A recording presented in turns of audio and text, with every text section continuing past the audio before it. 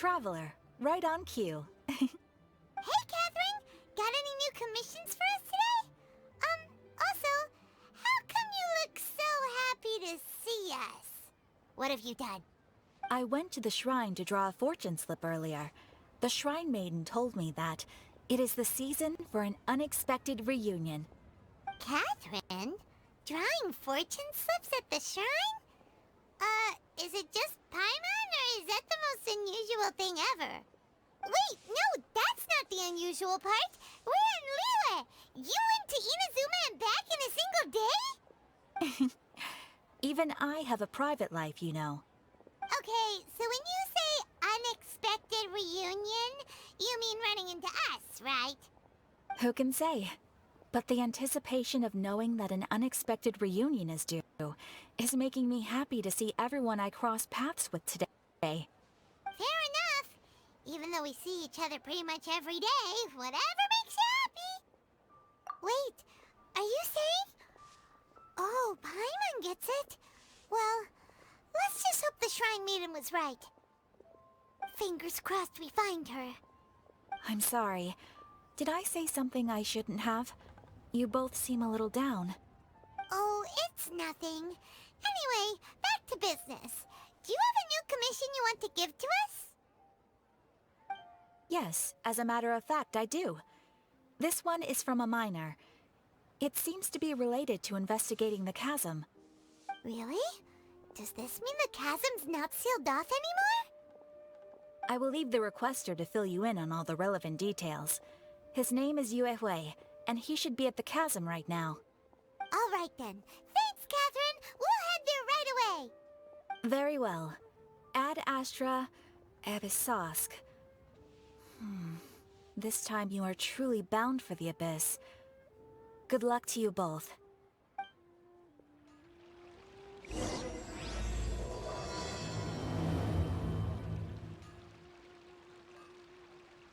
Ad Astra.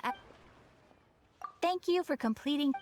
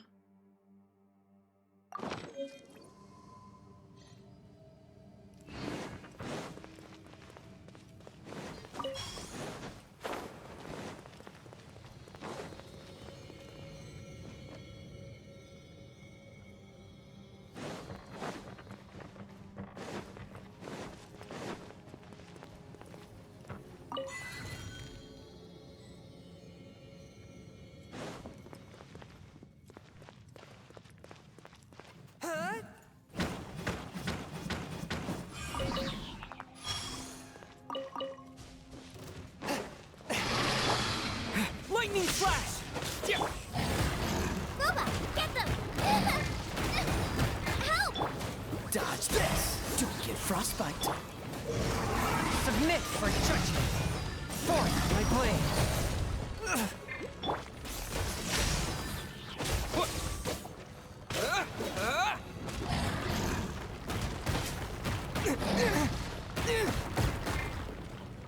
Freeze!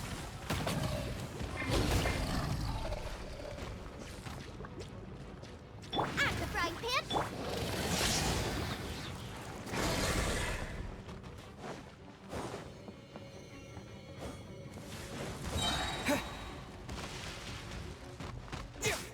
Bellowing Thunder! Dodge this! Swift and merciful! Take this! Eat this!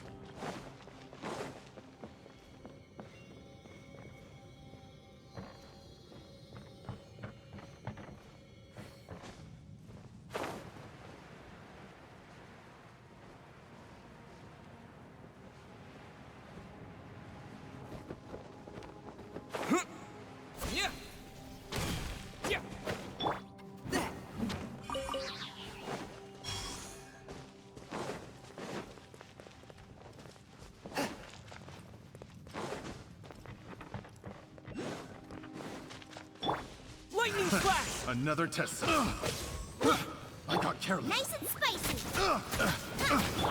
Freeze! Fry. Picked the wrong test subject.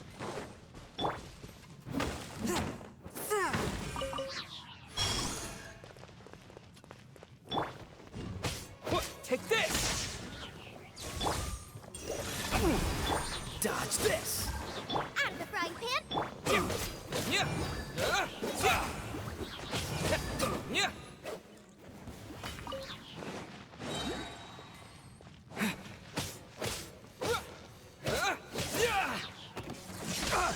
Forth my blade!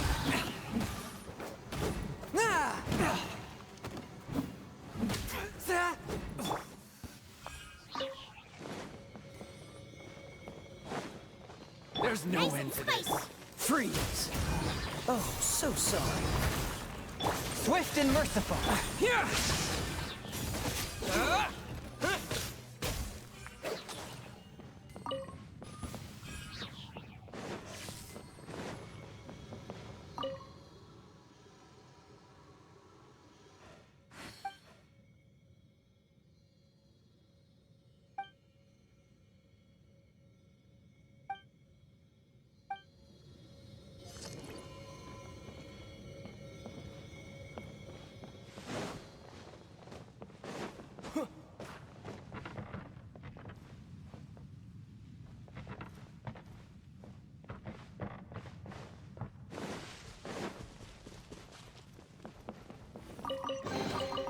I'll keep this close.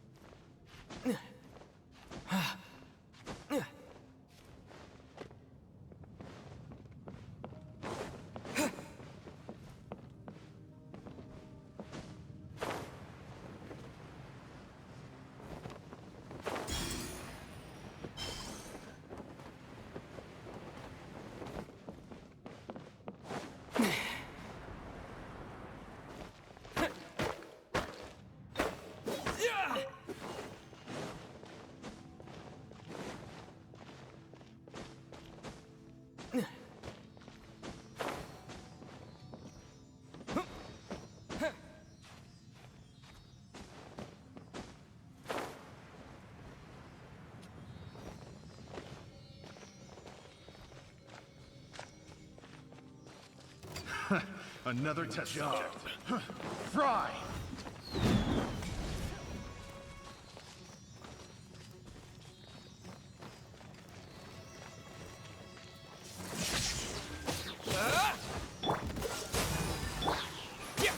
Out of the frying pan, into the fire!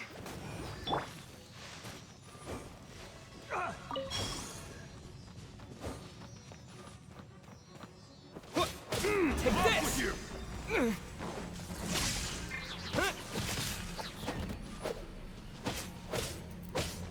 Yeah. I wasn't done. Yeah.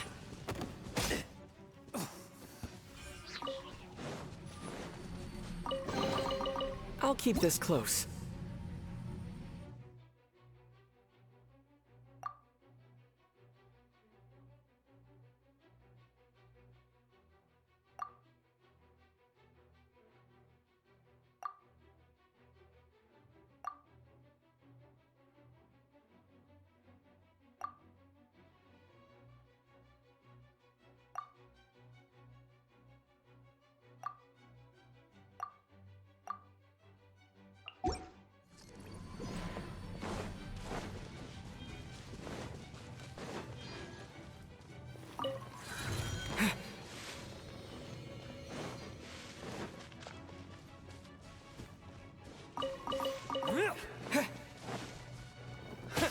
Another test. Yeah. Fry! Booba, get them!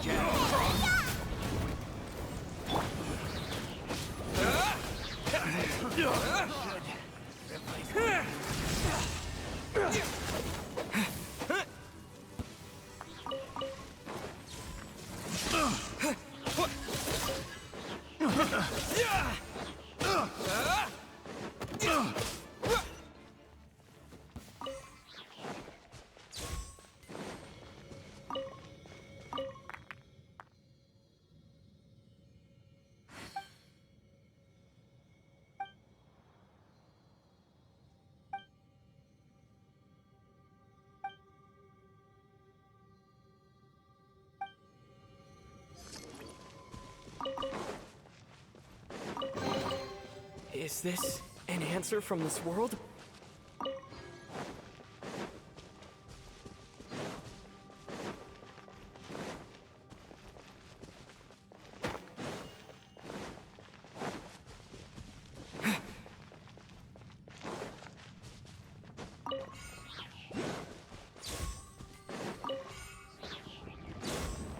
Lightning flash! Nice and spicy! Cool it! One with my blade. I messed up. Yeah.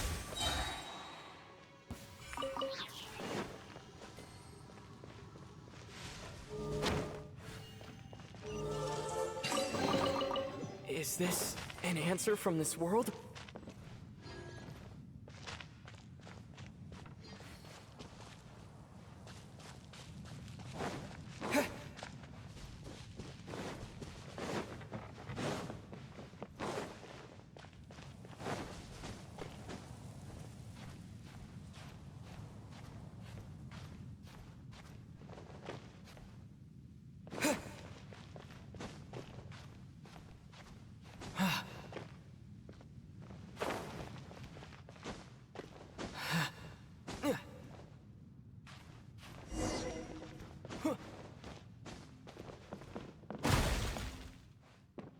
Yeah!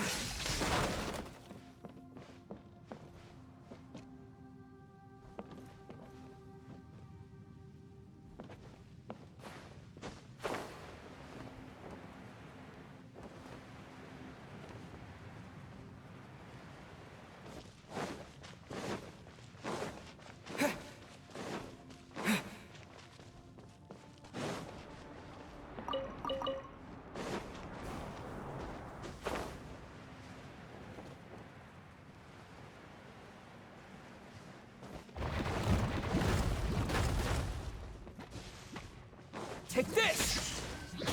Yeah! Freeze!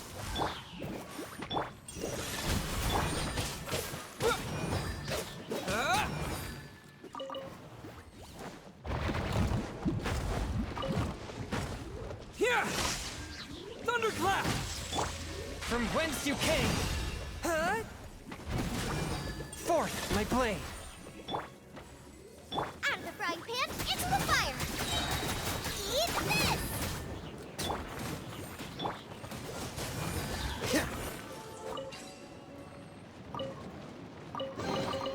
How fortunate.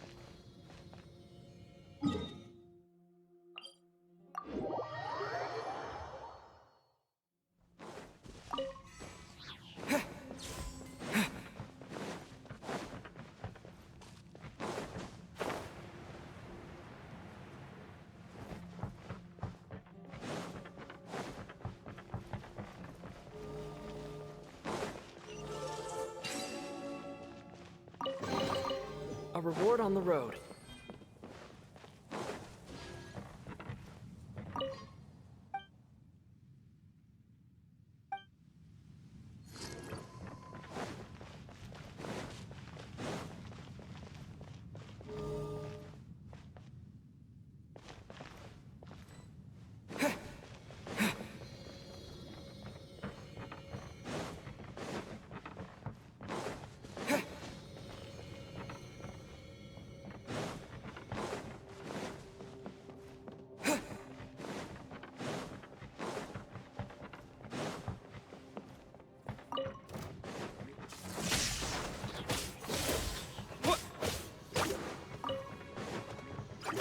Goba, get them!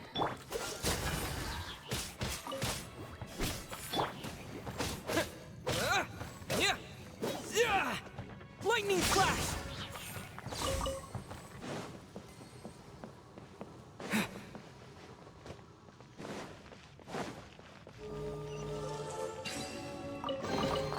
Is this an answer from this world?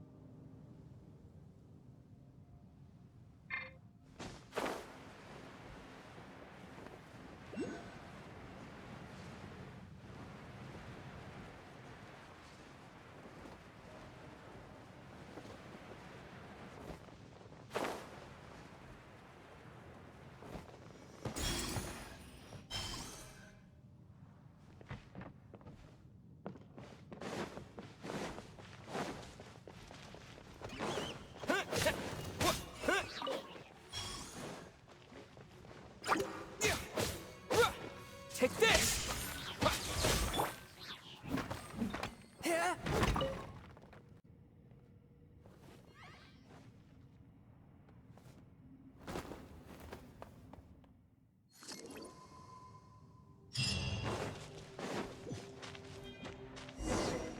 Lightning flash!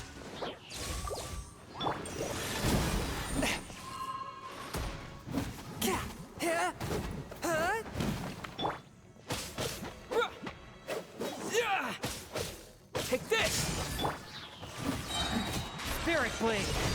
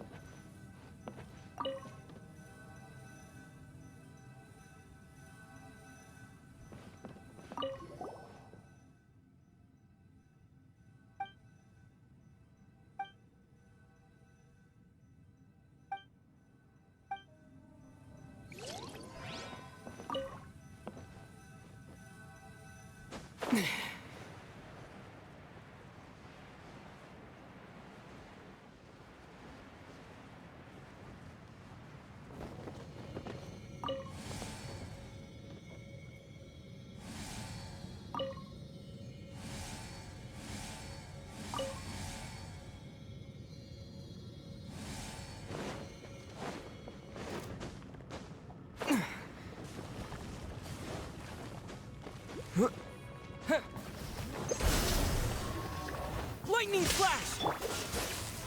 Swift and merciful. Spirit Blade.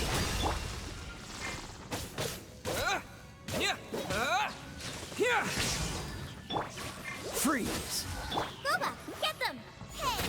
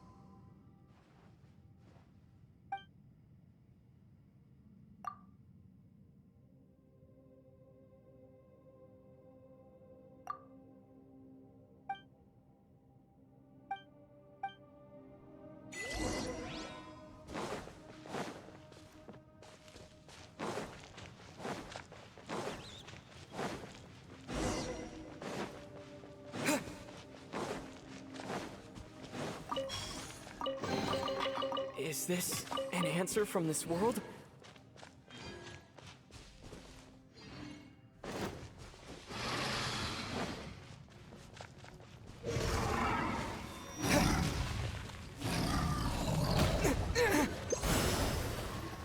Lightning Flash! Cool it! Oh, so soft. From whence you came! Take this!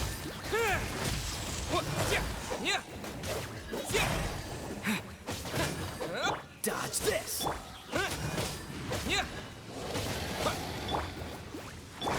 One with my blade! Lightning Flash!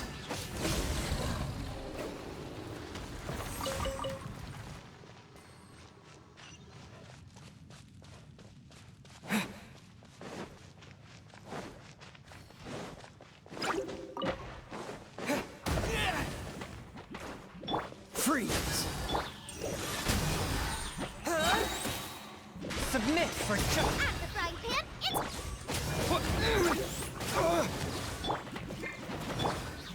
Cool it!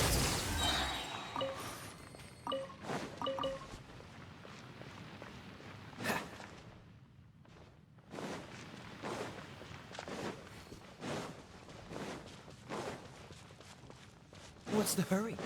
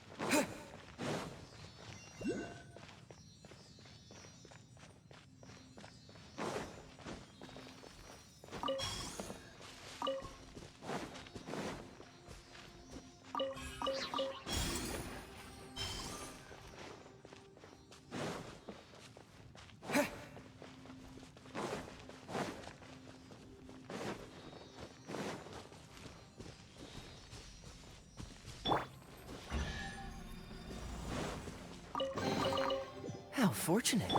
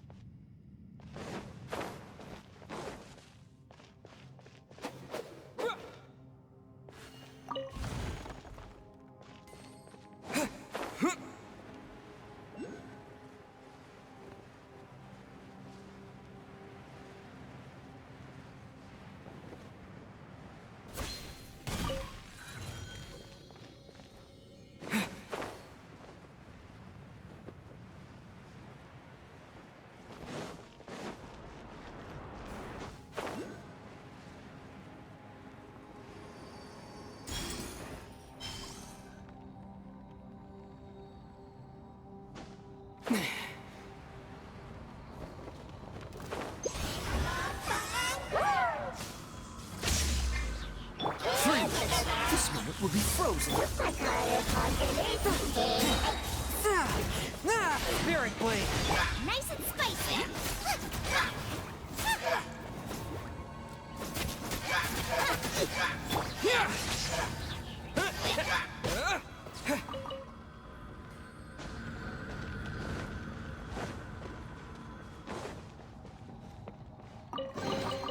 I'll keep this close.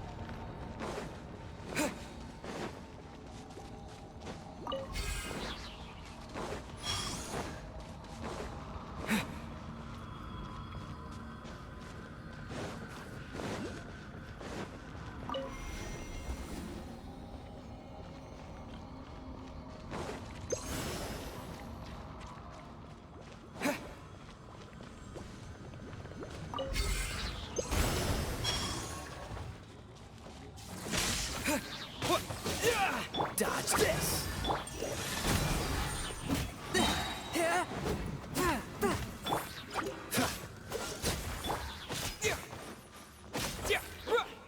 Take this!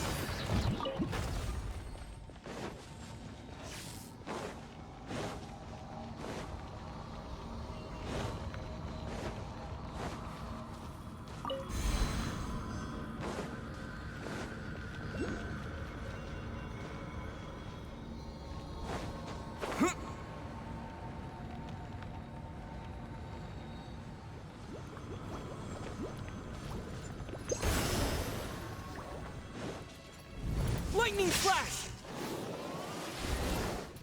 Cool it! Forth, my blade, from whence you came! Eat this! Freeze! Don't get frostbite! Here!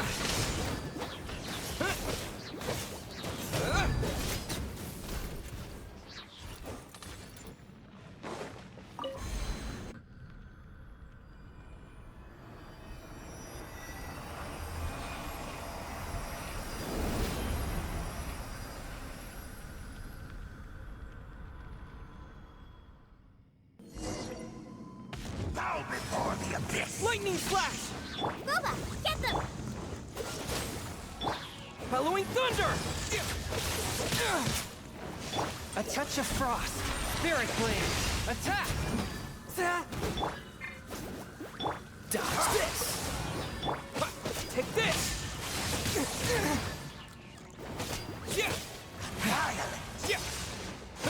Cool it! Out the frying pan, into the fire! From whence you came! Here! Freeze! Oh, so sorry. Swift and merciful! Boba, get them! Take this! Hey, ya!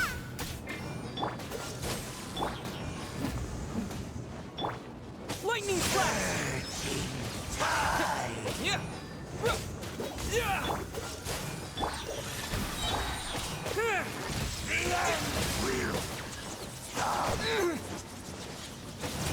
Yeah!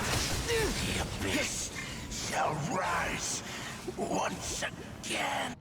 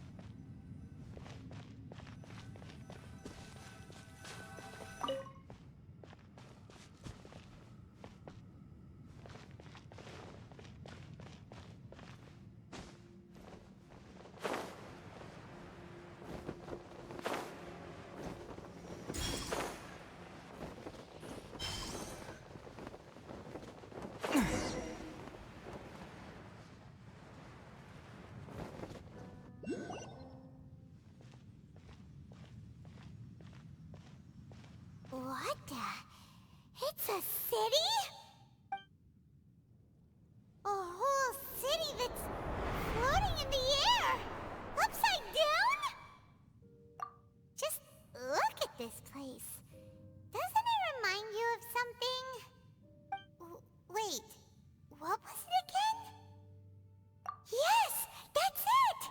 It's just like that. Just as strange, just as upside down, and just as spooky. In which case, maybe whatever's going on in the chasm really is connected to the Abyss Order. Oh, we gotta get to the bottom of this. Oh?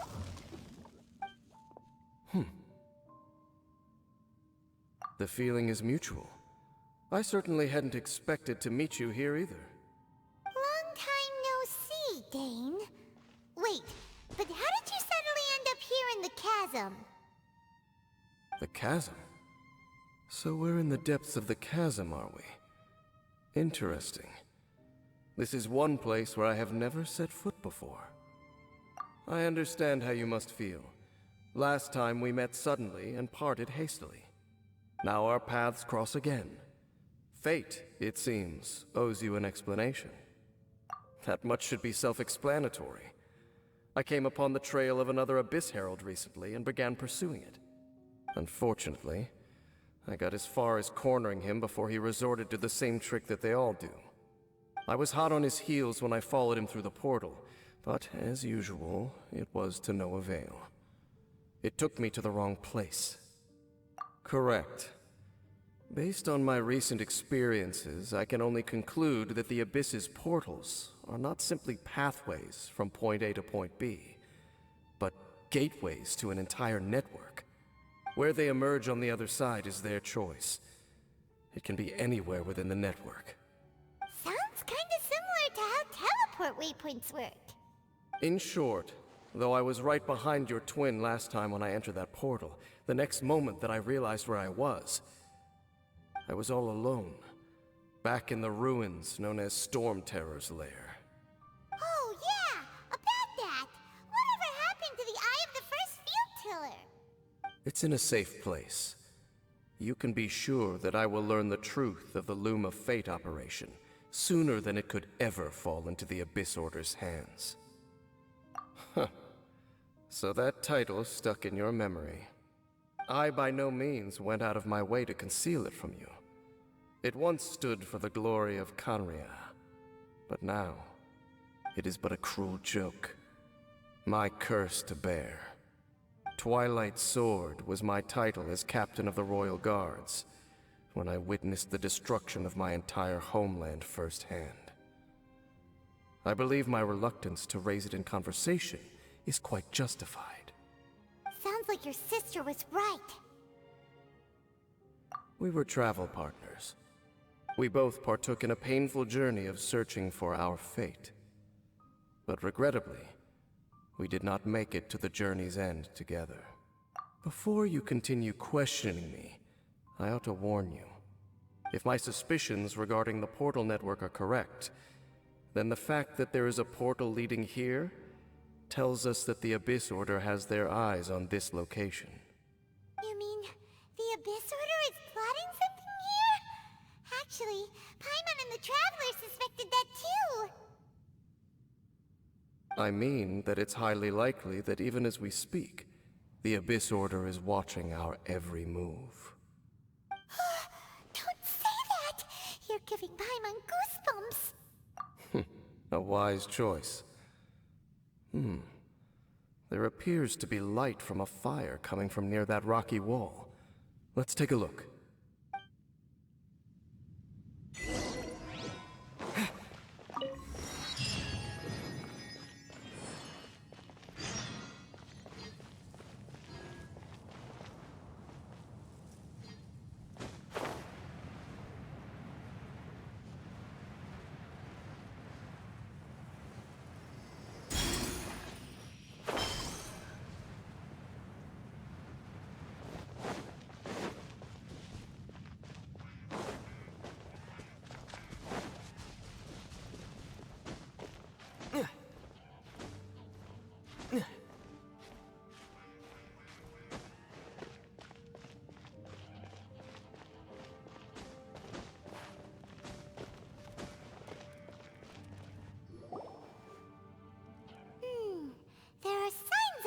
churl activity here.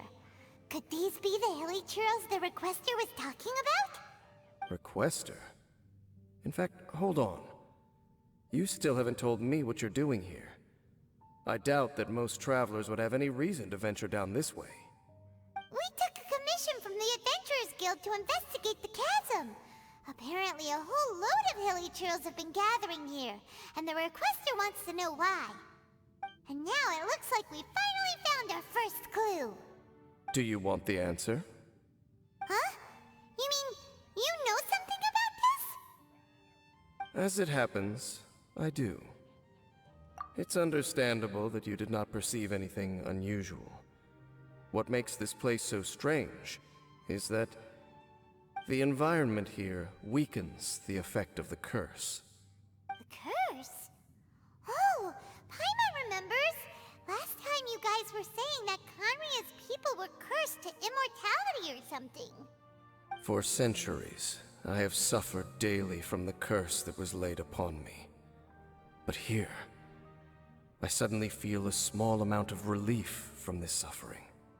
And right here, right now, I can feel my body sending a strong message to me. It is telling me, stay. So, this place weakens the curse? That's pretty incredible. But how? That I shall need to investigate. But to the best of my knowledge, the Abyss Order does not have the technology to achieve this. Indeed. Do you know why Hilichurls wear masks?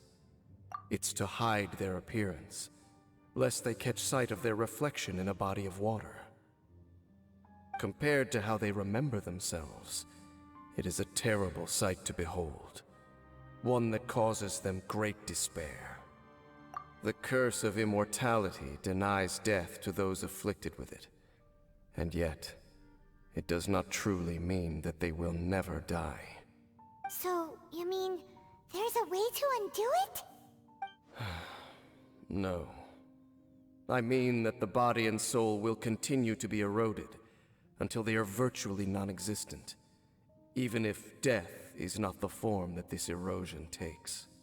When the Hilichurls realize that the end is nigh for them, it seems their instinct is to seek out a calm and dark corner of the world in which to finally say goodbye to the centuries of suffering they have endured. And of all the places they could lay down to rest, one that can ease the effects of their curse would surely be their first choice. Wow. That's so... Conversation's over. Brace yourselves. What is it? We're under attack.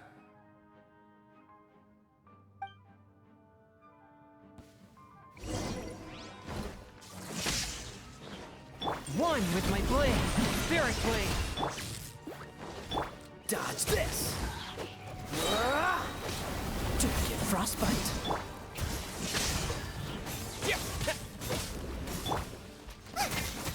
Out of the frying pan, into the fire!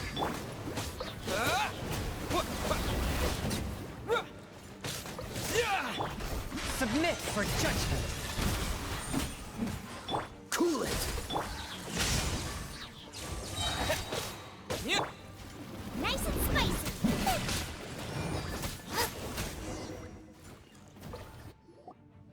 What were those? And why did they attack us all of a sudden? Black Serpent Knights. They once belonged to the Royal Guard of Canria. Wait a second. Royal Guard? So, they used to be your troops? Yes, they were.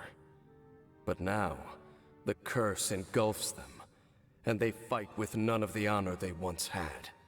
Because they've become pawns of the Abyss now? Let's continue on.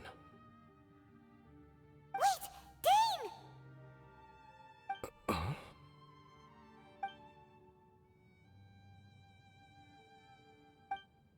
Seems we missed one. Wait, stand down.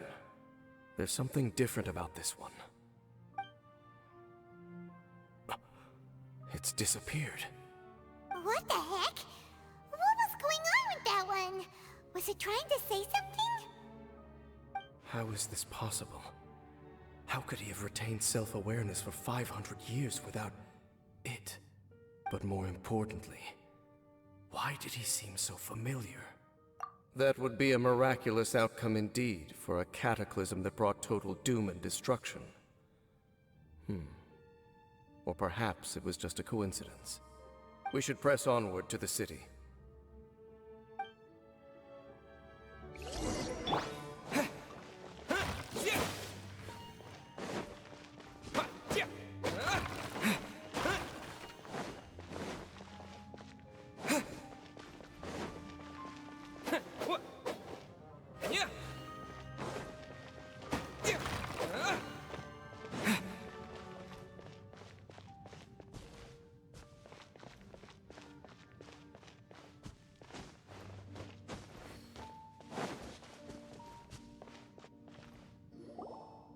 Looks like there's a strange energy surrounding the city.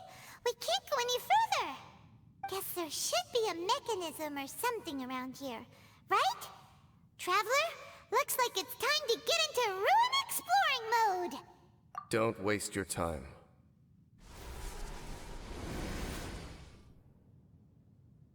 Huh? Kanria's technology, abyssal power. Two things I couldn't be more familiar with.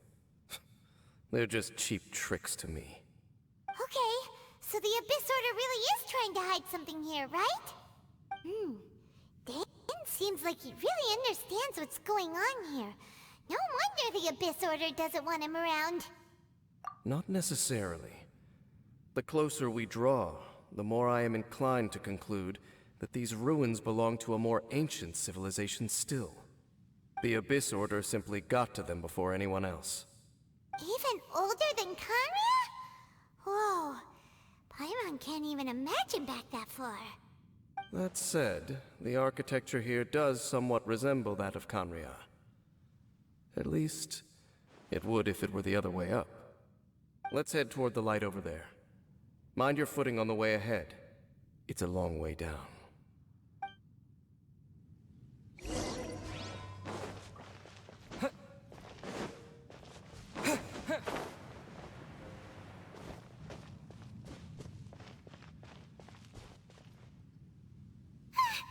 Black Serpent Knights!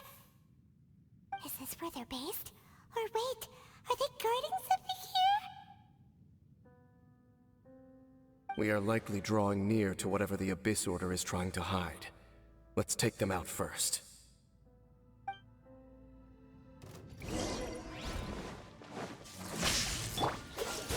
Swift and merciful. Following thunder! From whence you came. Out of the frying pan, it's the... Yeah, take this!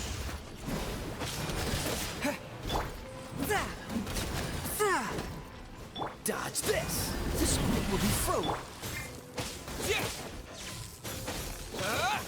Yeah! Yeah! Yeah! Hey, look! Vines! You should be able to climb up, right?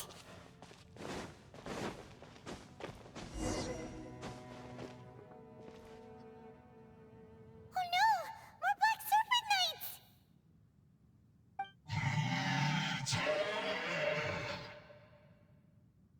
Huh? They're not coming after us! Are they just trying to scare us off? Huh. These knights seem like they're hiding something behind them. Hold on, I think they... They're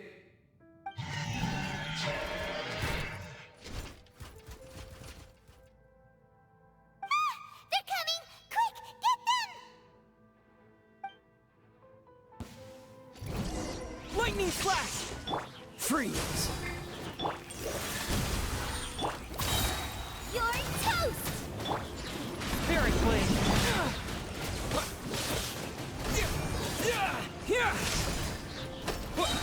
Thunderclap!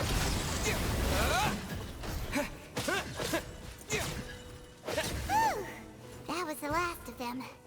Now, let's see what it was they were trying to hide. Huh? What's this? So, the Black Serpent Knights have nothing to do with the Abyss Order's secret. Huh. I should have guessed. churls? As I said, for these hilly churls, the end is nigh. They have grown old and fearful of the light, even become one with the darkness. And yet the curse continues to corrode them. But why would the Black Serpent Knights want to stay here and guard them?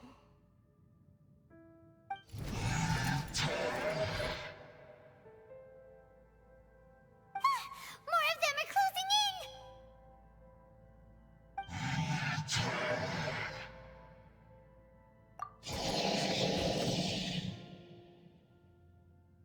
It's him! The guy that came out of nowhere and disappeared again! And now they're retreating! Did he just order them to do that? Halfdan? Whoa, whoa! What? You recognize him? Could it be?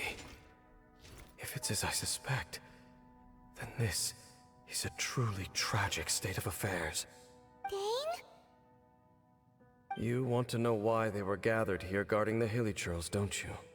It's because as far as the Black Serpent Knights are concerned, they're simply doing their duty.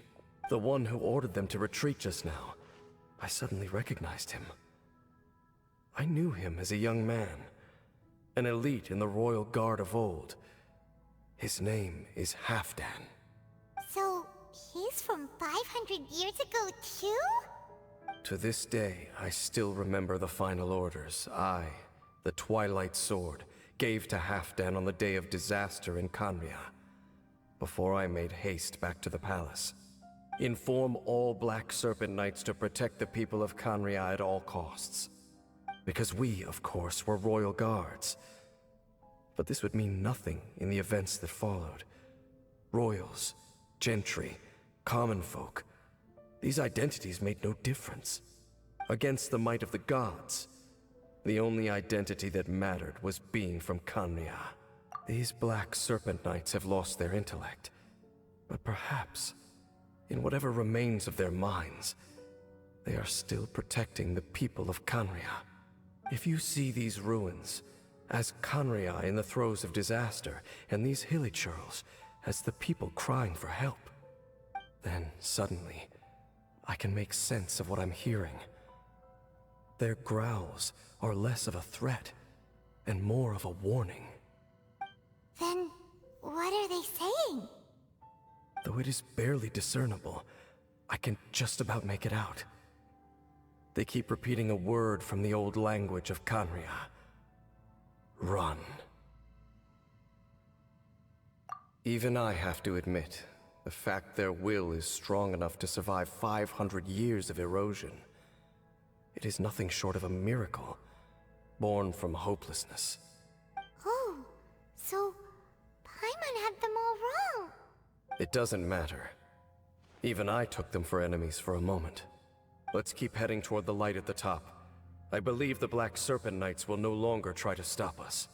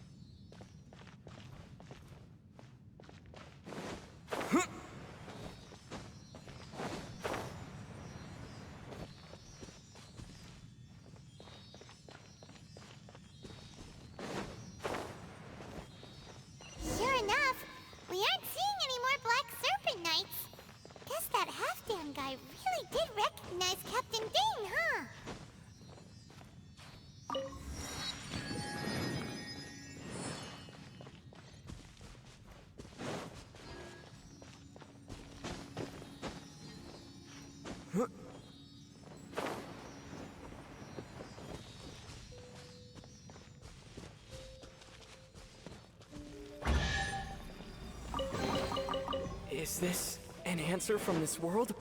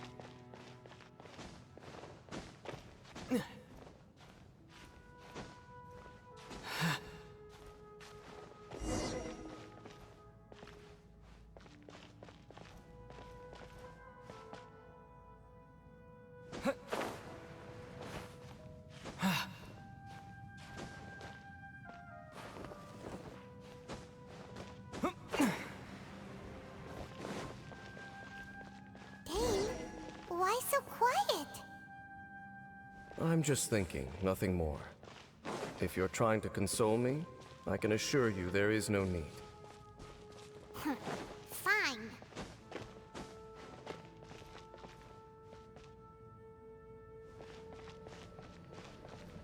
All these hilly churls want is to quiet.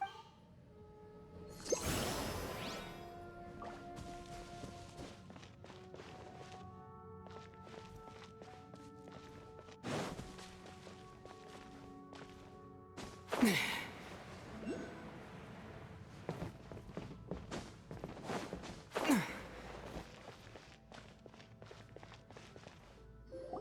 look! There's no door sealing this room off. Looks like we can finally head to the room in the center. Come on, let's go!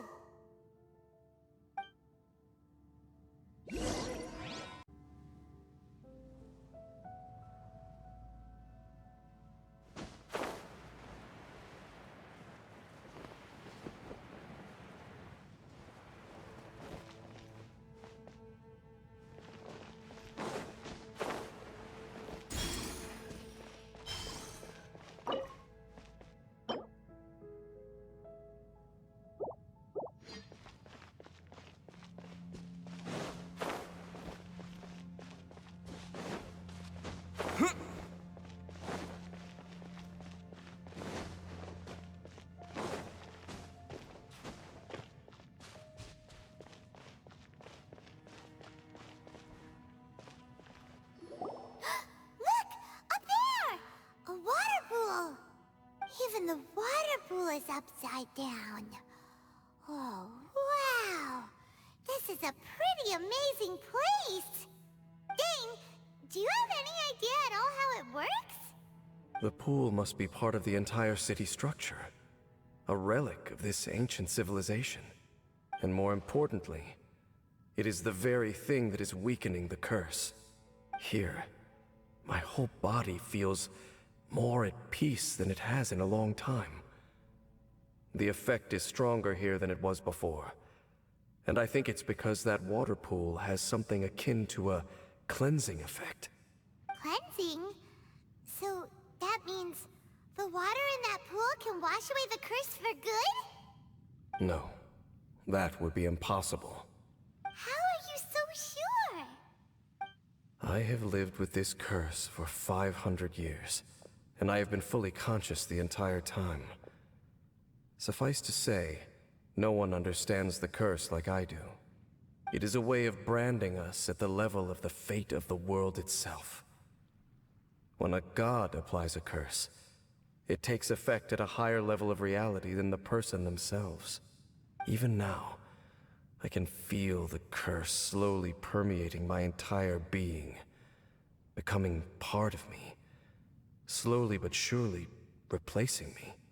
Perhaps it may be possible to suppress the corrosive effect of the curse for a time, but cleansing it entirely, consider it tantamount to burning away an integral part of your body. It is not a process that one could ever hope to survive. Huh? Cleansing the curse cost you your life? Whoa. An irreversible curse! Paimon can't even imagine! In any case, I can feel that the water's cleansing effect is not nearly potent enough. At most, it might suppress the curse, but a little. So, what's that contraption there? It looks kind of out of place. Frankly, I have never seen a device of this design before either. It is not unreasonable to suspect that it could belong to the Abyss Order. But what could they be planning to do here?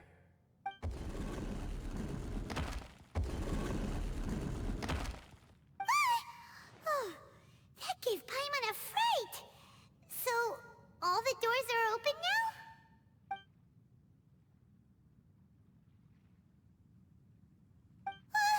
Halfdan's back again!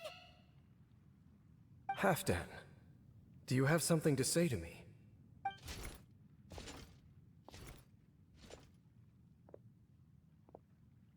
He ran off! But he didn't disappear like last time. He's indicating that we should follow him. Are you coming? True. So, we going then?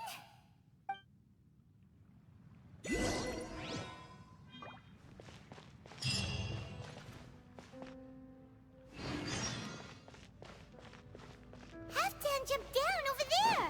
Let's follow him.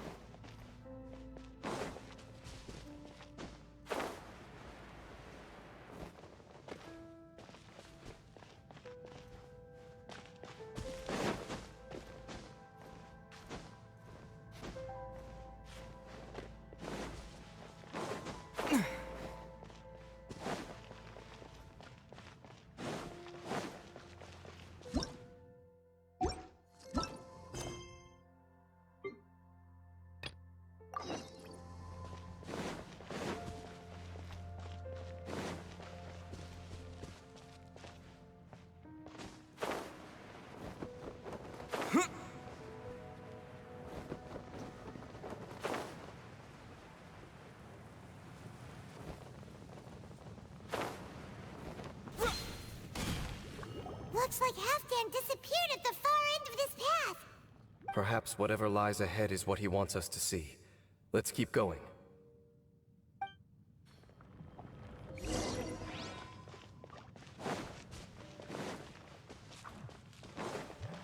Lightning flash! Nova, get... Cool it! A touch of frost. From whence you came. Freeze!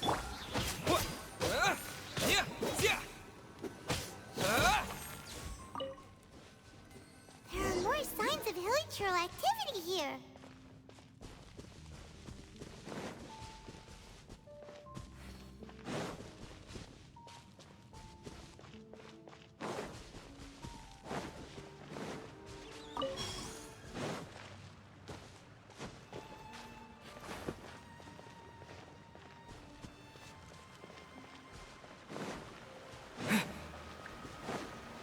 Take this!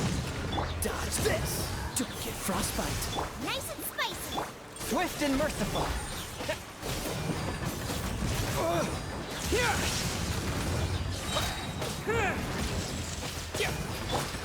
Eat this! Spirit blade. Cool it. A touch of frost. Lightning flash.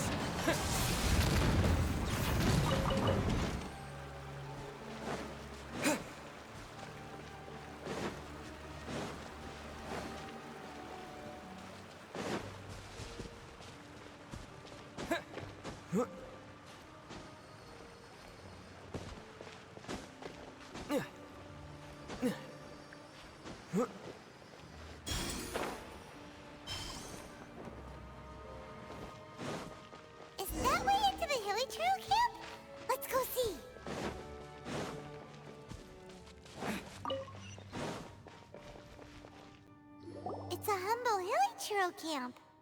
Oh, these hilly churros look like they're in pretty bad shape, too. Some of them look like they've already taken their final breath.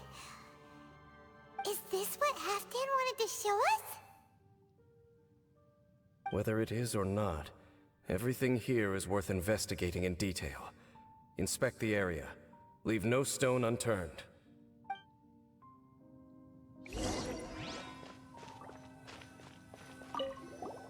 Seems like these hilly churros have no life left in them at all. Before long, they'll become one with the darkness. The hilly churros we meet in the wild are always so rowdy. Paimon never would have imagined that this is how they spend their final days. We may not have a whole lot of happy memories dealing with hilly churros, but still, Paimon hopes they're at peace in their last moments. Hilly churros usually store food in crates like these, right? But these seem pretty much empty. Is it because they're so near to the end that they don't need to eat anymore? Even if they don't need to eat anymore, Paimon bets they still miss food for the flavor.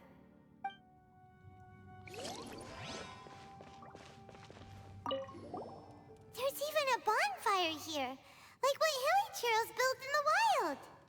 Wait, but wasn't Dane saying that hilly churros get scared of the light when they reach the very end of their lives? Maybe, in the very, very end, they still want to feel some light and warmth. Oh.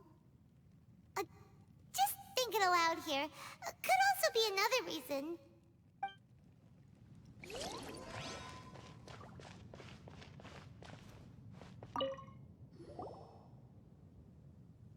How did that flower get this far underground? Did someone bring it in memory of the deceased hilly churros? Hey, now that you mention it, Paimon thinks it looks kind of familiar too. It is the national flower of Khaenri'ah, the Intivat. It once bloomed all over the nation. It would only last 2 weeks before wilting. But if you were to pluck one and take it out of Khaenri'ah, the petals would stop growing and turn hard. Only when it finally returned to its home soil would the petals grow soft once more, and finally turn to dust. So the Intivat is a symbol for a wanderer far from home, signifying the tenderness of the homeland. So for this flower to get here, it must have been brought from...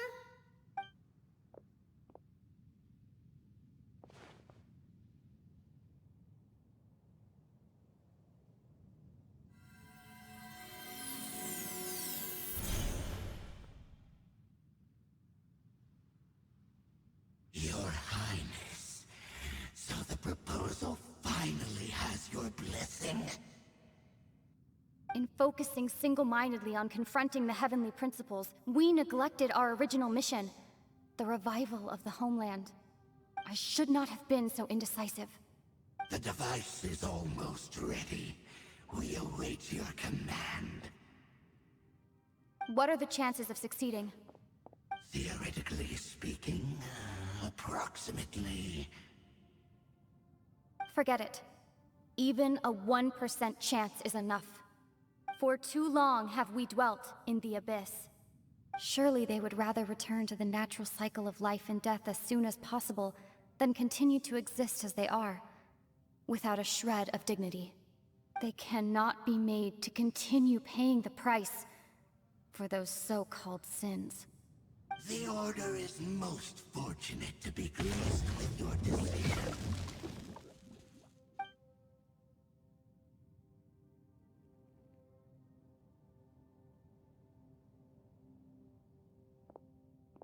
Lumine.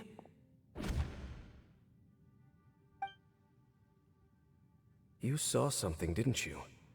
Can you tell me what it was? Yeah, you zoned out for quite a while there.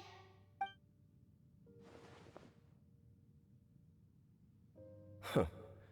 Well, people do say that twins have a special connection.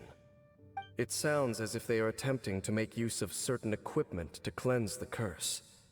It could well be the device we saw earlier. And you say she mentioned the revival of the homeland, correct? No surprise there. Stubborn as ever. It appears as if the Abyss Order plans to use this location to cleanse the Hilichurls of their curse and restore them to the way they once were. Then, they will serve as the foundation for reviving the nation of Khaenri'ah. After all, there can be no nation without a people. It is the height of foolishness. They have no chance of success, not even a 1% chance. I told you already that no one knows this curse better than I, having lived with it for 500 years. There is no redemption. There is no undoing the curse. Trying to remove it by force will achieve nothing but to inflict further suffering. So make sure you are clear in your mind. You have to tell yourself, they are no longer human. If you cling to false hope and allow yourself to become too emotionally invested, the only way is down. You will end up just like them, mired in hypocrisy. Save your strength for something worth saving. Oh?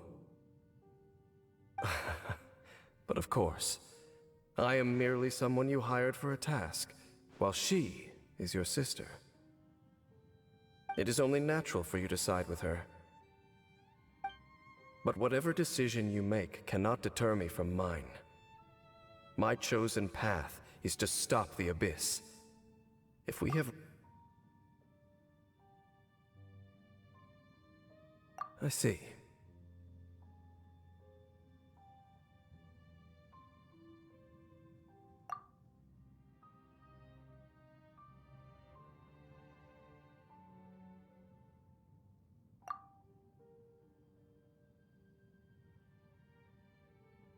It seems that the 3 questions I put to you on our first meeting were worthwhile. You have developed your own individual views on this world. Very well. Since you have volunteered your true thoughts on this matter, I shall not hide mine from you. Right now, I have a more immediate agenda than stopping the Abyss. That is to say, the Abyss's actions here directly dishonor the final wishes of Halfdan and my other compatriots. I cannot allow this to proceed. The Abyss may appear at any moment. Be on your guard at all times as we proceed.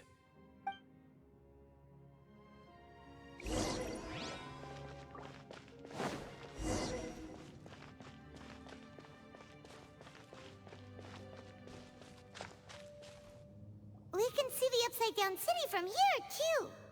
Wait, watch out!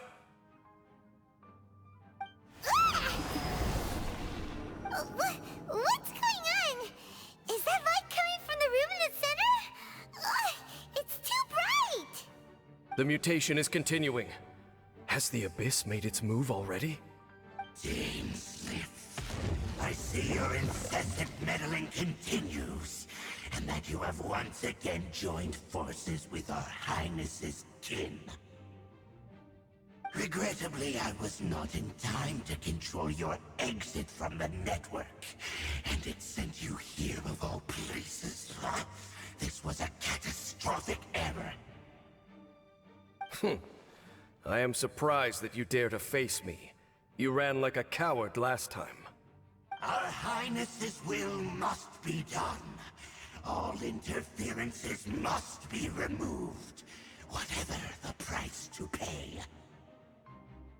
This time, the curse that torments our people must be undone, once and for all. You are the only ones who torment them. There is nothing else left of those Hilichurls. Nothing besides the curse itself. Say what you wish. I am going nowhere, Dainsmith. Then you will give your life just to delay the inevitable. How absurd. But since you wish to persist, then so be it. You really think you can use that device beneath the pool to cleanse this curse? Do not underestimate the needs of the Abyss. That I cannot apply the cleansing effect of the water not tenfold, but 100-fold. Then I overestimated you. This plan is even cruder than I thought. Dodge this! Swift and merciful! Lightning slash! I'm the right champ. Into the fire. Spirit blade! Attack! Cool it!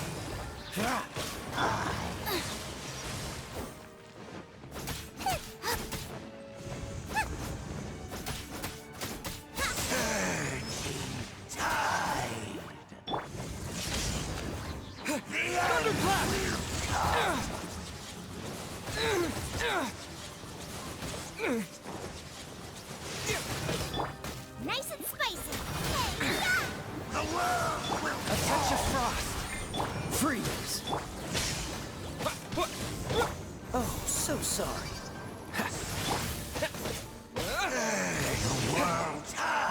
will. You've been hunting this Abyss Herald for ages. Now you finally got him. There's no time to celebrate. The Abyss Order's device is activating, but there's still time to destroy it. All right, let's go.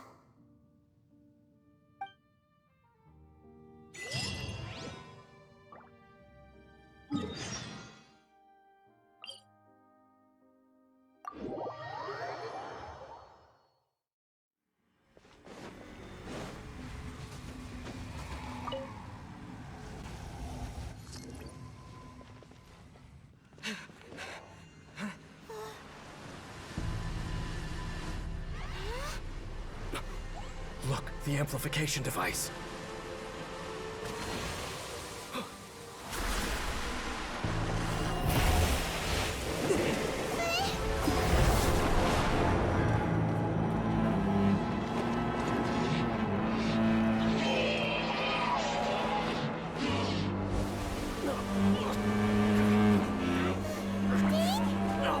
Am I too late?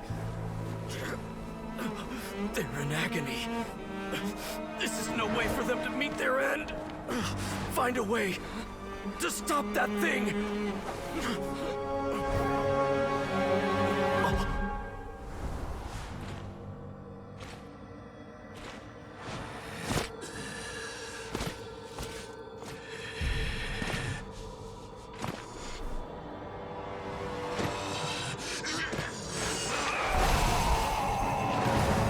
Half-Dan, don't do it!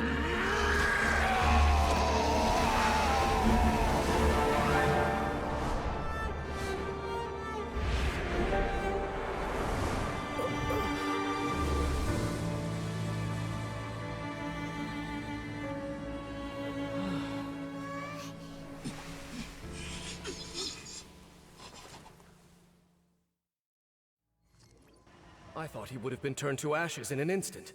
Halfdan's soul is extraordinarily resilient. Meddling fool! Encumber us no more! Don't you have a greater encumbrance to worry about? Come on. This is your grand opportunity to get rid of me. Dainsleif! Take him out and deactivate the device.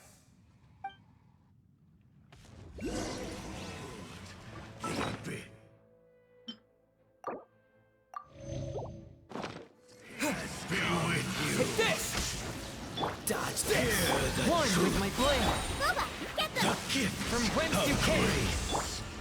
peace be with you. Here! Hear the truth. Dodge this! Swift and merciful! I'm the right champ. With the light shine. The gift of grace. By holy proclamation. Free! The power A touch of frost! Submit for judgment! shall Lightning set you flash! free. Here! Hear ye the word of joy. Grace be upon you. One with my blade! Freeze! Peace and hope find you. Hear ye the word of joy. The truth shall set you free. But how? The truth. What do we do now? The Abyss Lecter's gone, but the device won't stop. And Halfdan. No! As long as the device is active, the cursed are rendered powerless. Only you can take on the Abyss. If you value his sacrifice, then do not waste any more time here. See all these rays of light and portals? They must have installed several of these energy devices in various locations. Find them, quickly! So, we have to go through these Abyss portals? Hey! Wait for Paimon!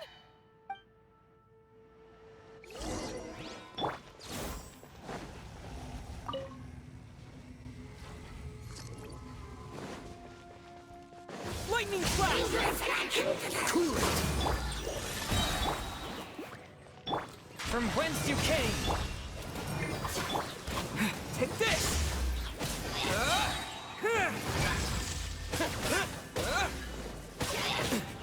Freeze!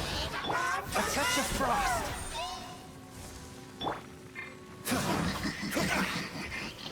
Lightning flash!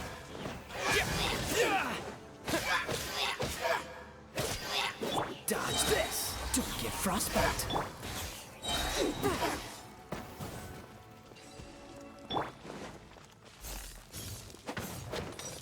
Village trolls are really suffering. Oh, wait! Dane, this must be unbearable for you too, right? Never mind.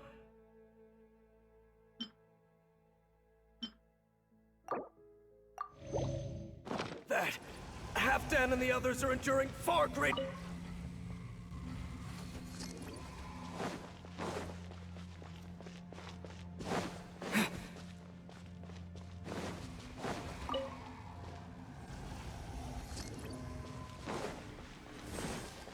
Take this! Forth, my blade! Submit for... Boba, get them!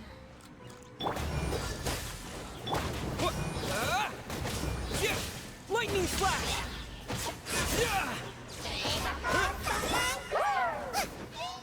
You're toast! Nice and spiky! Freeze! A touch of frost! Spirit blade!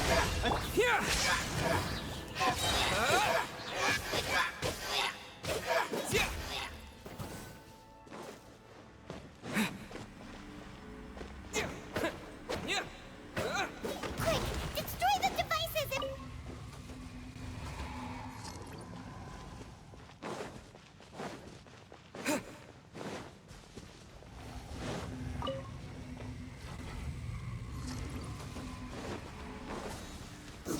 Lightning flash!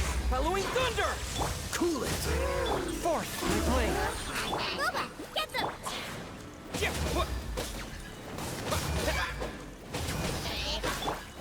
Submit for judgment! Freeze! Oh, so sorry. Out of the frying pan, into the fire! Race you! Take this!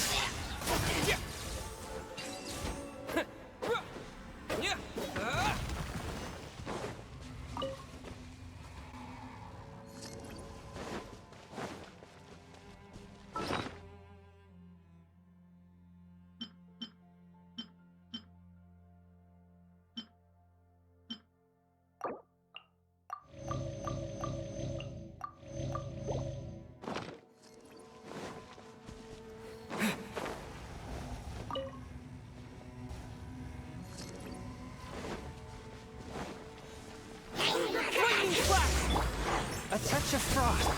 Cool it. Boba, get them! Eat this! From whence you came. Thunderclap! Freeze! Swift and merciful.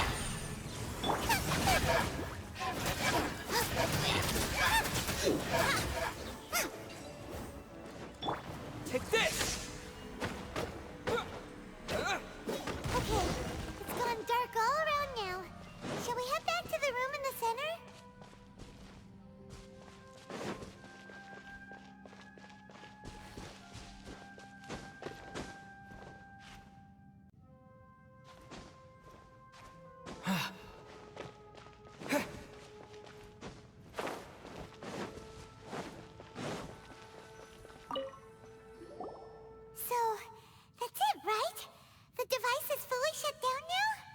The burning sensation has indeed stopped. So, we managed to stop the Abyss Order's plan? Let me check. Dane must be really upset. Of all the ways to be reunited with one of his former comrades after so long, this is rough. Let's go.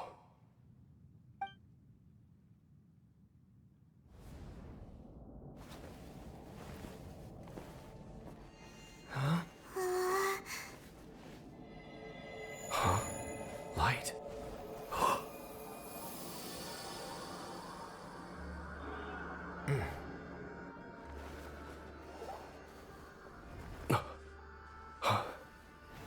Apologies, Captain Dainsleif, Twilight Sword. Back then, I failed you, and failed to protect our people.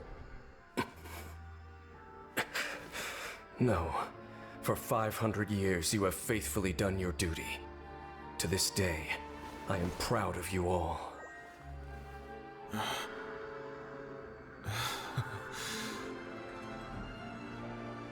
Conria didn't fall, did it? Since you're still here. Correct.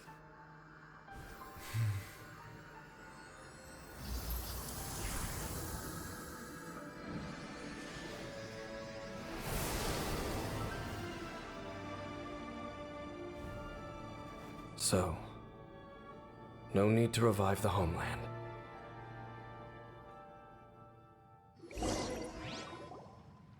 That was Halfdan's soul.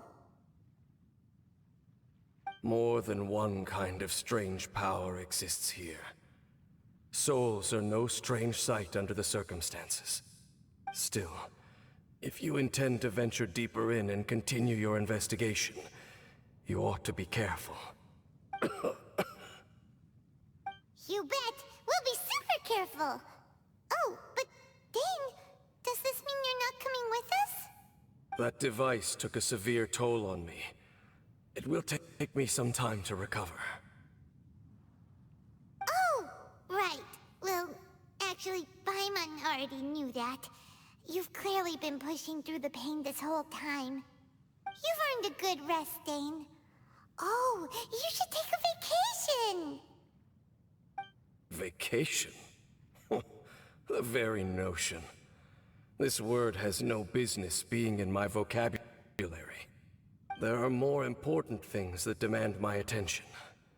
The Loom of Fate operation is still underway, and I suspect that these amplification devices are connected to that plan. Thank you for understanding. I only hope that next time we meet, you know whose side you're on.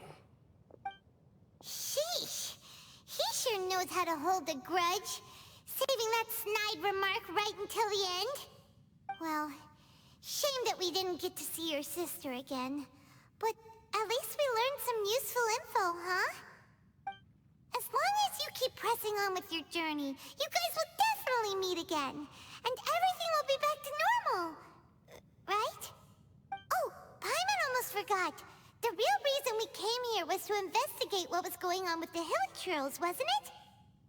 We've probably seen enough to report back to the miner now, but, how are we going to explain it to him? This is all way too complicated for regular people to understand. We'll figure it out.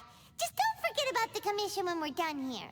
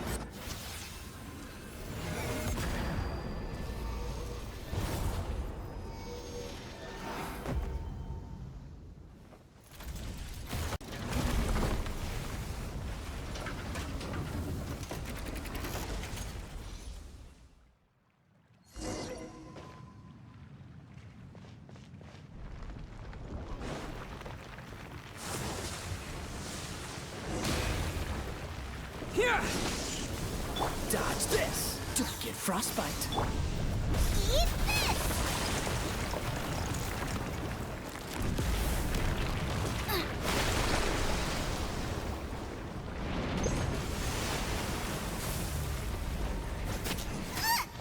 Nice and spicy.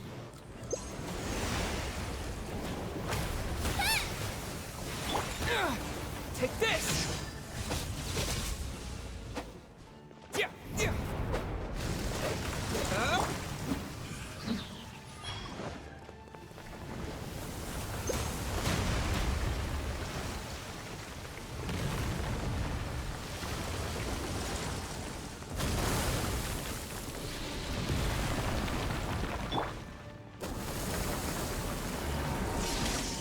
Fourth, my blade. Submit for freeze. Out of the frying pan.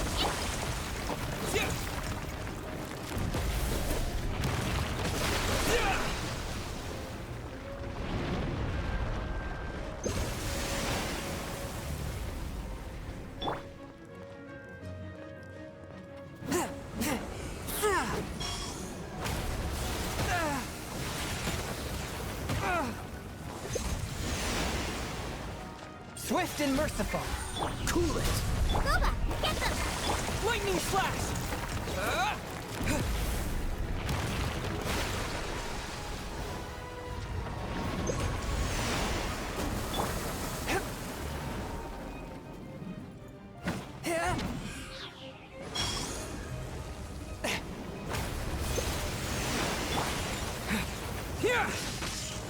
Dodge this! Fourth, my blade. Spirit blade. Out of the frying pan. This one will be frozen in time.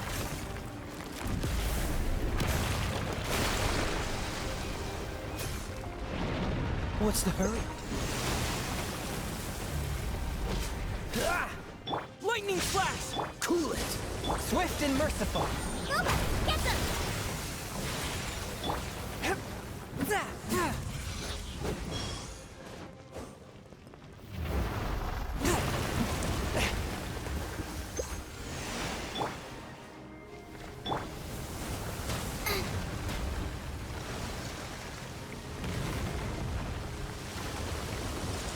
Out of the frying pan, into the fire!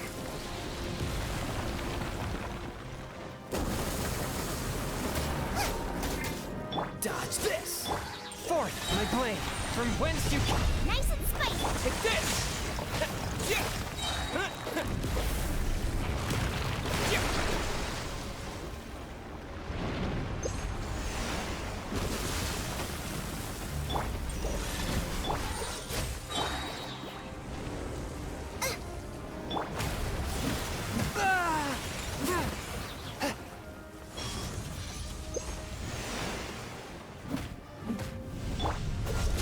Oh, so sorry.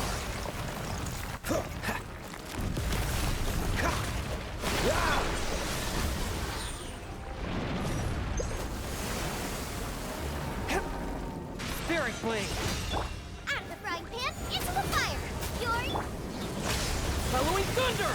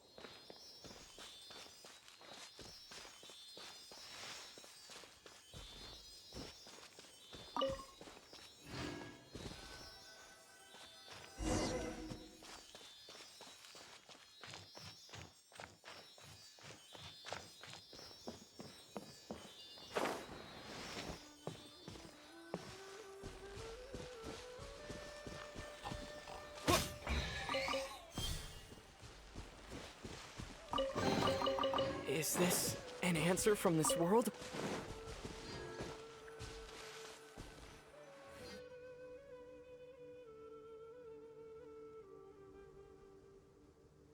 Now that we made it to Sumeru, our next objective should be to head to Sumeru City and find a way to meet with Lesser Lord Kusanali. And speaking of Lesser Lord Kusanali, even though we haven't heard too much about her, she doesn't seem to be the same deity who abducted your sister. But even so, people call Sumeru the Nation of Wisdom, you know. If we can get a chance to meet the God of Wisdom, maybe she can give us some useful information. But, Paimon doesn't know the way to Sumeru City. Maybe we can climb up to that spot with the statue of the Seven on it. That'll give us a way better view of things. Even if we can't see exactly where the city is, at least we'll be able to check for some smaller settlements nearby. Wait a second. Look! There's someone up ahead! Perfect timing! Now we can just ask for directions rather than wander around like lost adventurers. Hey there! We're not from around here and seem to have gotten a little lost. We'd like to ask for some directions. Huh? Did they not hear Paimon? Hey! You over there! Could you give us some directions? Huh? What's going on here? There's no way she could have missed that. Wait! Could she be ignoring us? How dare she? Well, even so, she might be heading someplace where we could find other people to ask. Let's keep our distance and follow her. When we get the chance, we'll just ask someone else for directions.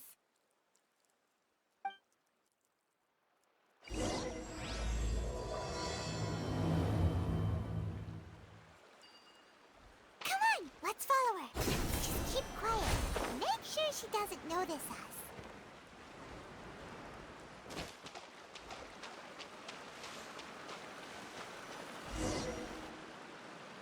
Huh? She just walked near that small waterfall and then suddenly vanished. Let's go take a closer look.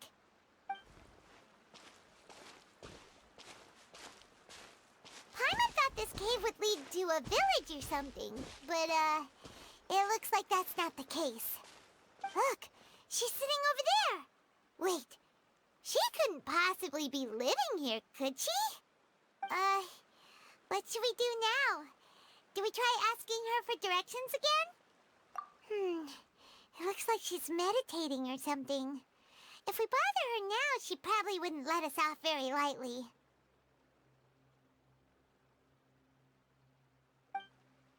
Oh! What a lovely smell! It's coming from that sensor over there. This is definitely not your typical place to call home, but at least it smells nice. Maybe living here wouldn't be too bad after all.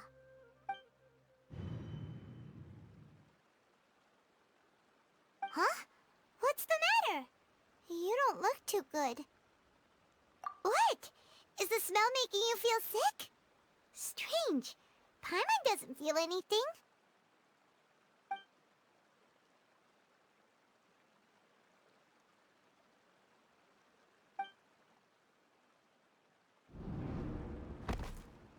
What's happening?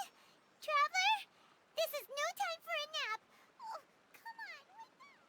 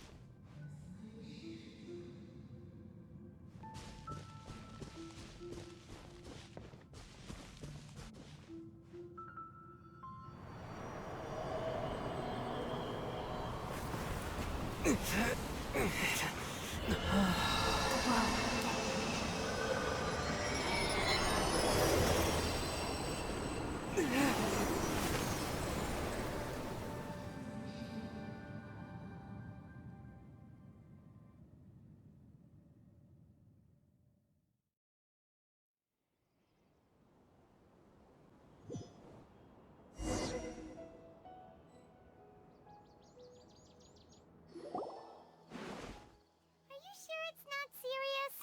The Traveler's been out for a long time now. Yes, you can relax. Believe me, Master is extremely knowledgeable.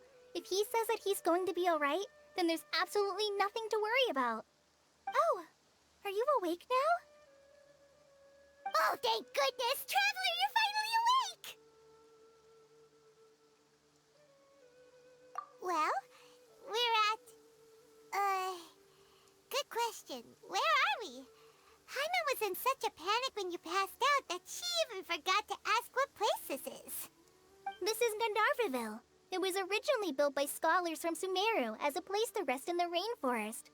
Now it's mainly used by the forest rangers as a base of operations. My name is Kale. I'm a trainee forest ranger. My master and I found you passed out during our patrol, so we brought you here. Oh, no things are necessary.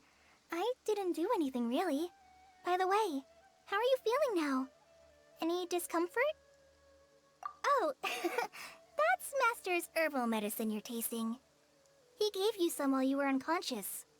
Before I forget, Master mentioned you should take more medicine once you wake up.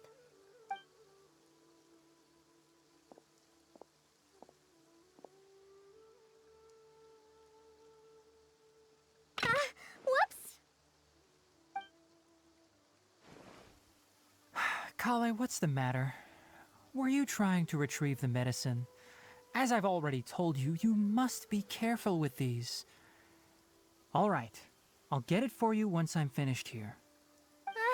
Sorry, Master. Now, the guide to Avidya Forest's edible fungi is clearly posted on our bulletin board. But if Farbode forgets which mushrooms to avoid one more time, I'll have no choice but to leave the guide somewhere a little more visible. Like right smack on his forehead so others can remind him to be careful. Right? This is the second time he's come down with food poisoning this month. I'll be sure to give him a good talking to. Yes, please do. If, on the off chance, Farbode simply enjoys having little imaginary fairies dance before his eyes, then we'll just let him be. But the next time he requires any of our medicine, be sure to charge him accordingly.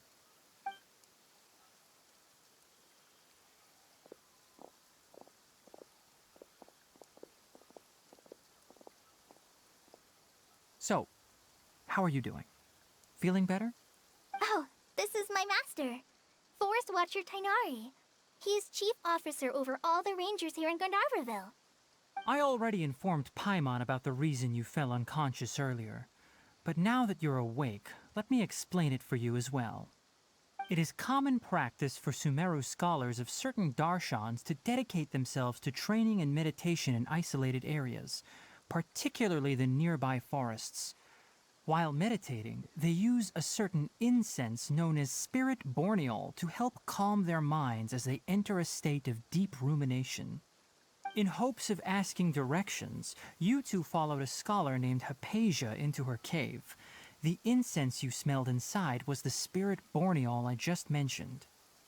That incense typically has no effect on most people, but for a very select few, it can have profound effects on one's cognition.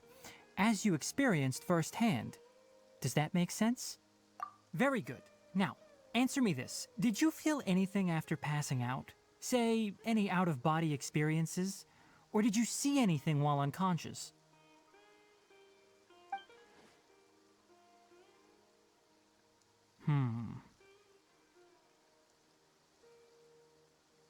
Kale, let the others know to stop bringing their patrol logs here for now. Huh? Why? Because these two will be staying here for the next few days. They can have my room and I'll bunk with Amir. Now get a move on and be sure to do as I've said. Yes, Master Tainari.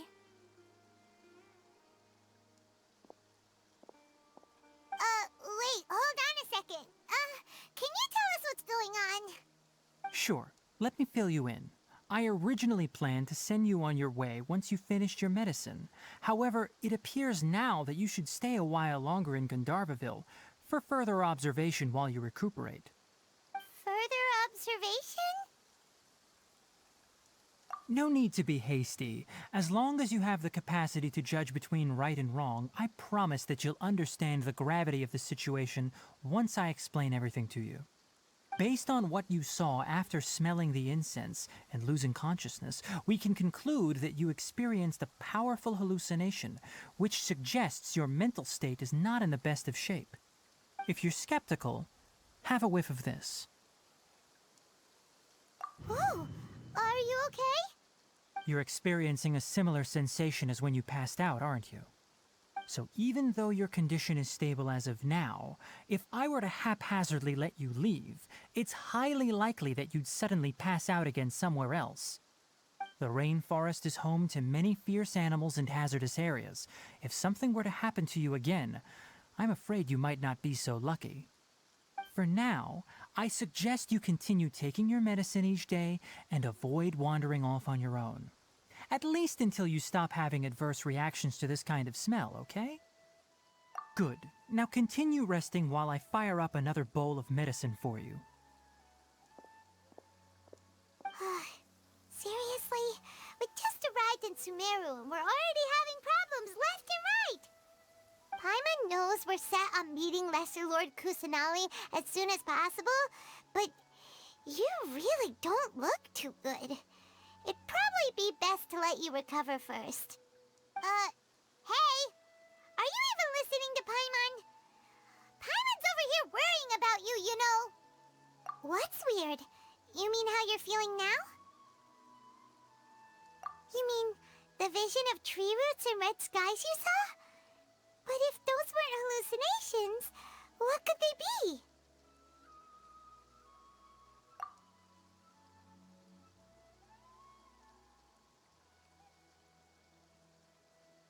Well, considering how unique you are, Paimon trusts your judgment here.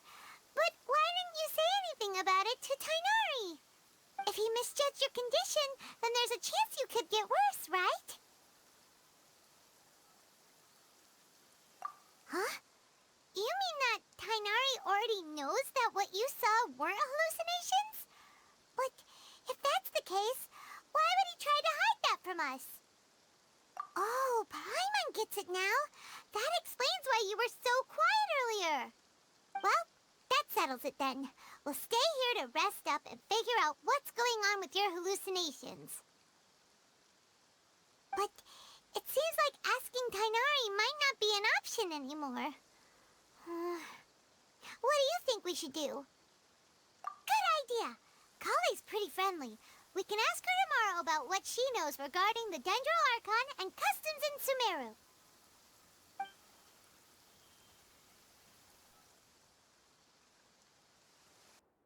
Rise and shine! Come on, it's time to go find Kale!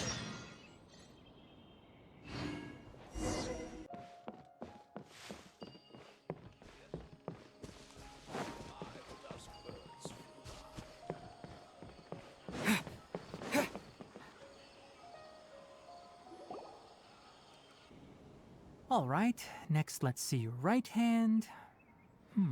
Yes, not bad. But please remember that you still need to be careful. Understand? Yes, I will. By the way, Master, I still haven't received the patrol route for today. Look, Kale, today's patrol will be a long one, so you won't be coming along this time. Besides, there's a chance we may encounter... well, you understand. But I have a vision too! Am I useless to everyone now? Don't talk like that, Kale. This is not something you need to be worrying about right now. Ah, there you are. Feeling any better?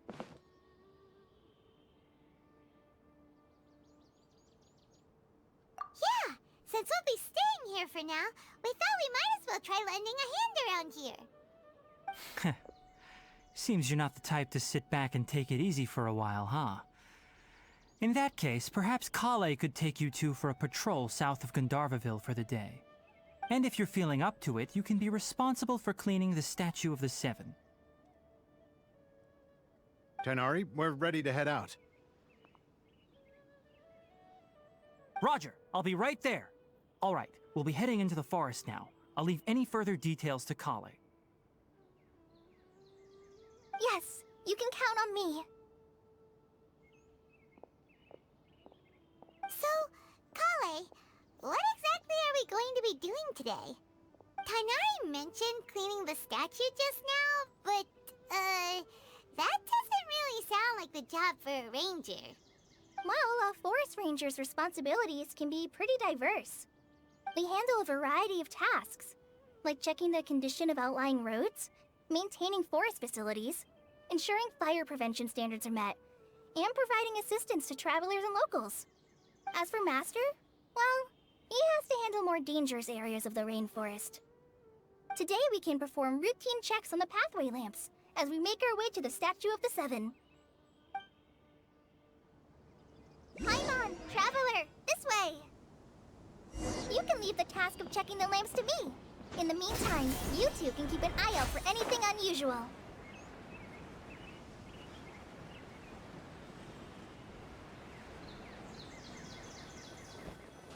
Nothing wrong with these two lamps. Let's move to the next ones.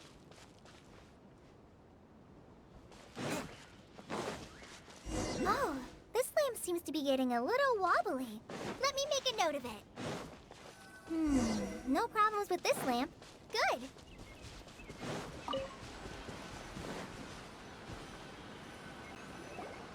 The Statue of the Seven is up on top of that large rock formation.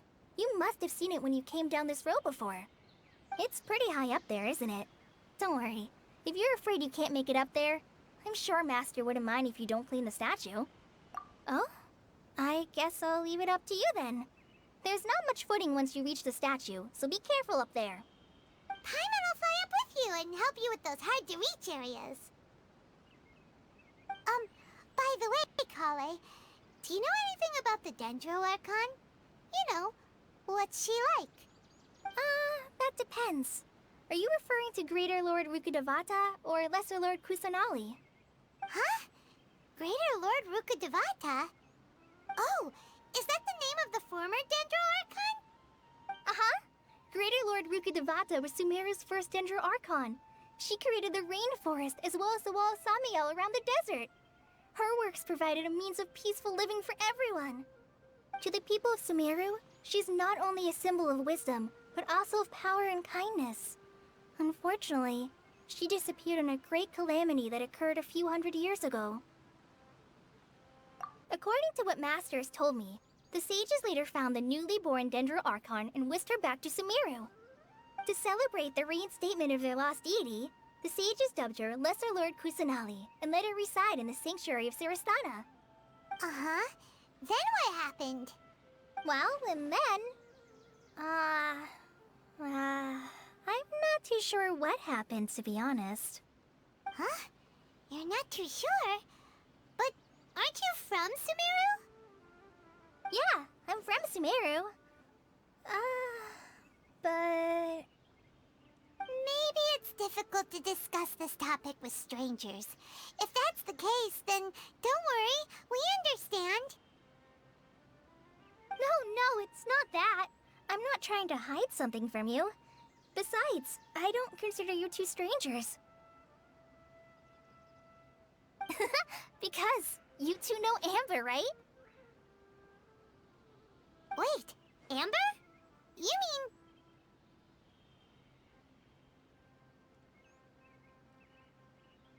Yes, that's her. I once lived in Mondstadt for a while, and she helped me a lot during that time. You could even say that she helped me become a new person. There's no one like Amber. She lives life to the fullest while always adhering to her strong sense of justice. She's ready to answer the call for action at any moment, but is also very understanding of others. She's like the spark that lights the fire in everyone's heart around her. If you ask me, she's a prime example of a true outrider. She's the first person anyone coming to Mondstadt will meet. You can't help but be enthralled by her charm and enthusiasm, causing you to fall in love with the lands of Mondstadt and...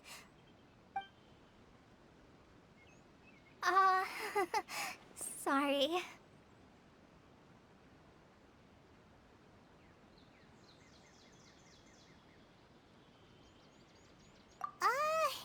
Paimon thought the work of Outriders was a little different from what you just described, but one thing's for sure, you really like Amber. Sorry. I was rambling on just now. It must have sounded kind of weird. That makes Paimon suddenly feel a lot closer to you. So, how do you know that we've met Amber? Well, after I returned to Sumeru, Amber and I have stayed in touch by writing each other letters.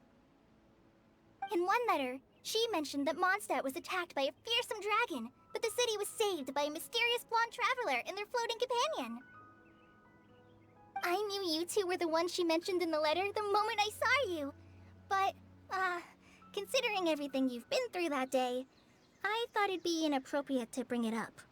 Ah, so that's how you knew. Yep, so please know that you two have my complete trust, really. I wish I could tell you more about the Ginger Archon, but I have been away from Sumeru for some time, and I haven't read any books. Sorry. That's alright. You've already helped us a lot. We had never even heard of Greater Lord Rukkhadevata or the Sanctuary of Surasthana until you mentioned them. Oh, I'm happy that was helpful. There is one thing I want to ask, though. Why do you two want to know about the Ginger Archon?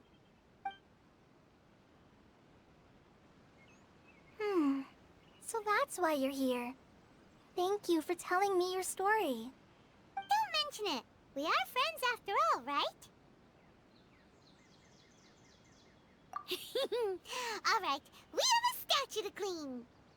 You both have my thanks. While you two are up there cleaning, I'll go ahead and inspect the forest canopy. Let's meet back here shortly.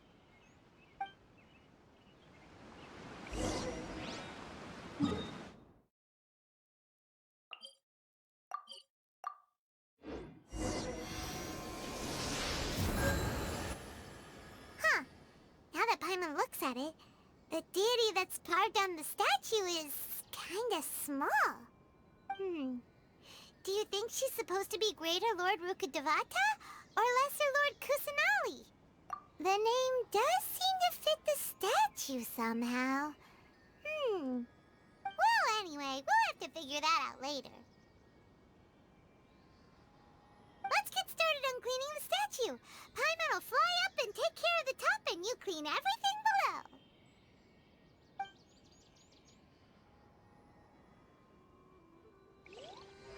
Nice work! That's one clean statue. Let's head down and meet up with Kale.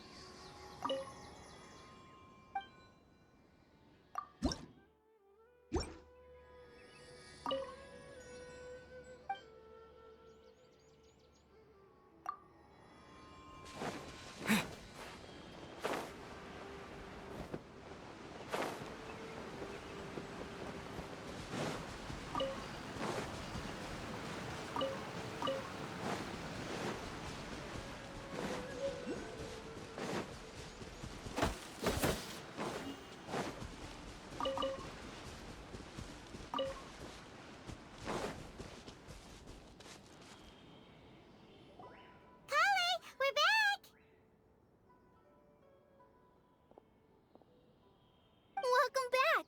You must be tired after all that climbing. Let's take a little break. I brought some fruit and water for us. Yay, food! What kind of goodies did you bring? Hey, don't be a party pooper. It's not like Kale is a stranger or anything. Besides, the best way to compliment a chef is to show passion for their food. Xiangling taught Paimon that.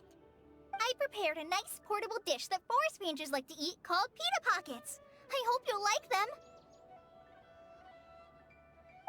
Whoops! Ah, no! You dropped it on the ground! Not to worry. I wrapped a few layers of oiled paper around each pita. They should be fine. Oh, whew. Paimon nearly had a heart attack there.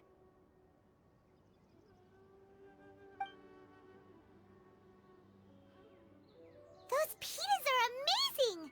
You're quite the cook, Kale. Thank goodness you wrapped them in paper. Paimon wouldn't have been able to sleep at night knowing something so tasty had been wasted. You really know how to compliment the chef, Paimon. Since you liked it so much, I'll be sure to give you a copy of the recipe sometime. I'll even include all my personal cooking pointers, so you'll be making your own pita pockets in no time. Yay! Thanks, Kale! It's hard to believe someone as diligent as you could have clumsy moments, too. Oh, I guess it happens from time to time. So, Kale, don't you think that Tighnari's a little too strict with you? He won't let you touch anything without his permission. Paimon knocks stuff over all the time flying around the Traveler, but he's never said anything. Everyone has their clumsy moments. No, you've got the wrong idea about Master. Sure, he may seem a bit harsh at first, but with some time, you'll see that he's actually very kind-hearted. I've heard the veteran rangers say that Master is from some ancient and mysterious race that is known for their cunning wit and reclusive nature, but Master is actually very kind at heart. Oh, by the way, you've heard of the Academia, right? Well, there's a group called,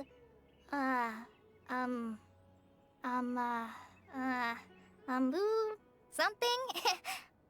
Well, anyway, because Master does a lot of research on plants, sages from the Academia have written him many times, inviting him to take up an official position there. But Master declines their offers every time, saying, Sumeru City is too noisy. It'd be bad for my ears. I know, right? I've always wanted to pet them, too. Anyway, Master could have easily left the rainforest to take up a position at the Academia, but he chose to stay here instead as a forest watcher, helping the locals every day and passing on his knowledge to trainees. In fact, Master's the one who taught me how to make pita pockets. Really? Paimon would have never guessed that. Oh, speaking of Tighnari, he was the one who took care of you after finding you passed out yesterday. He even carried you all the way here. Paimon's still kinda upset, though. He kept scolding Paimon the entire way here. Oh no, I'm sorry. Master might have been overreacting a little. But, it's mostly because Paimon wouldn't stop yelling, Why, oh why, is he going to die? It probably started to get under Master's skin after a while. Hey! Don't laugh! Paimon was genuinely concerned about you.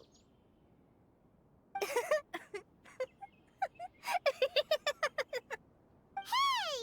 Now even Kale's starting to laugh. Ugh, that's it! Paimon won't forget this! It's time for some Paimonial wrath!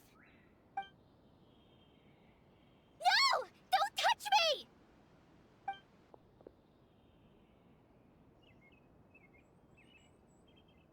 Oh, sorry, Kale. Paimon didn't mean to scare you. No, I just... I didn't mean that. Kale, are you okay? What's the matter? No, I'm fine. I'm sorry. I must have startled you both reacting like that. Oh, well, it's getting late now. Let's hurry back to Gandharville. I think Master and the others should be back by now, too. Huh? What was up with Kali just now? And why is she in such a hurry all of a sudden? Look, she's practically running back. Paimon can't even see her now.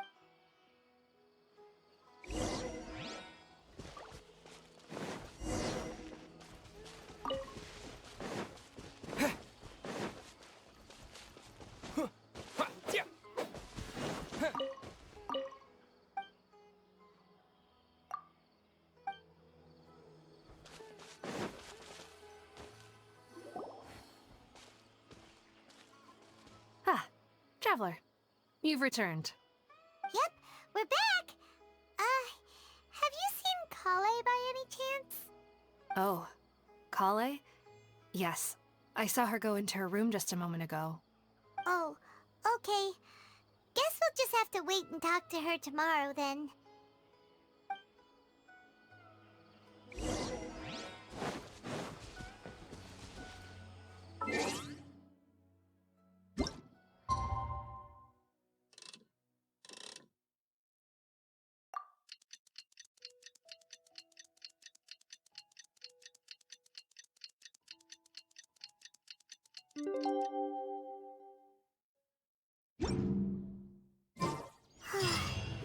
Paimon was thinking all night about what happened with Kale, and still can't figure out what the problem might be.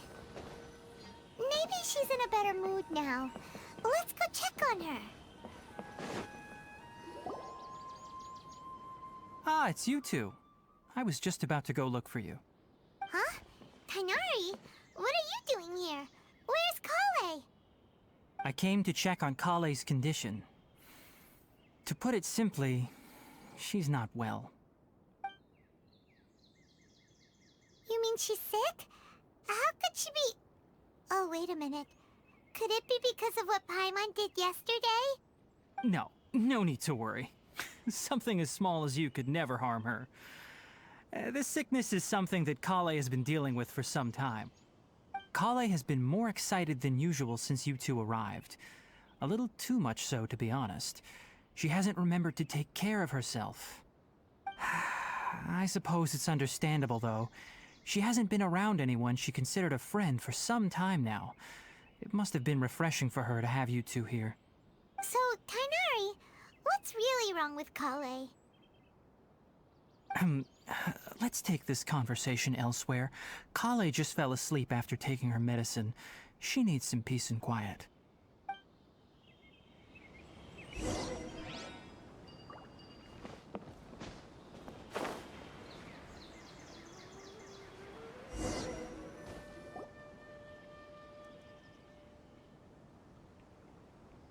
All right, let's continue our conversation here, shall we? To be honest, I hadn't realized that you're that honorary knight from Mondstadt until Kale told me just now. I've also heard all about your deeds in Liyue and Inazuma. So, just to clarify, what I'm about to tell you about Kale is not because of who you are or your past feats. Instead, I am going to tell you because...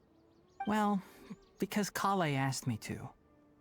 And honestly speaking, I was against Kale revealing her past to you.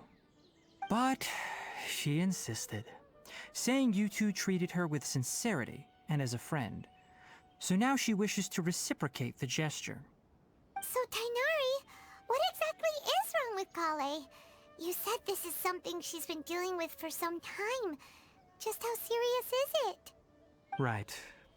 Ever since she was a child, she's been afflicted with a disease called Elazar. Elazar? Yes, it's a disease unique to the lands of Sumeru. It is characterized by dark and hardened scales that form on the body. At first, the afflicted may only feel mild numbness on the affected area of the skin. However, as the disease progresses, one may begin feeling fatigued and even experience peripheral paresthesia. In its final stages, the disease strips a person of the ability to control their own body, and they effectively become completely immobile.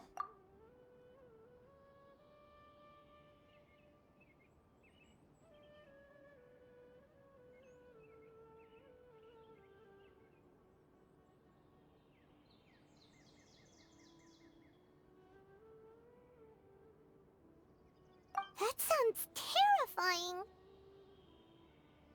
Wait, hold on.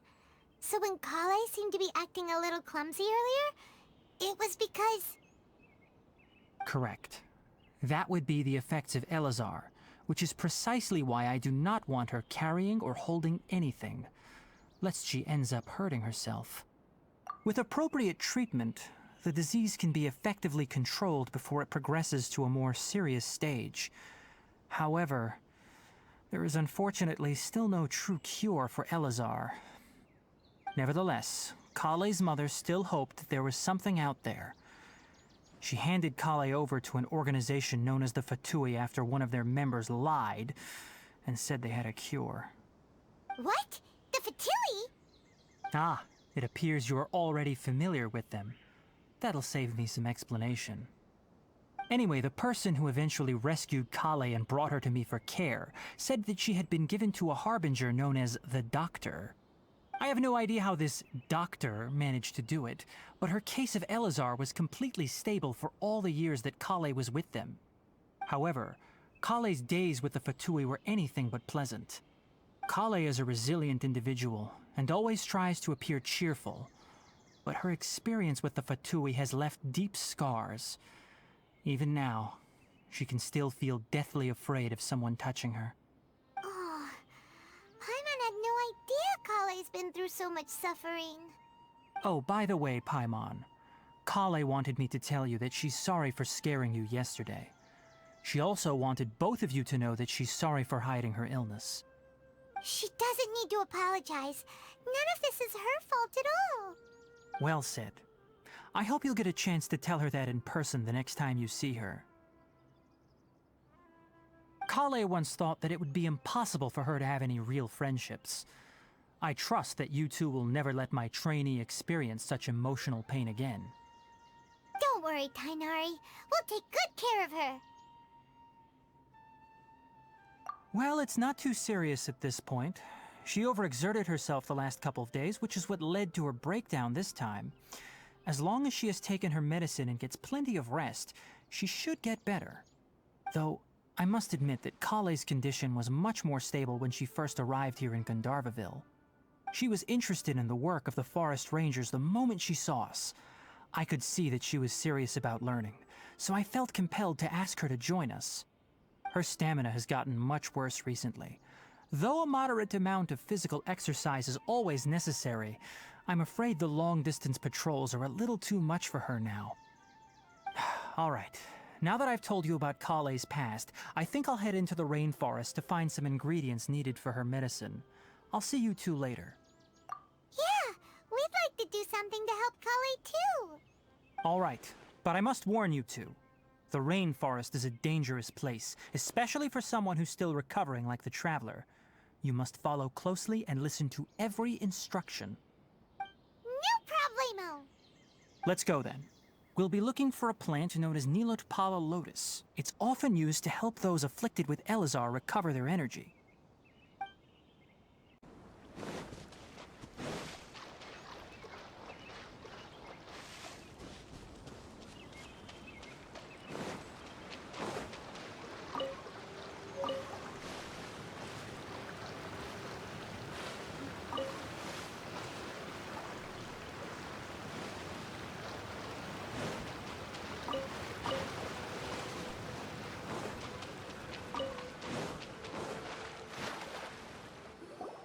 There should be Nilotpala lotuses growing somewhere in this area. Let's split up and begin searching. If you could manage to gather 4 of them, that would be sufficient. We'll rendezvous here once you've gathered the needed amount.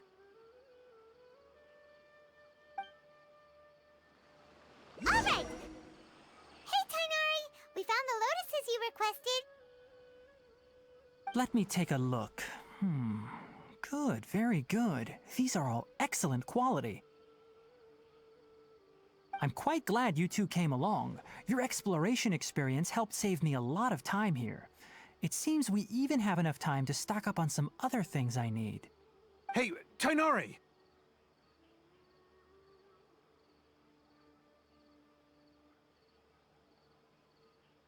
Oh, Tainari!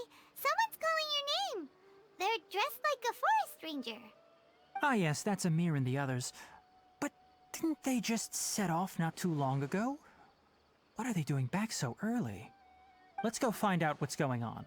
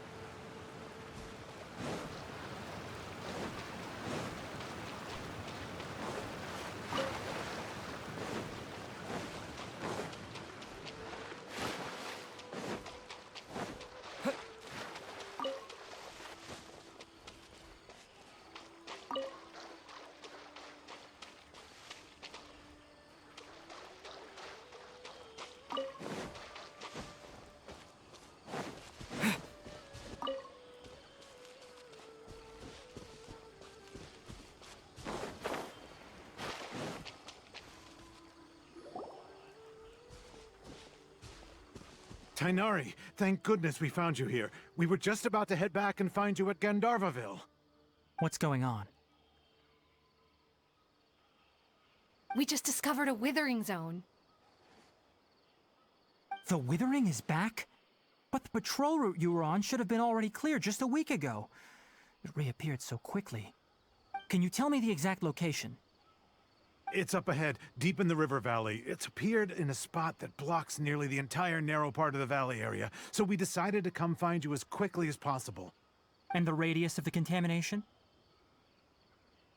Sorry, I couldn't get a clear enough view to tell. No one in our patrol team had a vision, and it appeared to still be spreading, so we didn't risk getting any closer. Okay, I understand. You made the right decision. I'll go deal with it right away. In the meantime, please guide these two back to Gandharvaville. Wait, Tighnari, why don't you let us help you? You two have only just arrived in Sumeru. You're still unfamiliar with many things in these lands. There's a unique type of anomaly that occurs in the Sumeru rainforest. It's called the Withering.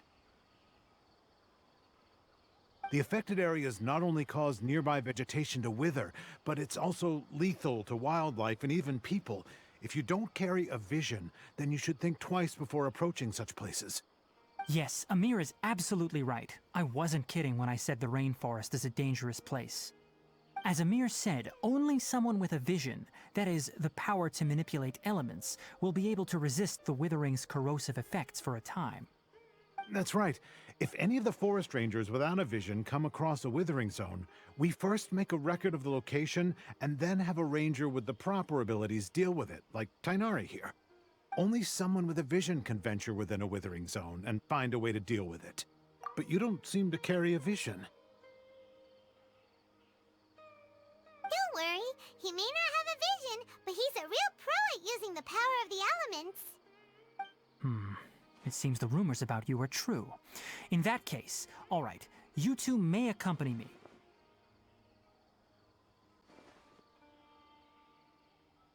We typically only teach visitors how to identify the Withering as they're about to leave Gandharvaville.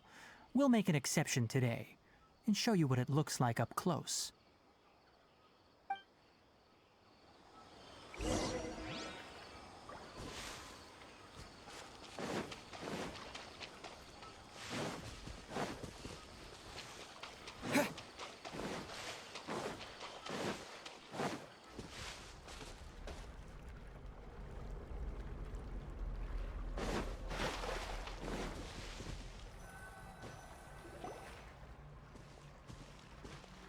Stop. Don't move any further. Look there in the distance. Huh? Where? Oh, look! Those plants have withered! That whole area is kinda gloomy. Even the air looks like it's filled with ash.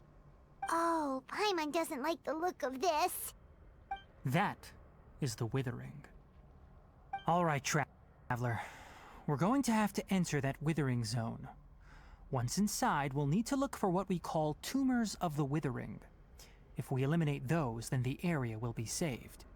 Thank you, but I must warn you. Don't push yourself. This is your first time handling this sort of thing, after all. Even with elemental powers, once you step inside the Withering Zone, you may experience extreme discomfort. If at any point it becomes too much, return outside the zone and take a breather. It could become a matter of life and death. You ready then? Let's go.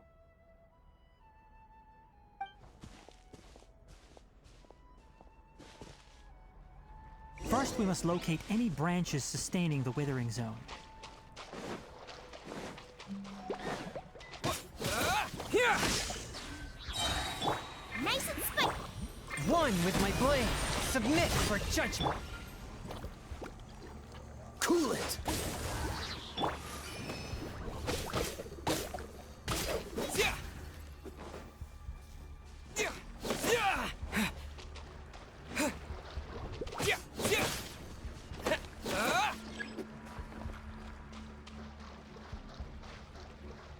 Lightning slash.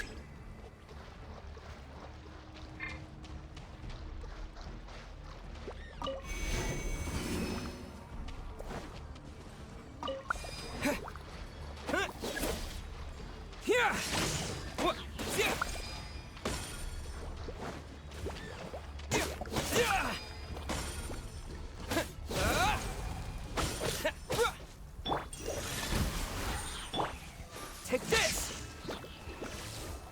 Dodge this! Oh, so sorry.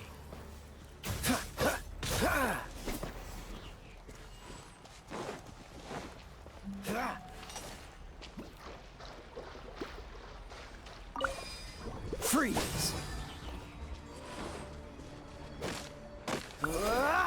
Great work.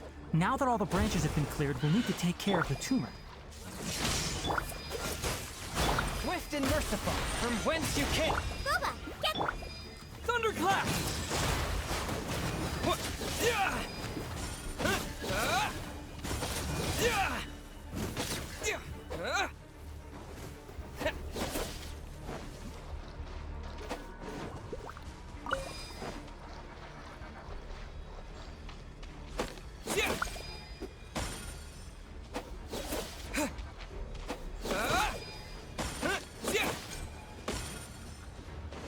Yeah! Cool it! Forth, my blade!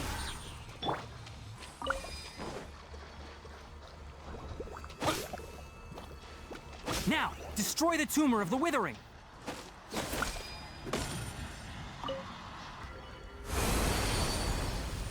We did it! Everything's returning to normal now! Yes, thanks to you two. We were able to quickly restore this area back to normal. Tainari? You make it sound like we did well, but why does Paimon have the feeling you're worried about something? It's that obvious, huh? Alright, it's like this. Recently, the rate at which the Withering Zone appears has been increasing. Even though we were able to quickly clear that Withering Zone, it won't be long before another one appears. If that simply meant more work for me, then that wouldn't be an issue. But it's far more severe than that. The Withering is leaving lasting effects on the rainforest itself. For instance, even though we cleared out the Withering Zone, many of the plants that were affected will not recover. This presents a crisis for the ecosystem itself. Many plants in the rainforest are already in decline, directly impacting the wildlife that depends on those plants. And most disturbingly, as the appearances of Withering Zones have started to increase, Kale's case of Elazar has also become more serious. Huh? Well, why's that? I'm still not sure of the exact reason. However, I've received word from acquaintances at the academia that similar cases are being reported for patients with other conditions. No, none that we know of. The Withering has been recorded in Sumeru for millennia. It's said that it originates from the depths of the world. By the way, have you heard of Irminsul before? Irminsul is a tree located deep beneath the surface. Although it isn't like any tree we know in a biological sense, you can basically think of it as a large tree that grows downwards rather than upwards. I'm sure you've heard of ley lines, right? They're like the roots of Irminsul, spreading and extending from a massive cavern deep underground all the way up to the surface.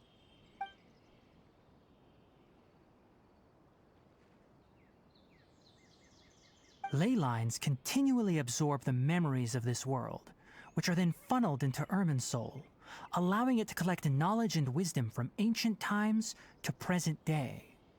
The Dendro Archon is known as the God of Wisdom because her consciousness is directly connected to it. It is also said that the Dendro Archon's power is a manifestation of Irminsul. And as for the Withering, its emergence is related to a disease that's affecting it. That's right.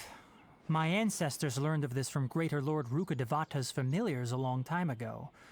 But even those mysterious creatures did not know of a cure for Irminsul. I'm afraid we Rangers will be battling the Withering Zones here for a long time until a cure is found. Alright, that's enough on this topic for the time being. Now that we've taken care of things here, it's time for us to head back to Gandharvaville.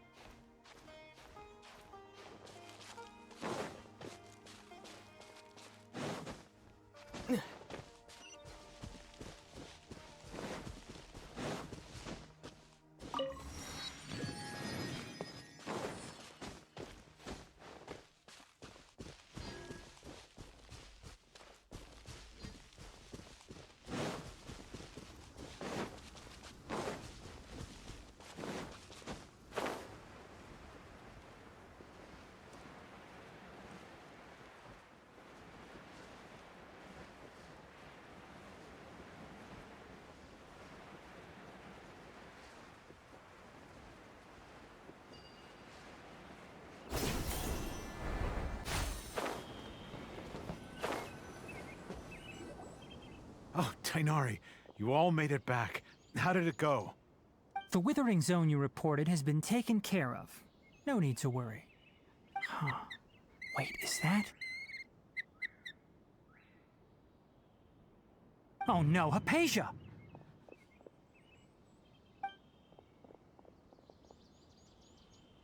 Huh? What's wrong, Tighnari? This Duskbird is Hypatia's designated courier for urgent news. You do remember her, don't you? She's the scholar you and Paimon were following when you first arrived in Sumeru. Oh, her? How could we forget? So did something happen? Let me see what's written in the letter first. Oh. So what's it say? And what's with that weird expression on your face? Just let Paimon read it. Huh? All Paimon sees are 3 squiggly lines. Yes, allow me to explain. After we brought you from Hypatia's cave to Gandharvaville, Hypatia resumed her meditation. She must have just finished. It's been nearly 3 days since she's had anything to eat, and it appears she's forgotten to prepare some rations. This letter is her asking us for help. We need to go. What? You mean she's been sitting there for 3 days? Hey, wait, how did you know all that from just a few lines on the paper? Well, obviously because this has happened before. Last time she drew 5 lines, and by the time we found her... Well, I'd prefer not to remember that. Needless to say, Hypatia's been through worse, but we should still get to her as quickly as possible.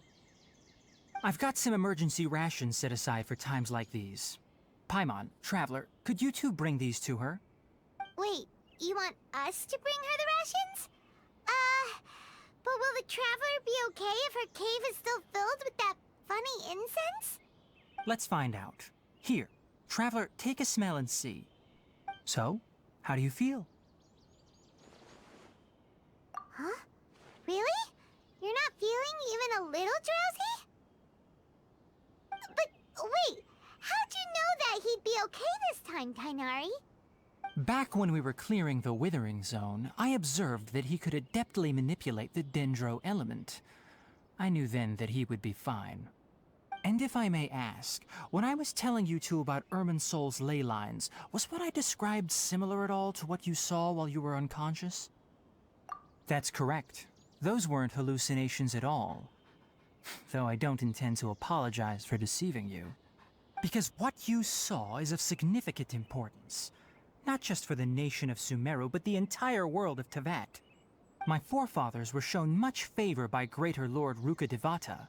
We took an oath to protect this nation together with her. Now that that duty has fallen to me, it was part of my responsibilities to ascertain whether you could be entrusted with the fate of Sumeru. Now, after seeing you in action with my own eyes, you have earned my confidence, and I no longer feel the need to hide any secrets from you. When you passed out, your consciousness had connected directly with Irminsul. What you witnessed were actually real memories contained within Irminsul itself. I could try to tell you more, but it would be better if you went to ask Hypatia instead. Her focus on meditation and use of Spirit Borneol are aimed at establishing a connection with Irminsul, just as you did. That sounds nice and all, but will she really help us? Seriously, she completely ignored us the last time we tried talking to her. That was because when you ran into her, she was in a special phase of her training. During that time, she must avoid communicating with others. Please, wait here for a moment.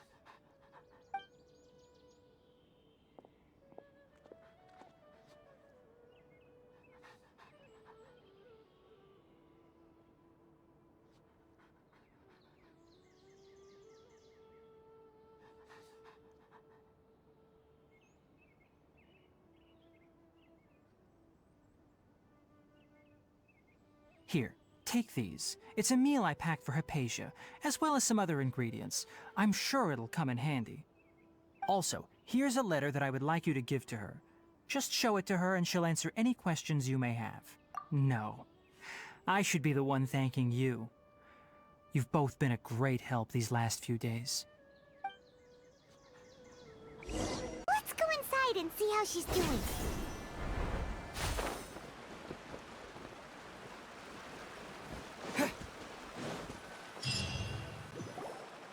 Hello? Hypatia? Hey, there's nobody here. Maybe she went out to look for some food.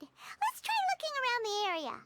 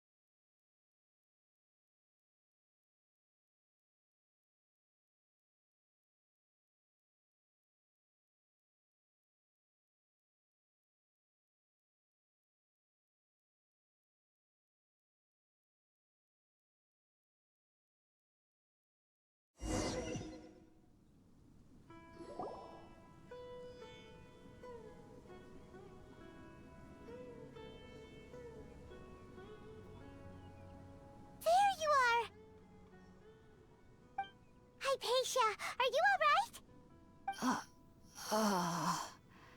So hungry.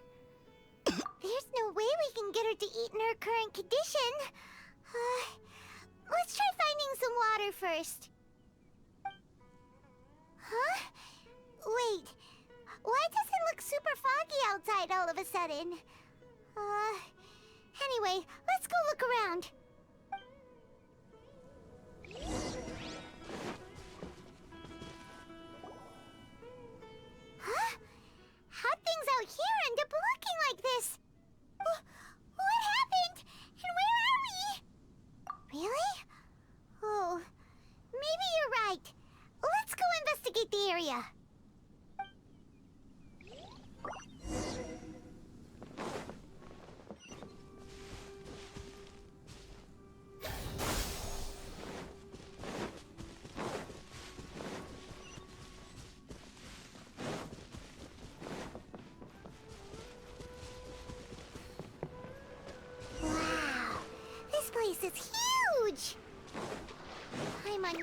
something off about that cave.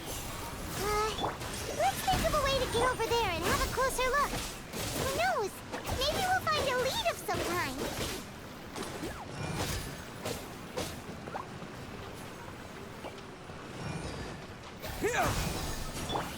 Freeze!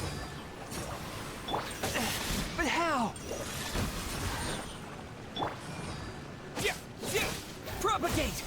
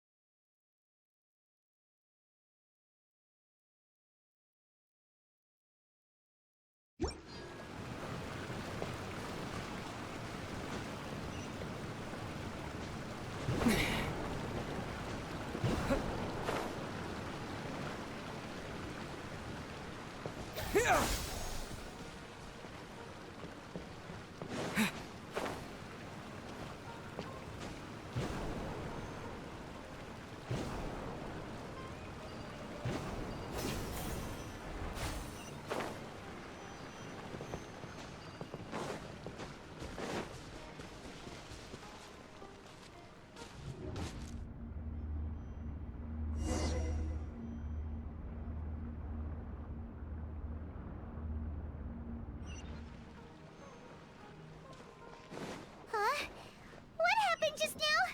Why'd everything around us suddenly change?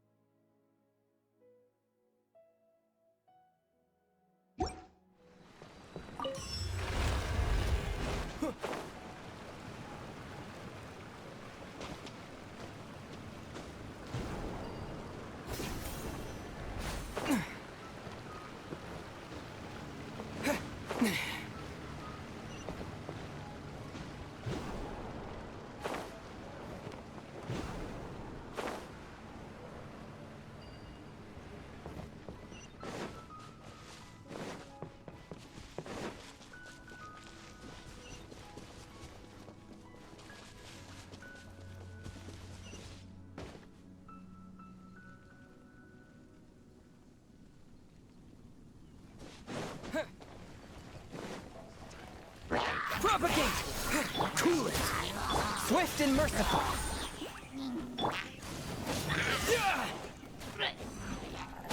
Scatter! Submit for judgment! Oh, so sorry.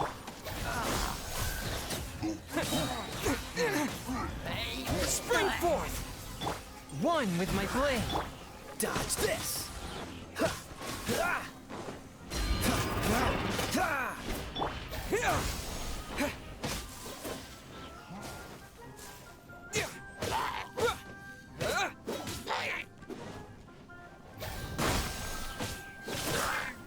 Nice and spicy.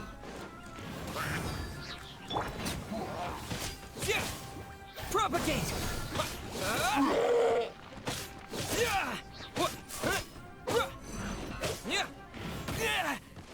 Scatter!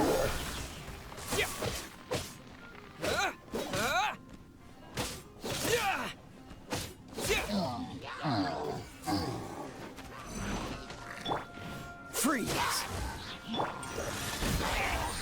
Out of the frying pan, into the fire. Eat this!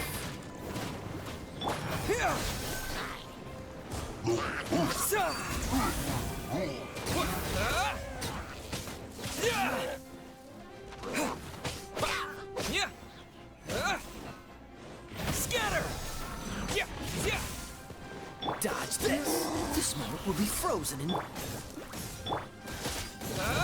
Propagate!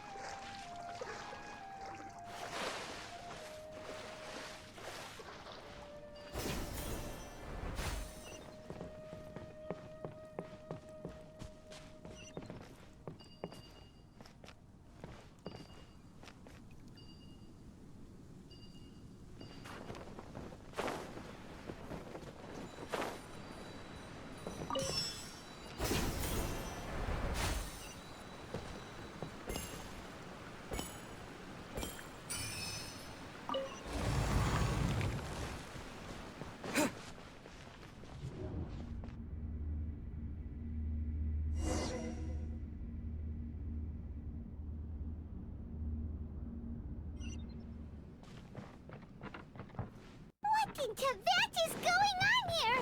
This place is getting weirder by the minute. Hey, what's the matter? You don't look so good.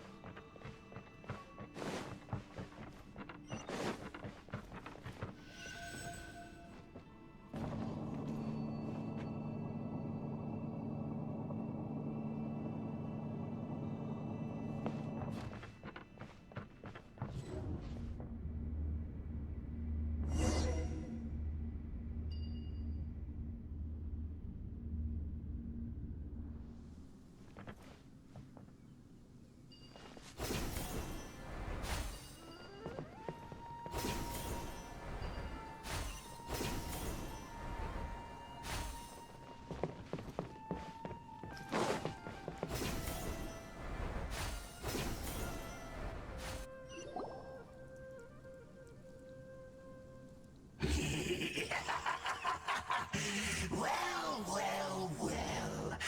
Looks like we meet again, traveler. The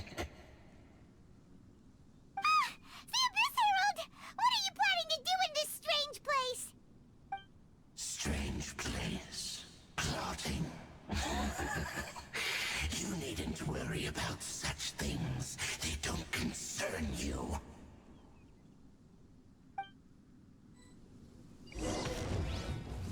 Bow before the abyss! Scatter! Freeze! A touch of frost! Spirit blade! Nice and spicy! Propagate! Cool it! One with my blade!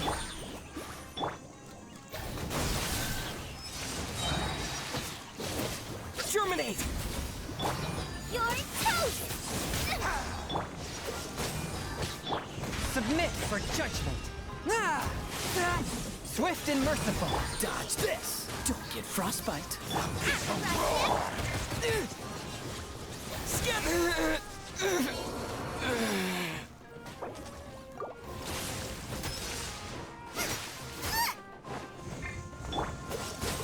Nice and spicy!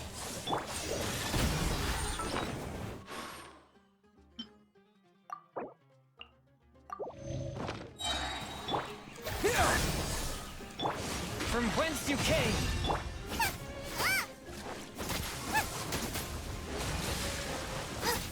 Out of the frying pan, into the fire! Cool it! What's the hurt? Scatter!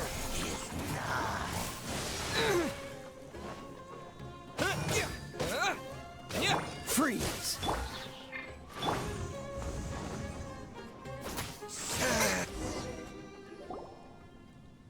Huh?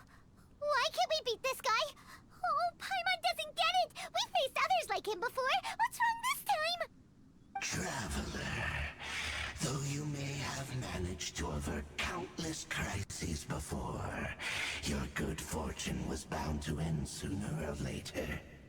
It's time you realize how weak and powerless you really are.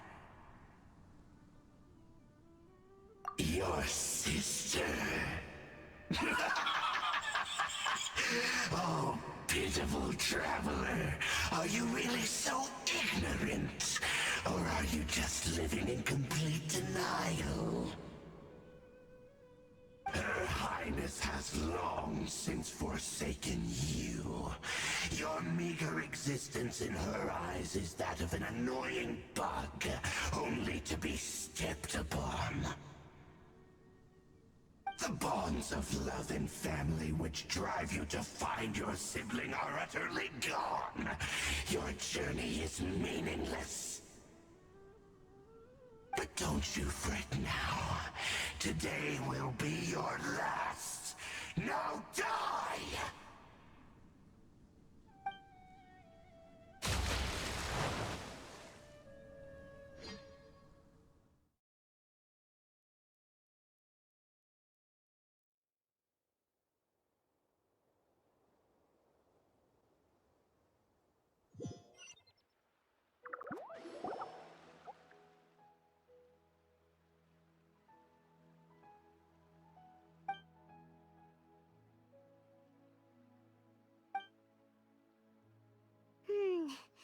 What do we do? We haven't seen Hypatia anywhere out here. Oh, there she is! Quick, let's see how she's doing. Ah, so sweet. Well, the good news is that she's still conscious. Hey, why'd you drop her food on the floor like that? Are you okay? That's really not like you. Anyways, we can talk about this later. We better make sure she's alright first.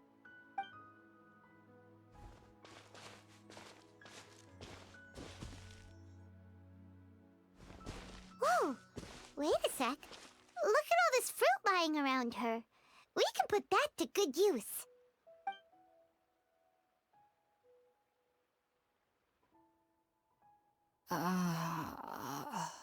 Who is there?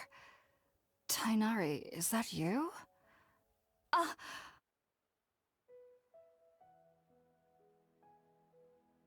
Huh? It's okay. You can relax, Hypatia. Tainari sent us here to bring you some food and water. Here, we have a letter that he asked us to give you.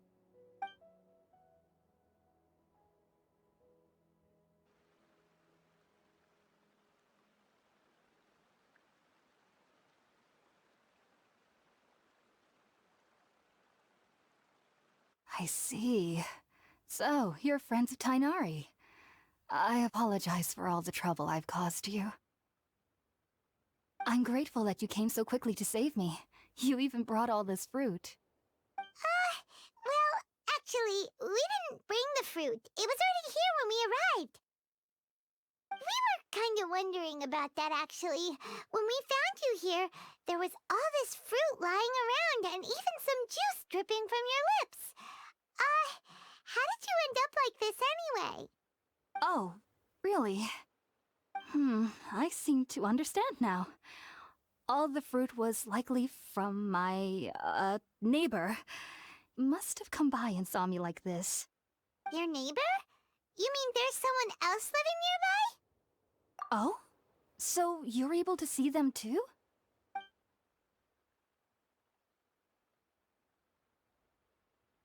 Wait, hold on a second, Traveler. You say that before we arrived, you saw some mysterious creature and suddenly had a strange dream? Isn't that a little too crazy to believe? No, I actually do believe what the Traveler is saying. I myself had a similar experience once before and ended up scaring my timid little neighbor here. You needn't worry. They mean you no harm. They only dragged you into the dream because they hoped to buy themselves a little time in order to scurry away. So, Hypatia, just what kind of creature is your neighbor exactly? I'm not sure what it's called, to be honest. But I do know that they have some sort of deeper connection with the Dendro Archon. I know this because the first time I saw them was also the exact day my consciousness was able to form a connection with Irminsul. Even after I opened my eyes and stopped meditating, my heart was still pounding, and my mind was racing with all the knowledge that I had touched. And at that very moment, I suddenly noticed a small figure at the opening of the cave. In my curiosity, I began to walk over to the creature. They must have already been used to me living in the cave, because they didn't seem to mind me approaching them. They just kept doing whatever they were up to. It wasn't until I crouched down next to them that they suddenly realized that I could see them. Oh! And then? And then I had a dream. By the time I came to, they were nowhere to be seen. I was convinced they'd never show up again. But sure enough, I saw them nearby a few days later. And they weren't alone. I feel like they aren't as afraid of me as the first time I approached them. But I never would have expected them to save me. Yes, no doubt about that. By the way, Tighnari mentioned in his letter that you had questions for me regarding Irminsul.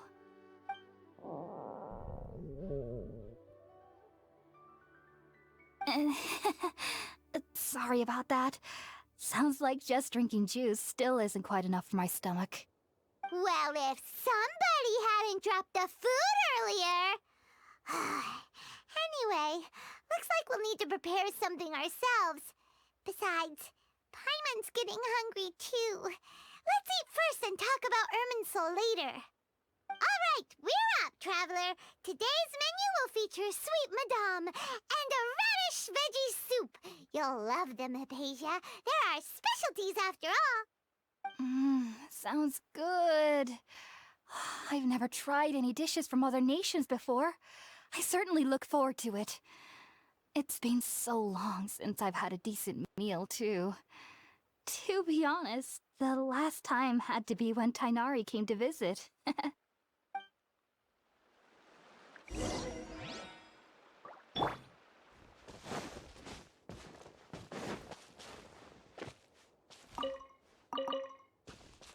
Propagate!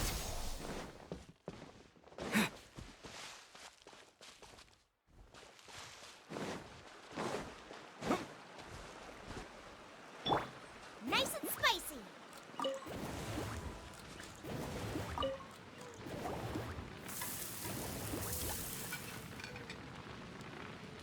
All done. Let's use the empty box that Tighnari gave us since we already washed it. Oh, it smells amazing. And the box is a nice touch, too. Let's go serve this up and start eating with Hypatia.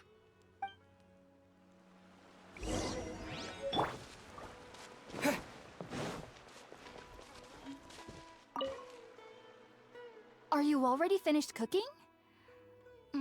Smells delectable. I'm truly thankful whenever I can enjoy a proper meal like this. Cooking really isn't my forte.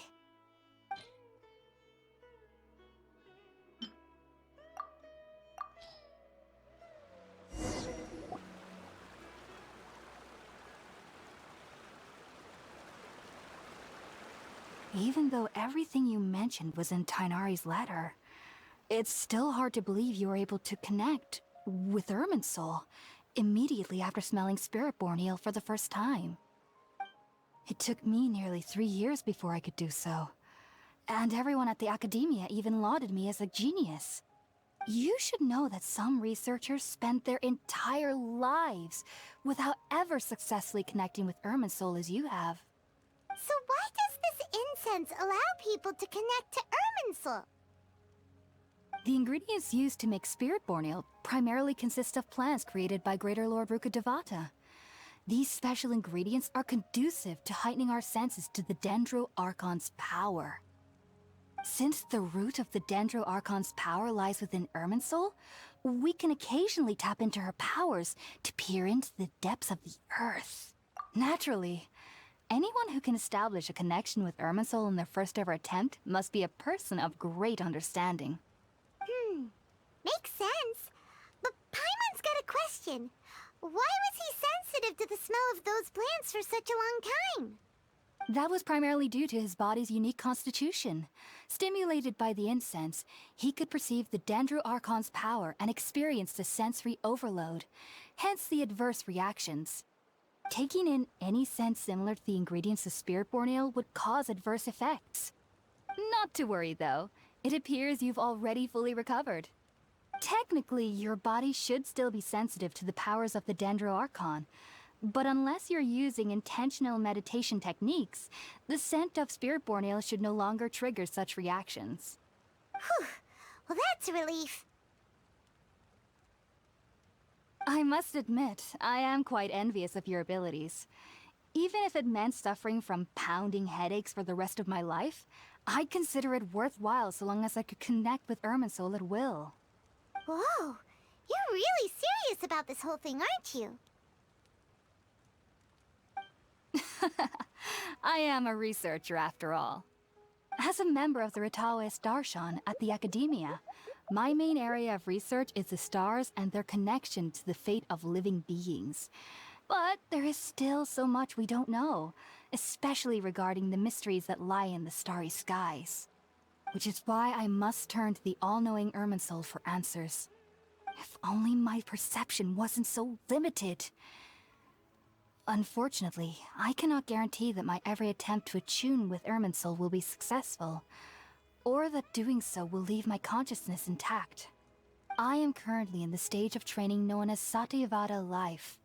Many researchers in Sumeru have lost their minds while seeking to attune with Irminsul during this stage. Sages have said that Irminsul contains divine knowledge, and touching such knowledge without the proper preparations and abilities will only lead to one's mind caving in on itself. That's why we meditate alone. We need to ensure that our minds will be calm, while minimizing the possibility of involving anyone else. Whoa, so knowledge from Irminsul could be super dangerous. Don't you ever feel afraid of the risk, Hypatia? Of course I do. Especially during nights that are pitch black with no moonlight, and dead silent without even the sound of insects. However, I've been feeling better as of late. I don't get as scared anymore knowing that I have a little neighbor living nearby. I believe that being able to see them is a sort of blessing from the Dendro Archon. But what's strangest of all is that they're clearly an envoy of the God of Wisdom herself. And they have the curious power to make people dream. What's so strange about that? It doesn't sound so out of place for a divine being, does it? Well, it's strange because nearly nobody in Sumeru can ever dream. Oh, is that true? Yes, well, to an extent. Only children can dream in Sumeru. Adults, however, never do. The sages say that wisdom implies rationality, but that which occurs in dreams is often neither rational nor logical. Yes, if one struggles with anxieties, those emotions could influence their dreams. The fact that the people of Sumeru do not have dreams is seen as a blessing by the sages. They believe that Greater Lord Rukkhadevata, the god of wisdom, is keeping us away from the foolish delusions you encounter in your sleep. I was born into a family of scholars in Sumeru City. Ever since I was a child, my parents would always tell me that I'll know I've grown up once I stop dreaming. I studied hard, enrolled as a student in the academia, and went on to become a researcher. Sure enough, I never dreamed again. But then, on the day I scared the little Aranara, I suddenly saw a dream again. It was incredible. Though I don't exactly remember what I saw, I clearly recall the feeling. I suddenly felt like I was a child again. Back then, I was foolish and ignorant as any youth would be, but I was free of fear. Maybe dreaming isn't as bad as we've made it out to be. Just be sure not to speak of this if you travel to Sumeru City. They'll look at you as if you've lost your mind. So, do you have any thoughts about the things he saw when he connected with Irminsul? Sorry. I'm afraid I don't have any answers as of now. All I can say is that what you saw is a memory contained within Irminsul itself. World forget me. What could that possibly mean? If only I could ascend past Satyavada life and begin Paripurna life, I might have some more answers for you. If you two are ever in the area again, please be sure to come and see me. There's no need to be thanking me. You two are my saviors. Besides, I'm already looking forward to tasting some more of your cooking.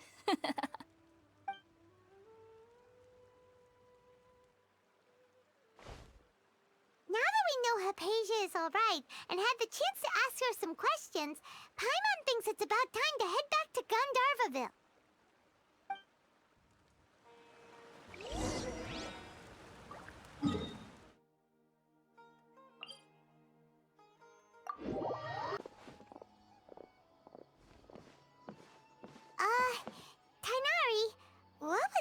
all about? It's nothing. Some people from the academia wanted me to go to Sumeru City to assist them with a project, but I had to refuse on account of all my responsibilities here. But all that can wait. How did things go with Hypatia? It was quite the eventful trip, but the main thing is that she's safe and sound. She answered a bunch of questions for us, too. Very good. Now that the traveler has made a full recovery, there shouldn't be any reason for you to tarry here longer. I assume you will be heading to Sumeru City, correct? That's right! We want to meet Lesser Lord Kusanali and ask her for advice. Do you have any idea on how we can find her? Sorry. I'm afraid I don't have any advice for you there. Well, do you at least know anyone we can try asking in Sumeru City? Let me think. My trips to Sumeru City have been fairly short, and most of my acquaintances are researchers. How about this? I'll write you a letter of introduction that you can give to a researcher I know. He's from the Amorta Darshan and is adept at gathering information. Asking him might prove worthwhile. Also, when you enter Sumeru City, you'll probably end up receiving something like this item here. I'm not sure if it will ever come in handy for you, but maybe you can give it a try. Oh? What is it? It's called an Akasha Terminal. It's a tool produced by the Academia that utilizes the legacy of Greater Lord Rukkhadevata. Some say that this very item is the basis of Sumeru's reputation as the City of Wisdom. Needless to say, this device and its usage fall under the Academia's expertise, so I'll leave it to them to show you how to use it. Great! Next up, Sumeru City! But wait, before that... That's right! Tainari, we have something important to say to Kale before we leave. Is she doing better now? Yes, she's doing much better. After being confined to her bed all this time, I thought a little walk would do her some good. Last I saw her, she was taking the path towards the North Crossing. She knew you two would be leaving soon, so she must have wanted to see you off. Thanks, Tainari. All right, let's go! Farewell, and good luck to you both.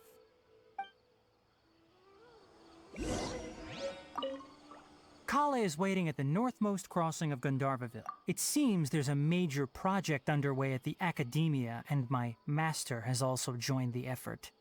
But I can't afford to leave Gandharvaville now. Things are not going well here in the rainforest, and Kale needs someone to watch over her. Besides, I was never one for all the pomp and circumstance of life at the Academia. Given that my master hasn't come to give me an earful personally, it seems that my presence is not as sorely needed as they make it out to be. In fact, the letter he sent to me was uncharacteristically polite.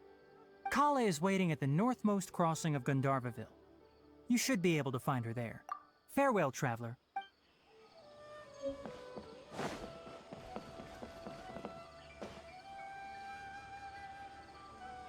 have to grab a drink with Flame May when I'm back in the city.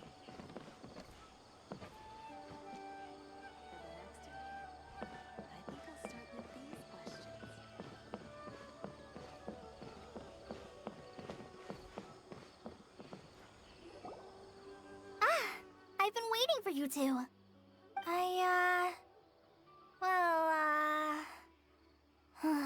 Never mind. I guess I should just wish you two a safe and successful journey. Thanks for waiting here just to see us off, Kale. We're headed to Sumeru City. Don't worry about me. I can take care of myself. My condition won't be getting in the way of my duties. I want to be a forest ranger after all. It's up to me and the others to protect the rainforest here. And, I'm sorry. I should have told you both about my condition when we first met. I just wanted you two to treat me as a normal friend, not some girl that needs your sympathy. But I guess now I understand that the most important thing is for friends to be genuine with one another. There's no need to apologize, Kale. We should be thanking you for trusting us enough to be your friends and sharing your past with us. We're probably still gonna worry about your condition, but that's because we're friends and we care about you. Thank you. That means a lot. Before you leave, I have something for you. Oh? What is it? It's my recipe for pita pockets. I told you that I'd give you a copy, remember? My handwriting is a little, messy, so please don't laugh. Yay! Thanks, Kale. Now we can eat those scrumptious little pitas whenever and wherever we like. I hope that whenever you eat them, you'll both remember your time here in Gandharvaville. Well then, I, trainee Forest Ranger Kale, bid you both farewell. Please visit Gandharvaville again. The Rangers will always be ready to assist you here.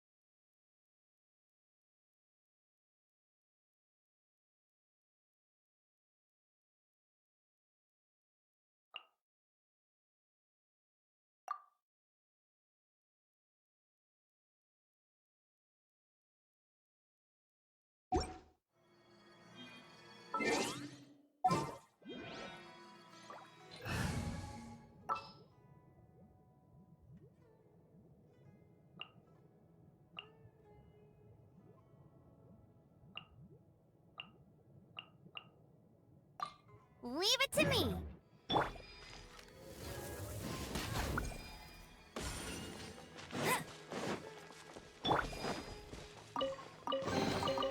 Is this an answer from this world?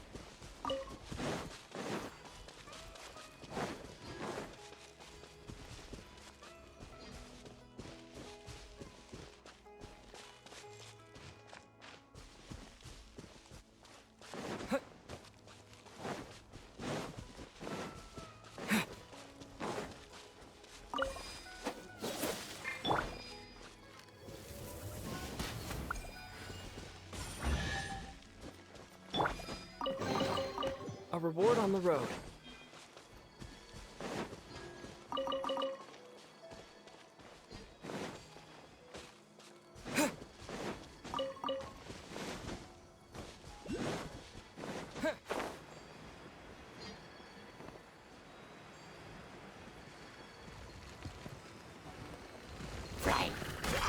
Yeah!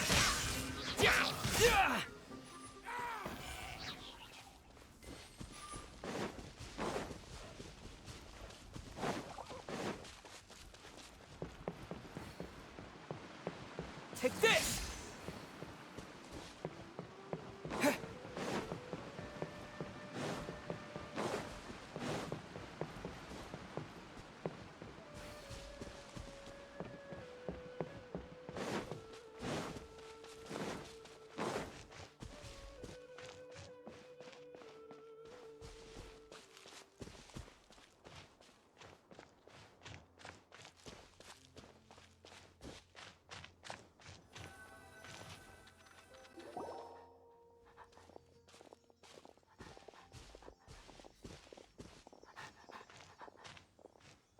Sumeru City!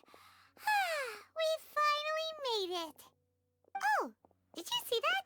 When those people entered the city, something on their heads lit up.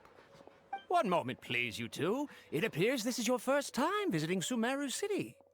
Oh, yeah, that's right. But how did you know that? Because there's currently no information on either of you in the Akasha.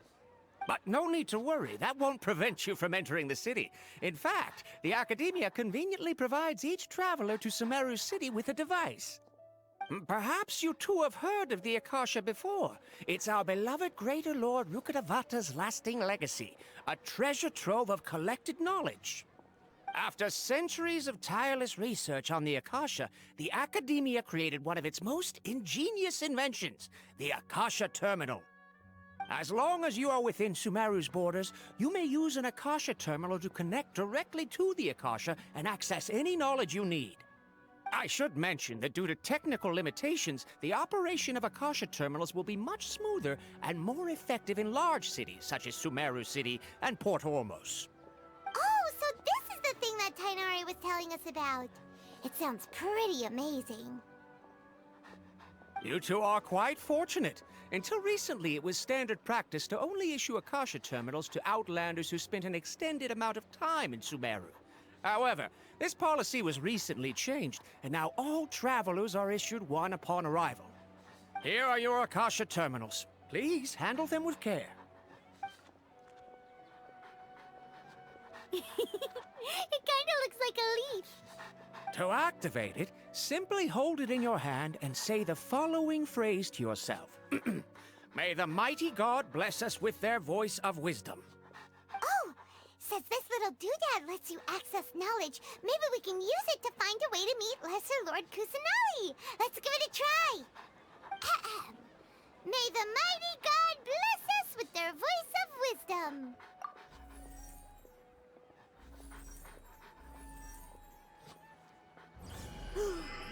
Whoa! Just now, something clicked, and Paimon suddenly knew how to use this thing. It seems all we need to do is concentrate on what we want to know, and bam! You get it. Oh, that'll come in real handy. Exactly. That is the power of the Akasha. And with that, let me officially welcome you both to Sumeru City. May the wisdom of the Dendro Archon always be your guide. Okay, now that we're in, we can check the Akasha about Lesser Lord Kusanali. Let Paimon try. 500 years ago, the sages found a newly born deity from within some scorched ruins. The deity now resides in the sanctuary of Suristana. Seems pretty similar to what Kali was telling us. Okay, next, let's concentrate on asking how to meet her.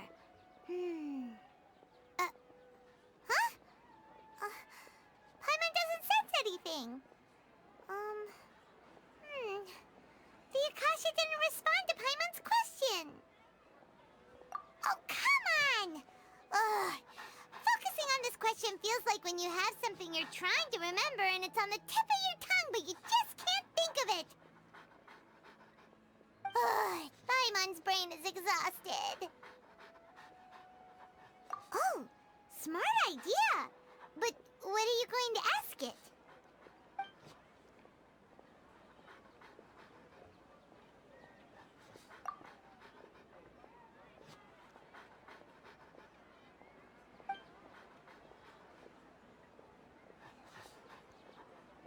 Huh. Could it be because we're Outlanders and we've only just arrived in Sumeru? You know, maybe we're not qualified to receive an answer to this sort of question or something.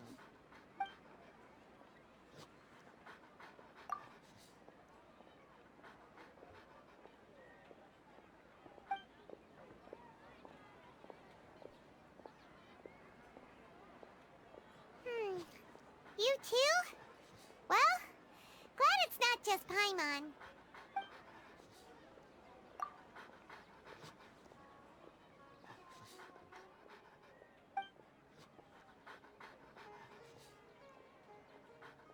Uh-oh. Paimon's getting all teary-eyed all of a sudden. It feels like the people of Sumeru really miss their Archon. Well, seems no matter which way we try, we can't find anything that'll lead us to Lesser Lord Kusanali. Guess our only choice now is to try meeting with the researcher that Tainari recommended. He's from Sumeru and even has a position in the Academia.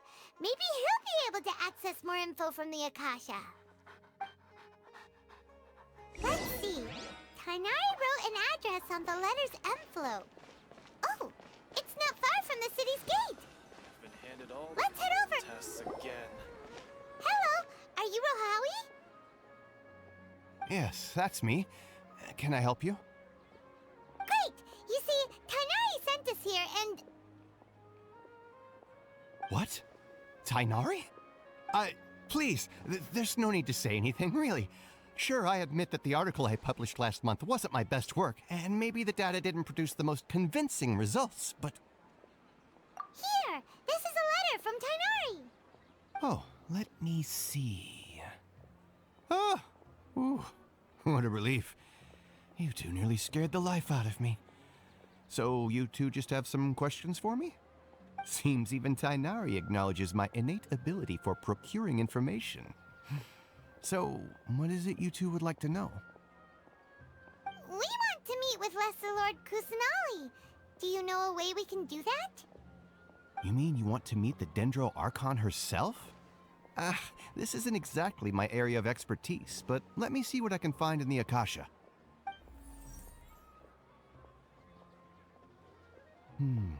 Sorry, the Akasha didn't respond to my query. What? You too? But what about your abilities for getting information and all that? Paimon was sure you'd be able to access more info than we did. Well, as I said, this isn't my area of expertise. I am but a lowly researcher, so the Akasha doesn't see a need for me to know more about the Dendro Archon. All I know is that ever since Lesser Lord Kusanali returned to Sumeru, she's never left the Sanctuary of Sorasthana or made a public appearance. Huh. Didn't expect her to be such a mysterious figure. The Dendro Archon is somewhat of a recluse. Perhaps she just doesn't want to entertain visitors, which would explain the lack of information in the Akasha. But then what can we do? No need to worry just yet. I'm only hypothesizing here. You could certainly try asking around and see if anyone else has ideas. And besides, you two should consider the bright side of things. Not being able to see Lesser Lord Kusanali may not be a bad thing. In this world, there will always be information you cannot obtain from the Akasha and things you can never accomplish. Knowing when to yield is a form of wisdom. Take me, for example. It's a miracle if my brain cells can spit out one paper every 3 years. But Tainari? That guy can publish 3 papers in just a single year. Okay. Thanks for your advice. Don't mention it. If you two ever want information about things like who's been promoted within the academia or relations between the 6 great sages, come find me. Hey, come on! This is a survival skill at the academia. Oh, Paimon's expectations were pretty low, but this is so low it's like digging holes in the dirt. So what do we do now? Even if we want to talk to someone, we don't know anybody here. Huh? Like who? Oh, you're right! Catherine! The Adventurers Guild has its own intel network. Let's hurry and find her.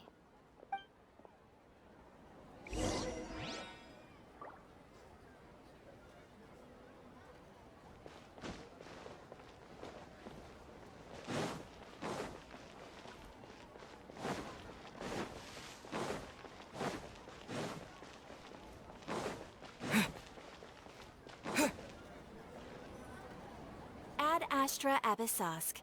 Hello, Traveler and Paimon. Catherine, we need your help with something. Understood. The Adventurers Guild is always ready to serve you. With what do you require assistance? We want to meet with Lesser Lord Kusanali. Do you know a way we can do that? You two wish to meet with Sumeru's Archon. Understood. Please wait.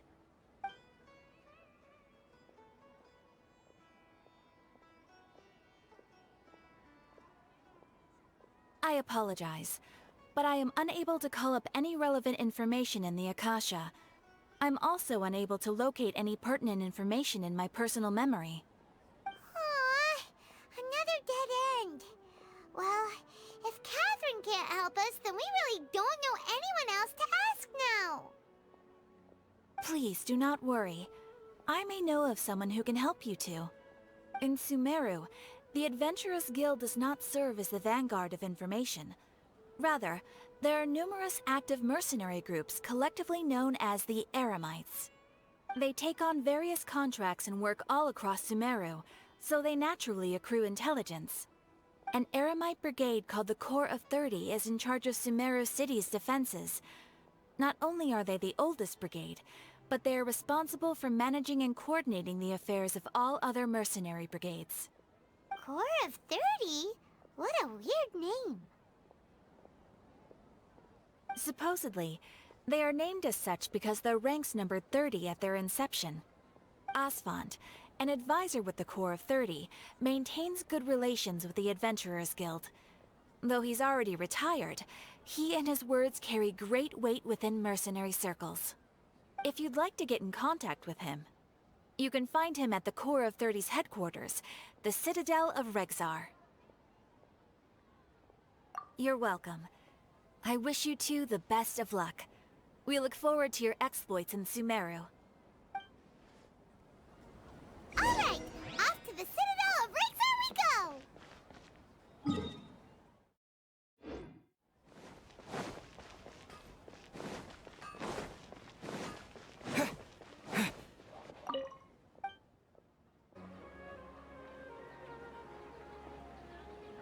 Welcome. The Adventurers Guild told me to expect you two. It's nice to meet you, Osfand. We'd like to ask you about something.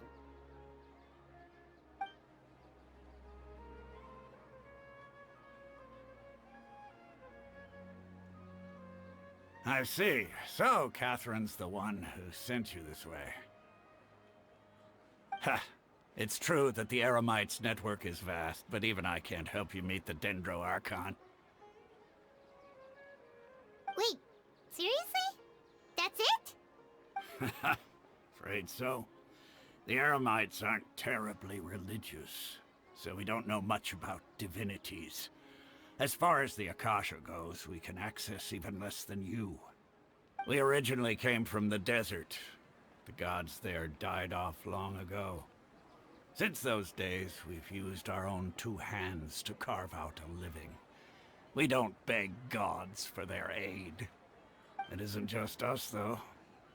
If you ask me, I think most in Sumeru aren't interested in Lesser Lord Kusanali. Oh? Why's that?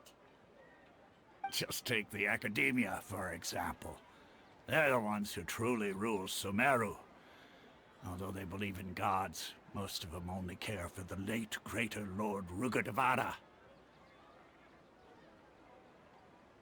In their eyes, she was the one who founded Sumeru and gifted us with the Akasha. Lesser Lord Kusanali just happened to inherit her legacy. Because of the Academia's influence, most citizens are more familiar with Greater Lord Rugadavada and hold her in greater esteem. Not to mention that Lesser Lord Kusanali never makes an appearance, and the Academia never announces anything about her. As far as the people of Sumeru are concerned, she's just a god that exists. And that's all. Really? Aw. After hearing all of that, Paimon sort of feels bad for Lesser Lord Kusanali. Ha! But who knows? We're all just guessing when it comes down to it. Besides, I'm sure the God of Wisdom doesn't worry about her reputation among people like us. All right. Well, thanks for the info, Osfand. No problem.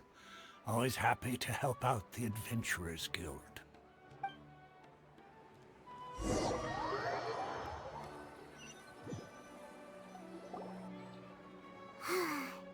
Seems Osfand was right about most people's attitudes here. Not only are they not interested in the Dendro Archon, they even say stuff like, if the Akasha doesn't think I should know, then I don't need to know about it. We've been asking for information non-stop ever since we got to Sumeru. But the harder we try, the more helpless everything seems. Isn't there at least one person in this entire city who cares about Lesser Lord Kusanali? Oh, you two are interested in Lesser Lord Kusanali? Huh? Who are you? From the sound of it, you two are Outlanders who recently arrived here. You've been asking around for information on Lesser Lord Kusanali, right? Oh, I'm sorry. I forgot to introduce myself. I'm Dunyarzad, one of Lesser Lord Kusanali's faithful followers. Whoa, really? Then do you know how we can meet with her? I'm afraid I can't help you with that. But your conversation earlier did happen to remind me of a legend about the Dendro Archon. Sure. It goes like this. Long, long ago, there was a man who heard a prophecy. It predicted that a great calamity was about to befall him. Panicked by what he heard, the man sought out the Dendro Archon in hopes that she would bless him with the wisdom to help him escape his predicament. The man journeyed across deserts and through rainforests and experienced tribulations of every kind. However, he still couldn't find any trace of the Dendro Archon. In despair, he thought, alas, the Archon has abandoned me. He then had no choice but to sorrowfully resign to his fate. Okay, and then what happened? And then, the calamity came. But to his own surprise, the man felt somehow emboldened by the trials of his journey. By relying on his own strength, he managed to overcome the adversity. At that moment, a bird perched upon his shoulder. This bird was, in fact, an avatar of the Dendro Archon. She said, "O Archon Seeker, do you now understand? She and her wisdom have long been found by you.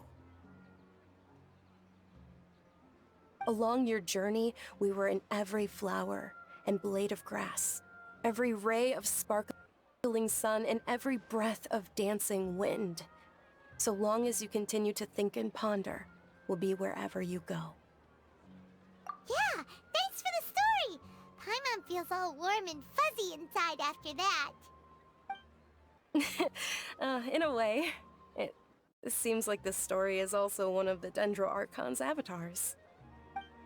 Dunyarzad, since you worship Lesser Lord Kusanali, can you tell us anything else about her?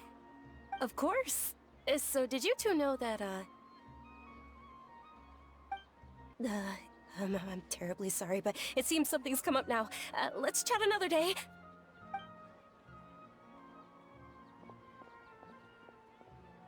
Hey, wait! What the heck just happened? It looks like they're searching for someone. Dunyarzad was acting super nervous just now. You think they're looking for her? Ugh, this stinks! We finally managed to find a lead about Lesser Lord Kusanali! We can't let them get in the way now! Let's see if we can get rid of them. Then we can catch up with Dunyarzad! Hey, have you two seen a brown-haired girl wearing a purple top and a long blue dress? We're looking for her. Did she have bandages wrapped around her wrists? Yes, that's her. Did you see which direction she went? Yeah, she went that way. Quick, after her!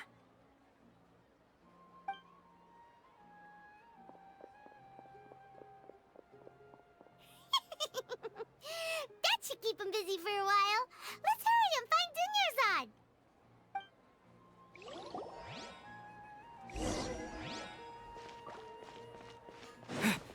The sight of shiny jewels always brightens my day.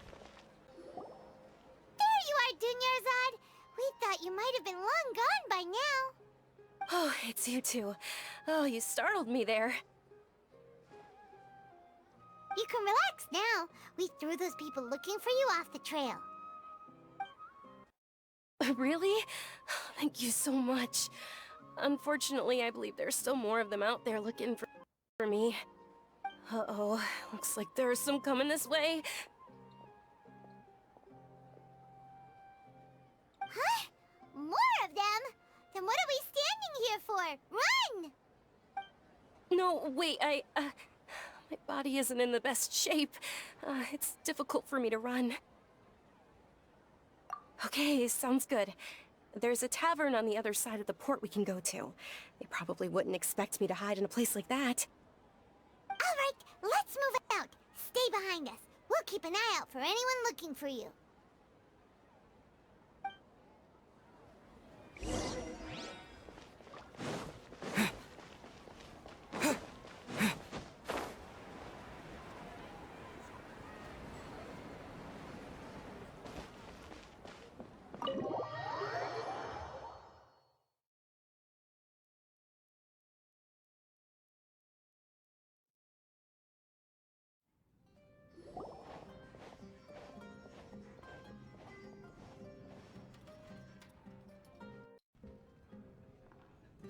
We made it. Oh, they shouldn't be able to find us now. Wait! Stand down, Dia!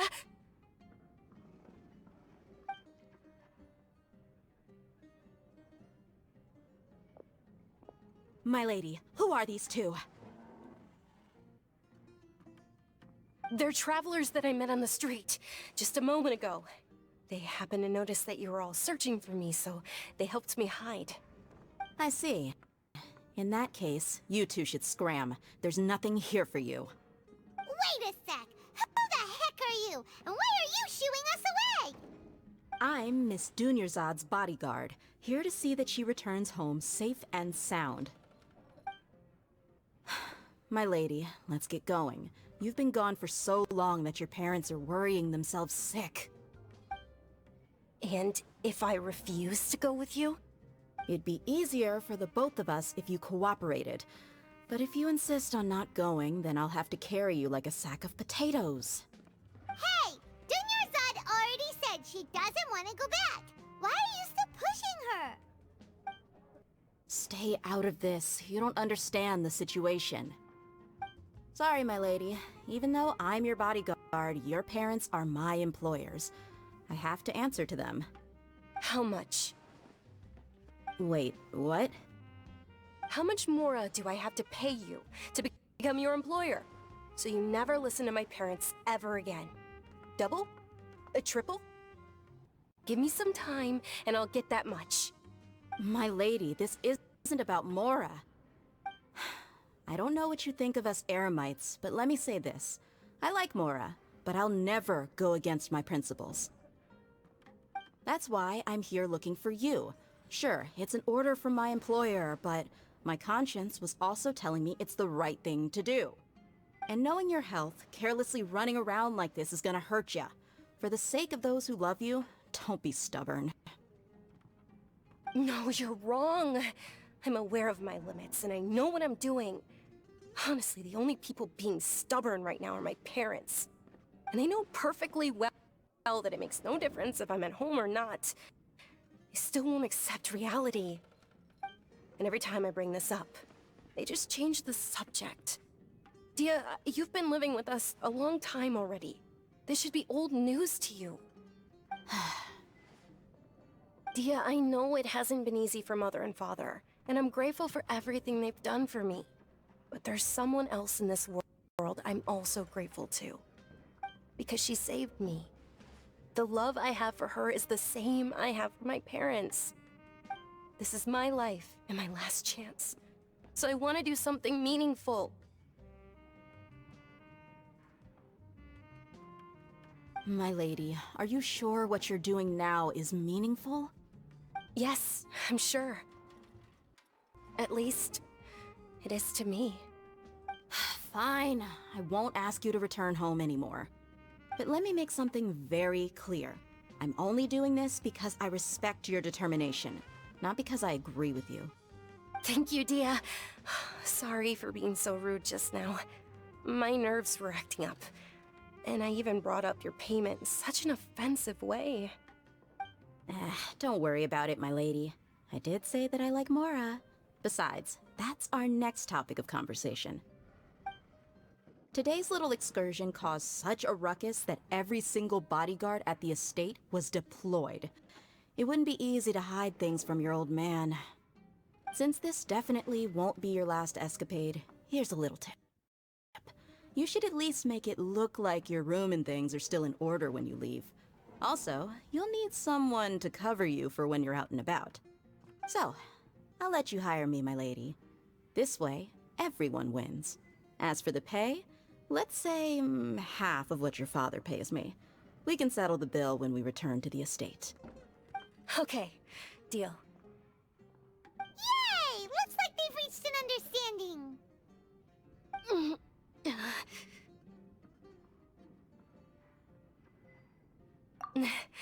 I'm fine, really. I just feel a little tired now that things have calmed down. My lady, stop trying to look tough. We're already in a tavern, so let's rest up and grab some grub. I'm sorry for worrying you two. If you don't mind, I'd like for you to join us. Sure! After you rest up, we want to hear more about Lesser Lord Kusanali.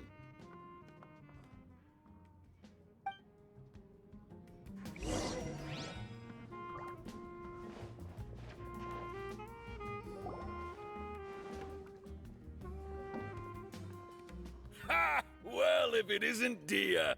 Haven't seen you in nearly half a year. Word on the street is that you're a bodyguard for the Homayani family now. Ha! Don't you find that kind of work boring? Nah, you get used to it. How about a menu over here? You got it. Huh? Isn't this little Miss Homayani herself?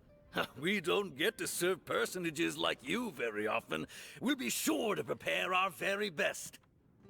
Thank you, sir, but there's no need. I don't have a lot of Mora on me, and I really ought to save as much as I can. But please bring these two the best food you have. They're my new friends, so I want to be a good host for them.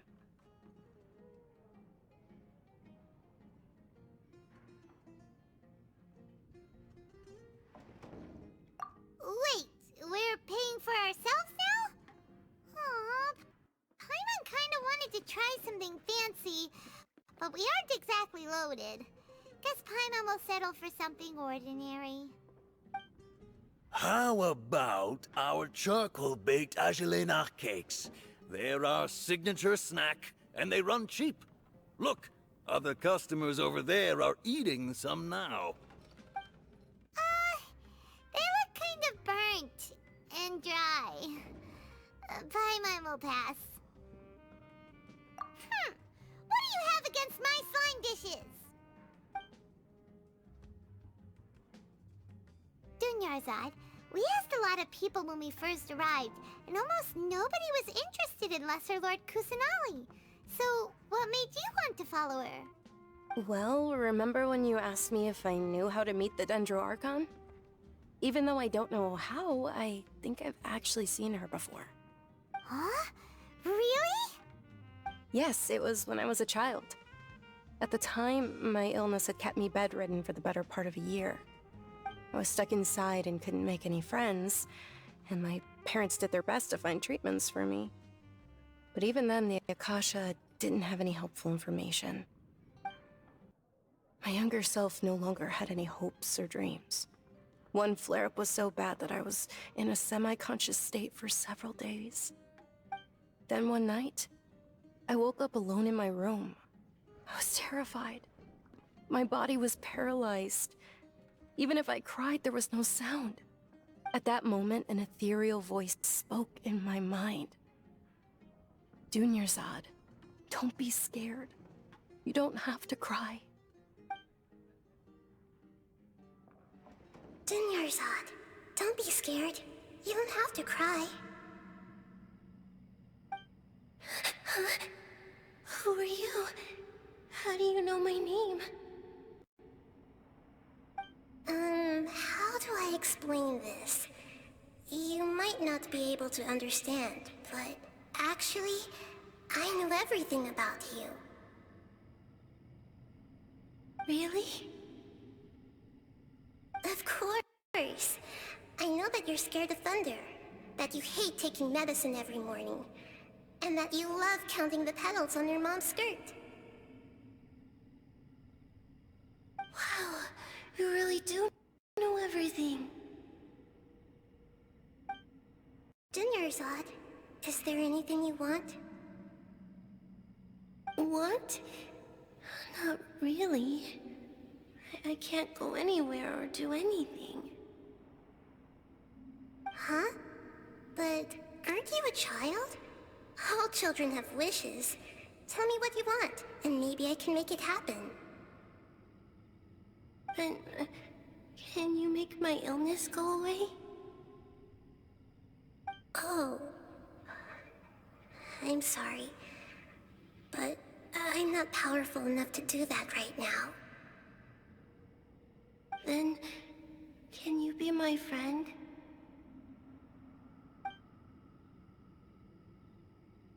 After that, the voice said, "Okay, I'll be your friend."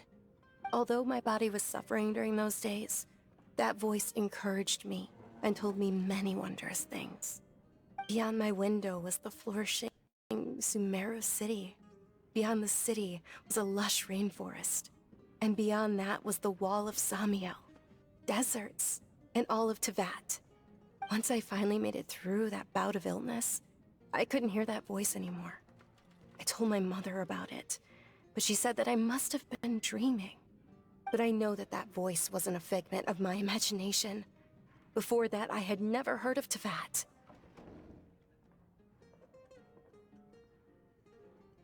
Yes, for sure. If it weren't for that voice, I would have never grown curious about the outside world, nor would I have learned how to read and enjoy so many books. That voice sparked a desire for wisdom. It had to have been the Dendro Archon. I've been hoping for a chance to repay her kindness. In fact, I was running around today to help prepare the Sub-Zero's festival for her. What's the Sub-Zero's festival? It's Lesser Lord Kusanali's birthday, which was the day that she was found by the sages. It's actually an old holiday that originally celebrated Greater Lord Rukkhadevata's birthday. When she passed away, the holiday eventually became a celebration of the Lesser Lord's birthday. I heard everyone was overjoyed when they welcomed her back to Sumeru. In those days, the festival was a huge deal. But because of the Academia's influence, people have gradually lost interest in the festival. The Academia actively participates in Sumeru's many holidays dedicated to Greater Lord Rukkhadevata. But when it comes to the Sub-Zero's festival, forget any funding. They practically act like it doesn't exist. Maybe they see Lesser Lord Kusanali's birth as confirmation of Greater Lord Rukkhadevata's death, so they're reluctant to celebrate it. Aw, but that's awful. It is. It's absolutely terrible. Sure, the Greater Lord founded Sumeru, but hasn't Lesser Lord Kusanali been the one quietly protecting us for the past few hundred years? Just remember that we're still out in public. Don't get too carried away now. I know that people over by the Grand Bazaar still hold the Sub-Zero's festival to this day.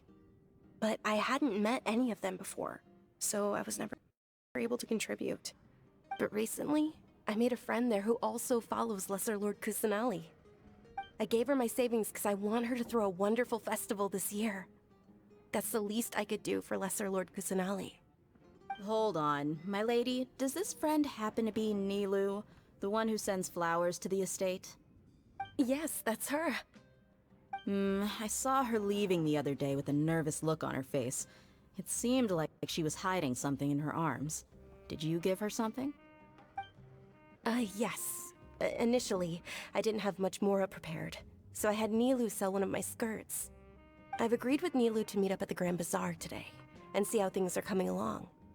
Dia, would you accompany me? Sure. That's quite the trip, though. I'll carry you. No, that would be too much, even for you. You might as well just accept the lift. If I let you walk, who knows how long it'll take us. And if anything happens to you, then I'd really never hear the end of it from your father. But of course! Nilou will be thrilled to hear there are more people interested in Lesser Lord Kusanali.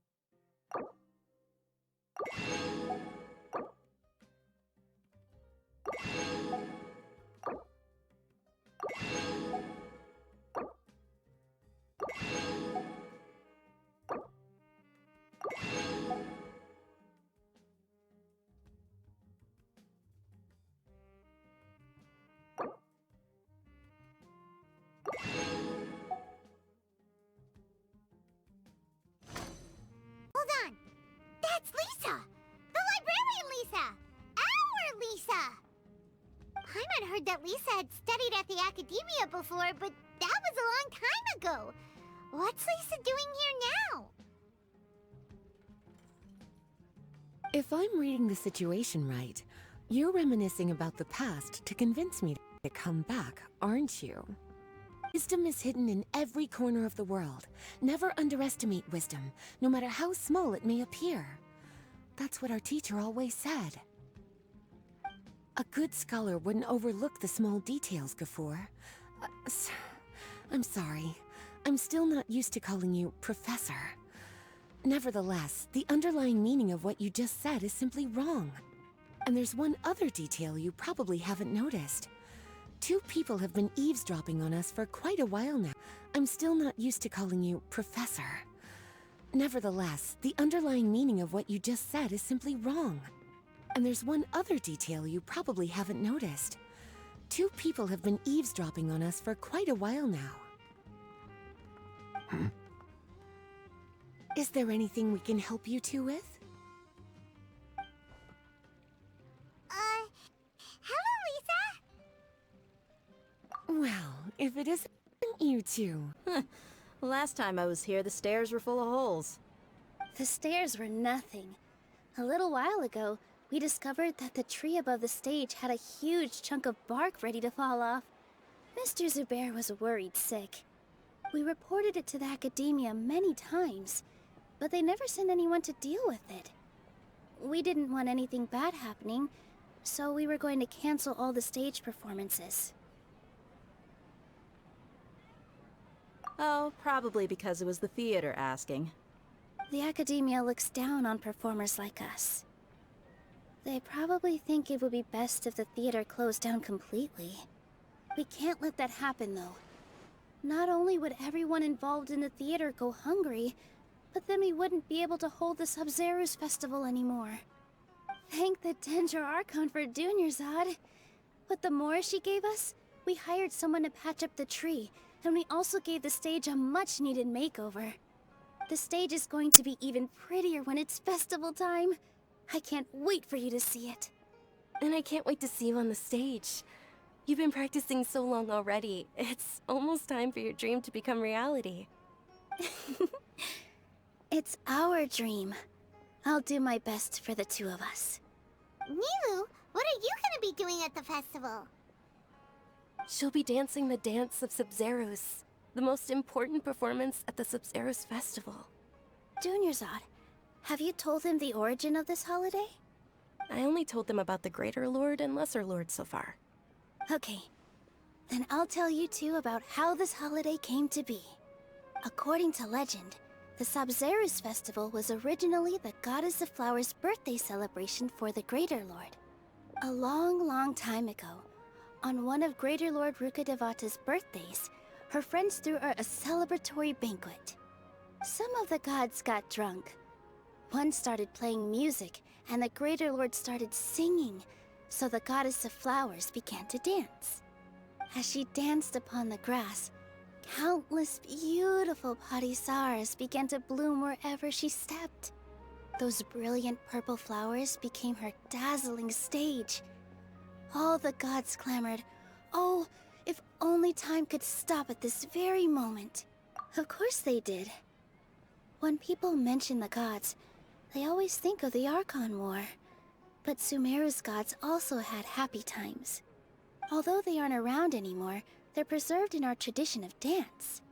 This outfit I'm wearing is apparently based on how the Goddess of Flowers looked. Though we're just tiny people compared to the Divine, we still have to do our best to make sure that the birthday girl feels loved on her special day. Nilou, you of all people will definitely be able to convey our well wishes to the Dendro Archon. I also noticed that you went the extra mile and scattered Padisaras around the stage. They symbolize the Goddess of Flowers, after all. It's just a shame that all the real Padisaras went extinct after her death. Yeah. The Greater Lord brought forth Padisaras in memory of the Goddess of Flowers, but she ultimately could never truly replicate that beautiful purple. Thinking about the Goddess of Flowers dance makes me wish I could have seen it. If my stage were anything like that, I'd be thrilled if I had just 2 real body Saras on the stage. So, Traveler and Paimon, what do you think? Interested in the Sabzeruz festival? Will you two be coming? All of Lesser Lord Kusanali's followers will be there for her birthday. It'll be a good opportunity for you to learn more about her. Ooh, Paimon thinks that's a great idea!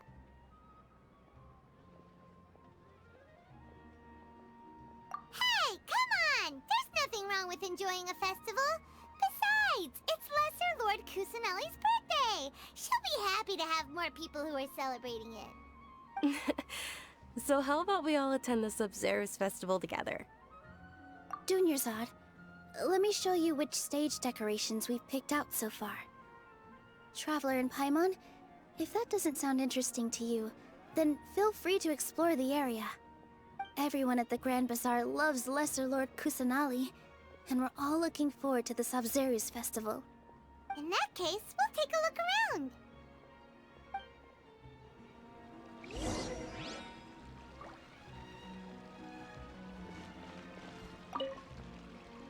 Whoa! What's with your yellow hair? And why do your clothes look so funny? Are you an Outlander? Did you know that the Sabzeruz festival is about to happen? There'll be loads of fun things to do at the festival. But the best part is when Ferris, the Knight of Flowers, passes out candy to everyone!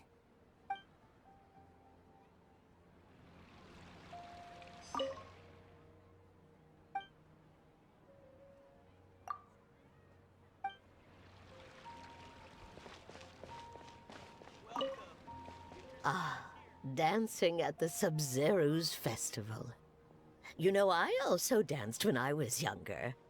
As a child, I even asked my grandmother why we performed the dance for the Lesser Lord when it was originally done to honor the Greater Lord.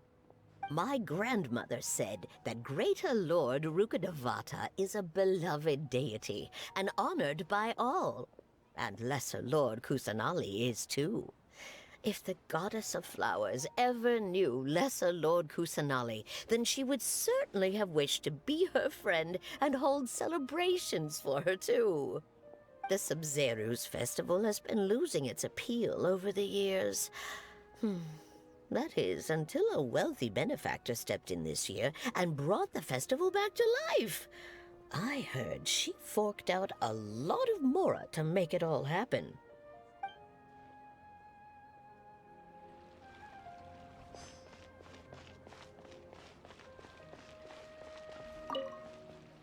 Huh.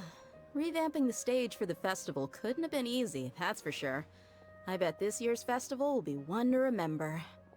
I don't know much about the Grand Bazaar, but I do know that the residents here have a penchant for song and dance. 2 things that the academia doesn't particularly approve of. Oh, and the perfume sold around here is a lot better than what you'll find elsewhere. The fragrances are longer lasting and they're gentler on your skin and... I mean, that's what I've heard at least.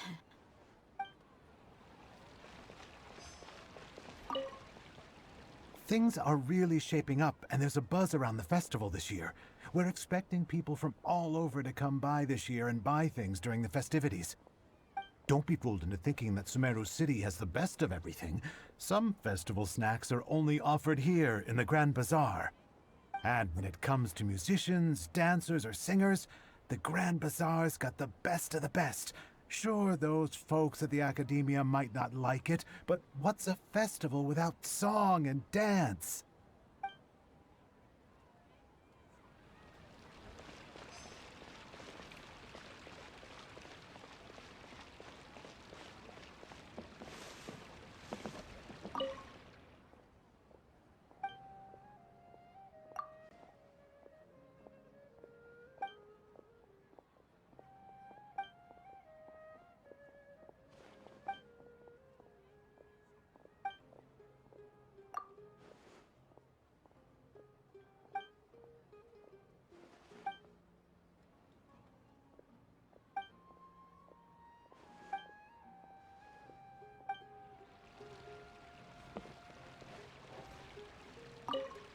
Nilou, your outfit looks amazing. There's also something different about you from when we first met up. I thought I'd add a little extra pizzazz to my dress for the festival. See? Wow, did you sew all that yourself? Uh-huh. Sewing is a fundamental skill for everyone in the theater company because we make all our own costumes. Did you know that Mr. Zubair not only can make costumes, but props too? I've noticed that you can't keep your eyes off that crown over there. Would you like to try it on? May I? Of course! The legends say that the goddess of flowers had beautiful horns on her head, so this crown was made to reflect that. Dunyarzad, you look absolutely stunning with it on. It's like I'm looking at the goddess of flowers herself. Hey! Is that who Paimon thinks it is? It looks like Catherine.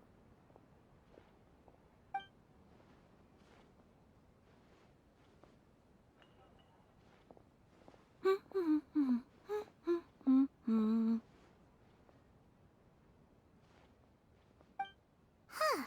Come to think of it, Paimon's only ever seen her behind the counter at the Adventurers Guild. This is the first time we've ever seen her taking a break. Hey, Catherine! Hmm? Oh, hey! It's the Traveler and Paimon! What's shaken? Whoa. Break time Catherine sure sounds a lot less formal than usual. Paimon was still waiting for her to say Ad Astra Abyssosque. Sure. Standing behind the counter at the Adventurers Guild doesn't require any complicated functions. But saying and doing the same old things over and over again can get pretty monotonous.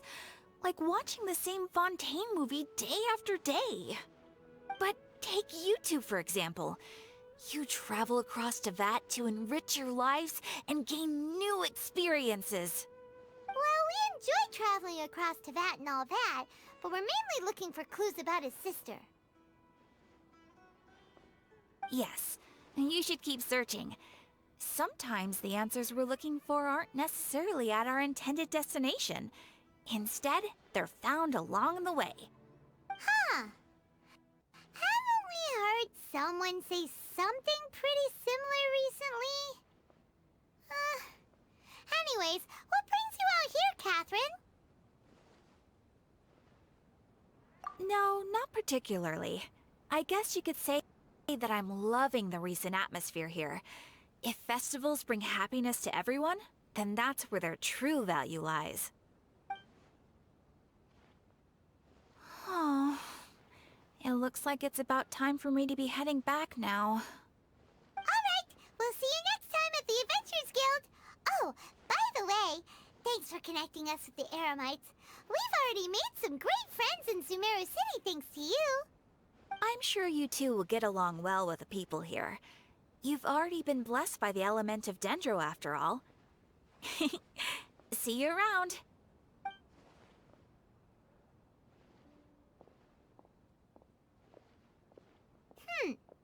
There's something really different about Catherine today. Hey, Traveler. Paimon. Oh, hey, Dia! What's going on? I've got something to tell ya. My lady knows you're looking for ways to meet Lesser Lord Kusanali, and she's been trying to come up with a way to help you. Well, I have an idea that might help. Are you serious? We'd love that! It might not necessarily pan out, so don't get your hopes up too much. I'll need to take you two somewhere and ask someone some questions. My lady is feeling a little worn out at the moment. Nilou's found a place for her to rest.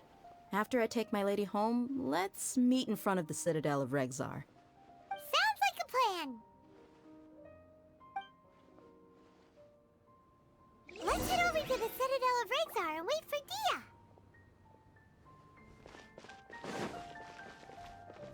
Welcome. Get your spices here.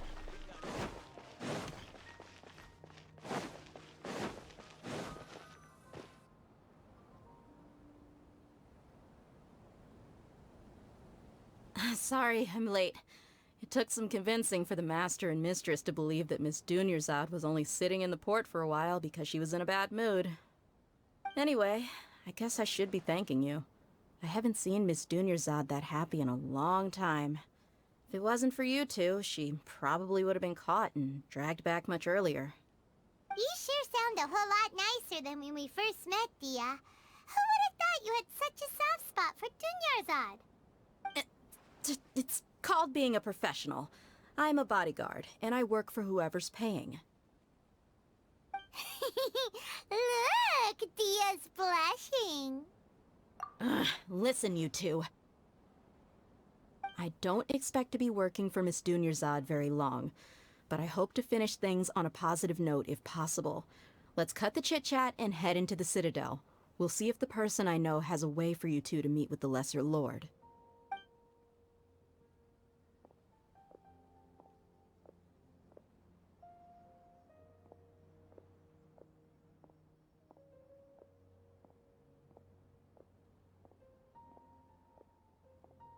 Oh, hey, Chief. Ha, Dia! What are you doing here? And well, didn't expect to see you three together. I take it you all know each other already? Mm-hmm. We met this morning after the Adventurers Guild pointed us to Osfon for more info. No kidding. Huh. So, where's Ruksha? I thought I'd help these two out by asking about the theft. Anything you can tell him? Rukshaw's gone over to the Academia. The Grand Sage recently ordered Sumeru City to begin bolstering its defenses, so people from all over have been called back to the city. Since you've already mentioned the theft, I suppose I might as well tell him what we know. Appreciate it, Chief. Theft? Sorry, what the heck are you guys talking about? Just recently, the Academia lost something, and there's a chance the item is connected with the Dendro Archon. This case might just somehow help you in meeting her. I suppose that's one way to look at it. But if you ask me, the case is more about the Academia than anything else. Let me fill you in.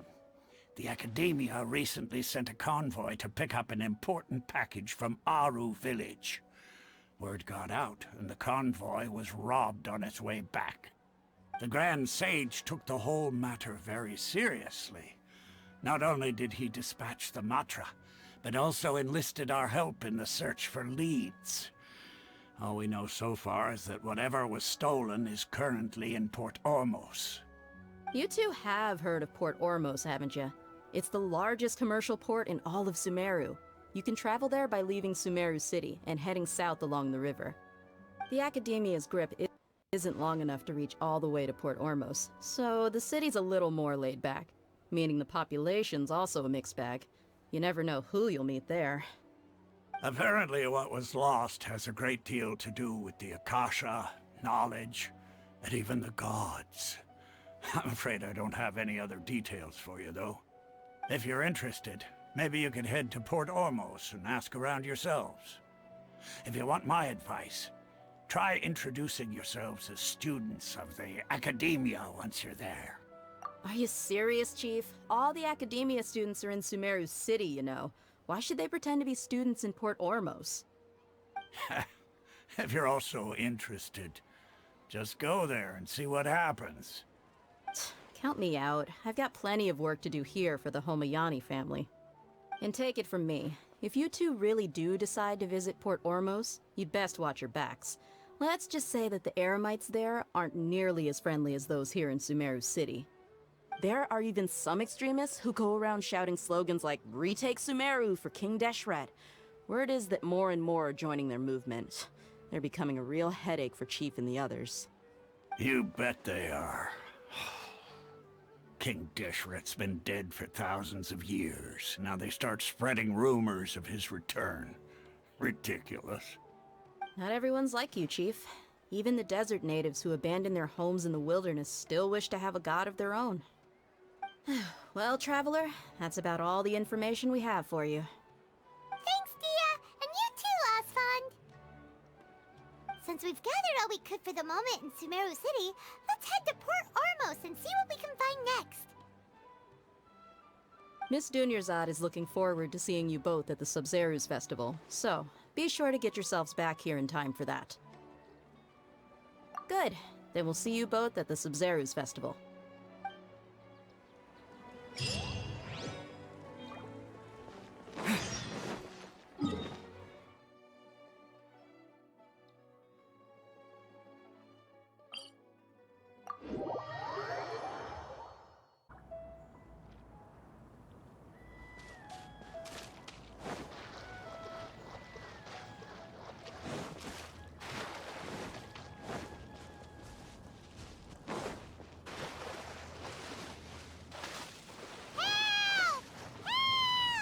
Someone's drowning! If only there was a kind-hearted Adeptus here to save us! Oh no! Whatever will a Paimon...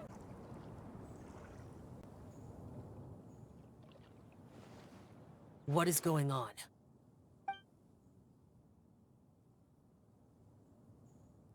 How do you feel right now?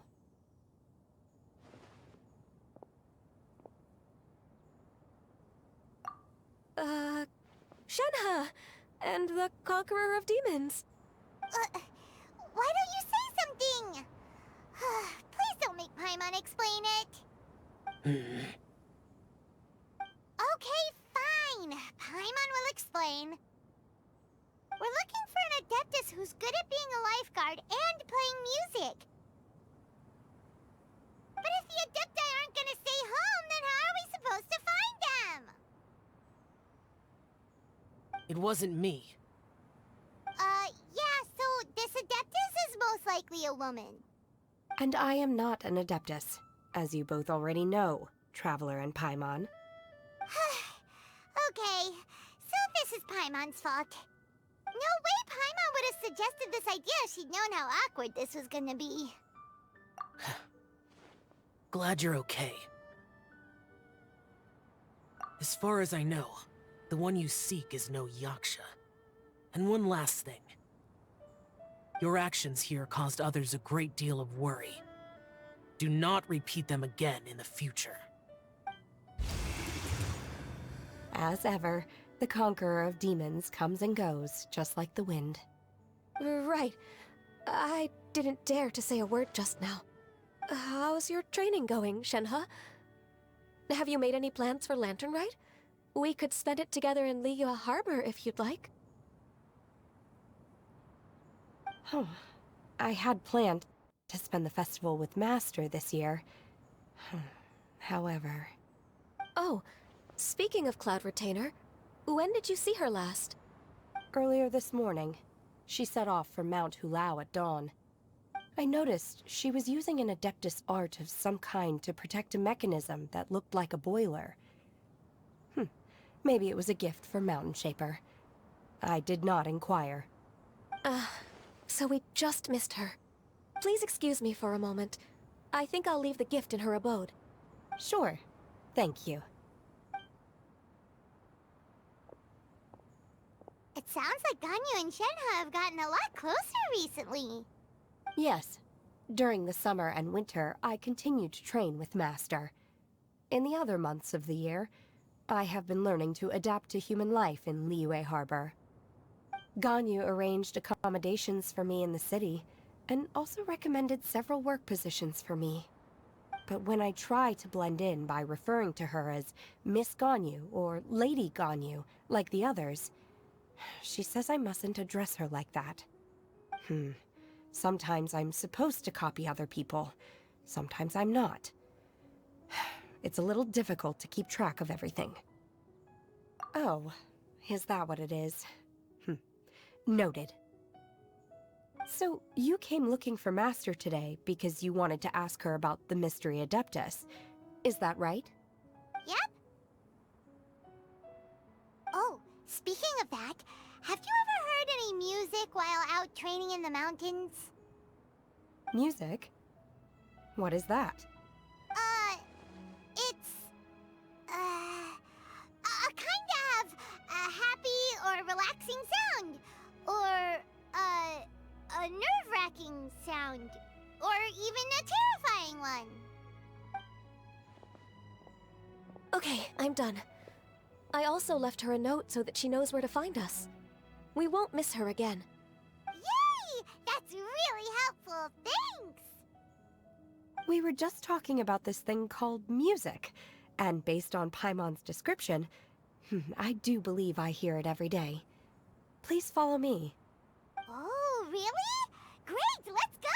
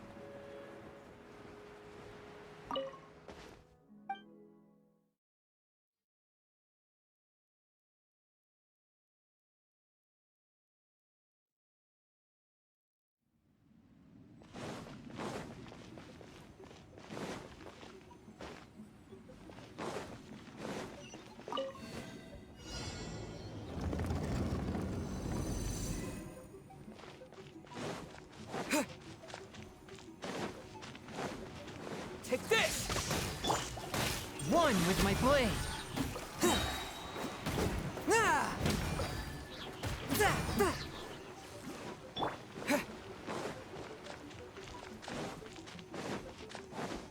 Here!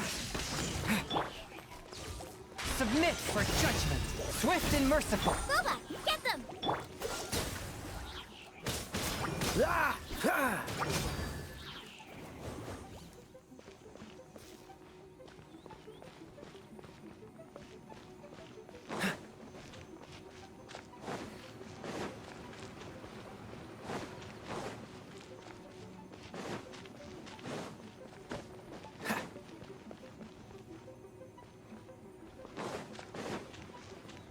What's the hurry? There's no way for you to get up there. Where's a wind current when you need one?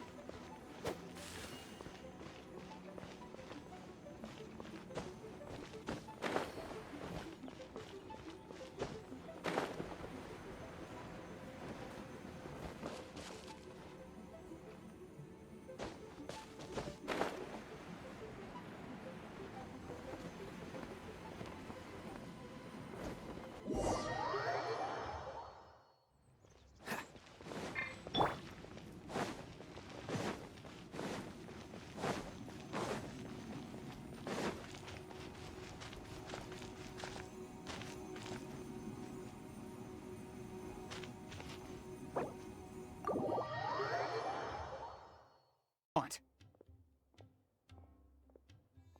A traveler? Now's probably not the time to talk about that. Didn't the students say Eremites are wary of outsiders? A student? Huh. What's a student from Sumeru City doing in Port Ormos? Ah, well, if it's info you want, you've come to the right place. The question is, can you afford it? Paimon can't stand to see so much more go. But there's no other choice right now. Here, this is the merchant's address. Whatever you're looking for, you'll find it there. Hmm? Well, what are you waiting for? Oh, that's right! We heard you mention King Deshret just now. We're actually interested to know more because we're, archaeology students! Fine. Since you've already handed over the Mora, I guess I can throw in a little extra info. As you can see, members of Ain al-Ahmar are devout believers of King Deshret. Years ago, King Deshret founded the great desert nation that was our homeland. It was an advanced civilization, far beyond anything you'll see in present-day Sumeru. King Deshret was the rightful god of wisdom, but he was betrayed by a companion he trusted. She even stripped him of his title, God of Wisdom. So, you mean the traitor was... Greater Lord Rukkhadevata, yes. That shameless wretch destroyed King Deshret's civilization, and our ancestors were forced to flee to this land where we were made to suffer the tyranny of our enemies. Furthermore, she conspired with the Academia to cover up the truth of her actions, and create the merciful and benevolent facade for which she is now known. Just thinking about it sickens me. But the story doesn't end there, oh no. King Deshret isn't truly dead. The voice of the Oracle has been heard in the desert, prophesying his resurrection. Mark my words, our god shall return. And when that day comes, all followers of the traitor and all the desert dwellers who have forgotten their true god will suffer retribution together.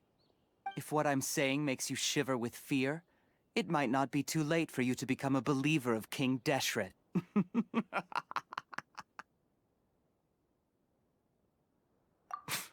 I don't have anything to say to you Academia people about that. I think this conversation has reached its end. Not just yet. This man is a fraud. Huh? You again? Deranged Academia lunatic.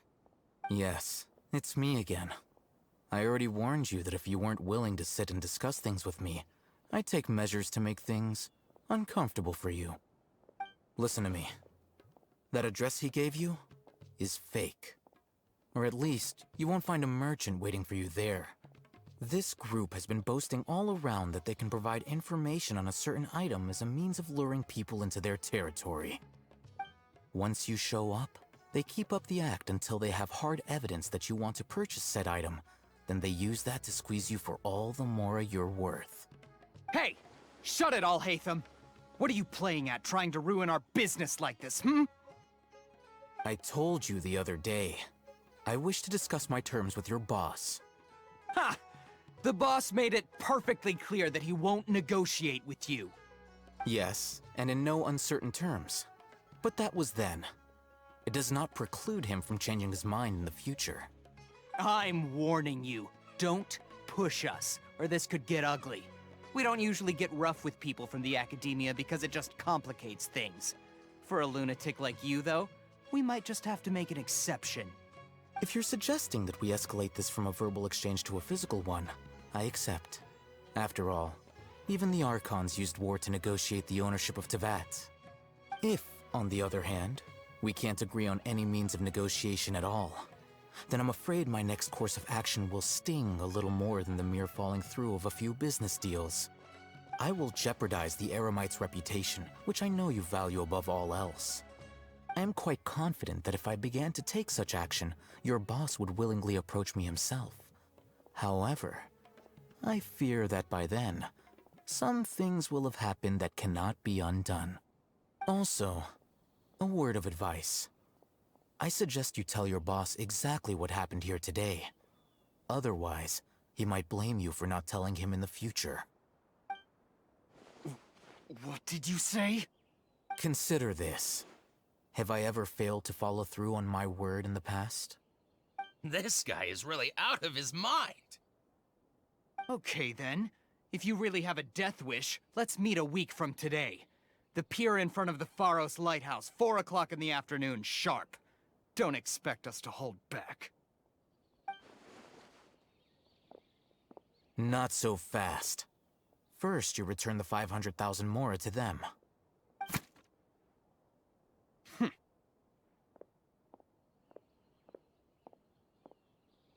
Please, I beg you, don't provoke them. We can't afford any trouble with this crowd. They haven't even paid for their food yet. Ah, Mr. Iman. There appears to be fewer staff in the restaurant recently. This wouldn't happen to be because they're all busy spreading the word to the students, would it? Well... Someone who chooses to do business with a group like that really can't afford to get so flustered the instant someone confronts them about it. Consider the meal compensation for our silence. I'd say you're getting an excellent deal. Whoa, did you see that? He not only got us our Mora back, but sent the Amorites running too! Plus, he seems to know a lot about what's going on around here. Let's catch up with him and ask some questions! He went that way! After him! How can there be... Should I adjust the shipping schedule?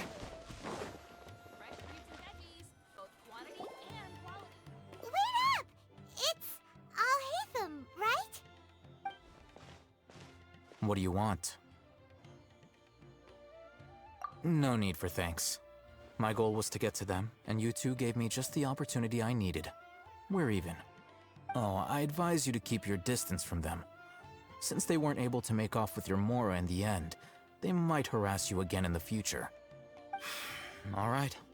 Goodbye. Hold your horses! We still have something to ask you about! Since you tore through their scam right in front of them, you must know the real story about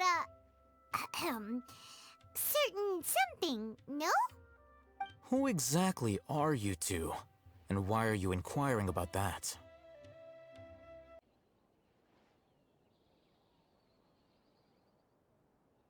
A student.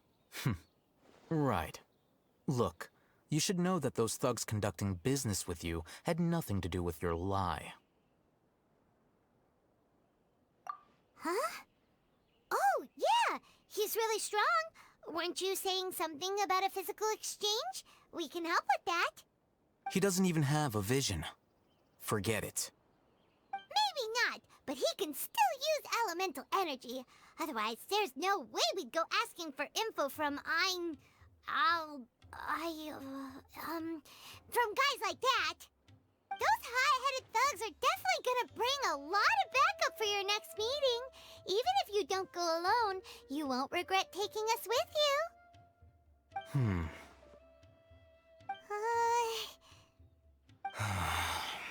All right, I accept. Got a pen and paper? If you're searching for someone who sells that kind of merchandise, I'll give you one of their addresses, and you can try your luck. We'll reconvene at the appointed time by the pier. It doesn't matter if you show up or not. So, since you were happy to give us this merchant's information, does that mean you can tell us exactly what we're after? You were willing to part with 500,000 mora for something and you didn't even know what it was? Okay. Well, if you truly are as skilled as you claim, then you can beat the answer out of them when they become hostile. Look, if you've been making inquiries, then you have to know something by now. Tell me what you know so far, so I don't waste time repeating information. We know it's connected to the academia somehow, and that not only do the Eremites deal in it, but some students want to get a hold of it too. What else? You know almost everything there is to know, but you're unable to compile this information because you've never seen the object before. This is what you've been looking for. Huh? Paimon can't tell what it is. It looks like some kind of ornament. This is a knowledge capsule. To put it simply, it's a vessel that can store a fixed quantity of canned knowledge. It's like a miniature Akasha. Anyone who links it to their personal Akasha terminal instantly becomes privy to its contents. Correct. Anyone. Unlike the Akasha, which heavily regulates who can access what information, knowledge capsules confer their contents without any requisites. That's amazing! It's essentially a convenient and harmless vestibule for knowledge. Unfortunately, it's illegal in Sumeru to privately possess or trade them. They were created as a means for scholars to transfer knowledge gained from Irminsul into the Akasha, and are intended to be destroyed immediately after use. But despite strict regulations, some of these knowledge capsules will always escape destruction.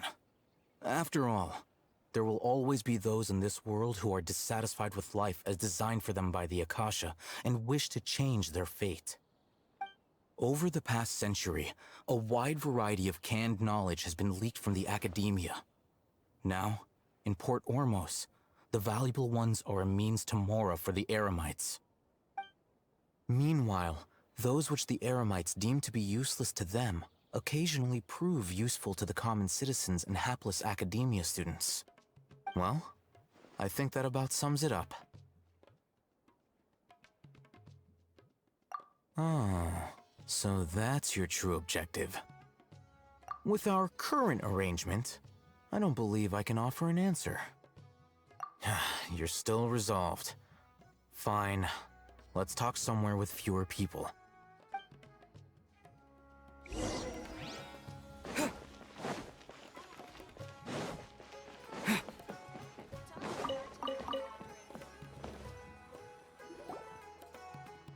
Let's continue our conversation here. If you wish to learn more about the knowledge capsule that the Academia lost, then you must help me with something. I need you to find someone named Dory, a traveling merchant. Unlike the peddlers who hawk inferior knowledge capsules, she often has quality goods in stock. Some say that as long as there is profit to be made, there is nothing she won't dare to sell. She's guarded against people from the Academia because most of her wares don't comply with Academia regulations. I think she blacklisted me. I met with her informant, but it soon became clear that they had no intention of letting me get any further. Become one of Dory's customers and earn her trust. This is my condition for further collaboration. Why do you want us to meet with her? Until you complete this task, you don't have question privileges. Fine. So how do we go about doing this? You two are outlanders who haven't been here for long, so Dory should view you as safe clients. I'll give you the informant's address and their contact password. Beyond the password, though, I have no way of knowing what other tricks she might have up her sleeve. You'll have to improvise. This is kinda nerve-wracking. The true challenge begins after you meet her. She has a keen nose for Mora and a shrewd eye for wares, and she only likes customers who she deems to have good taste. I'll prepare some funds for you. Buy her highest quality wares and earn her approval. What? We only just saw a knowledge capsule for the first time! We don't know how to tell which ones are good and which ones are bad. Is that something we can learn quickly? That's true. Have you two heard of elemental sight? Oh? That's a surprise. Guess I'll have to hold you in higher regard. Anyway, that ability should resolve your issue.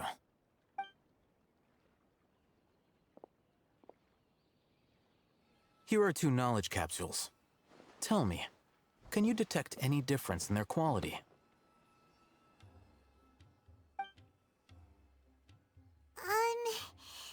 They look the same to Paimon. Try inspecting them with elemental sight. How'd it go? Did you see anything? Rumor has it that higher quality knowledge capsules generally appear brighter when viewed through elemental sight. That's because knowledge originates from Irminsul, the root of Dendro power itself. The more powerful the knowledge, the richer it is in Dendro energy. However, some canned knowledge with a high concentration of elemental energy is of little use in contemporary times, so those capsules are of little value. Using elemental sight is merely a stopgap measure, but it should suffice for earning Dory's trust. That sounds pretty impressive. Here's a sheet with the informant's location and contact password, and here is the Mora for purchasing canned knowledge. Don't be cheap. You'll need to spend to catch Dory's eye. If there's any Mora left over, just keep it. Oh, and be sure to exercise some caution. There have been Matra present in Port Ormos lately. Your efforts will be for naught if they catch you. Matra?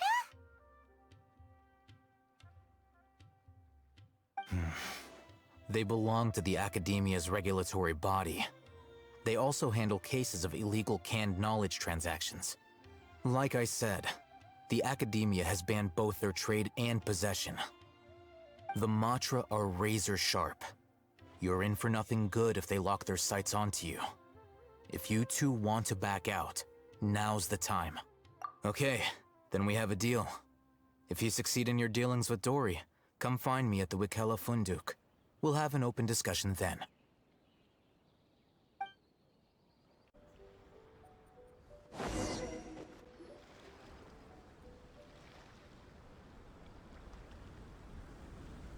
This should be where Kokomi said to meet her.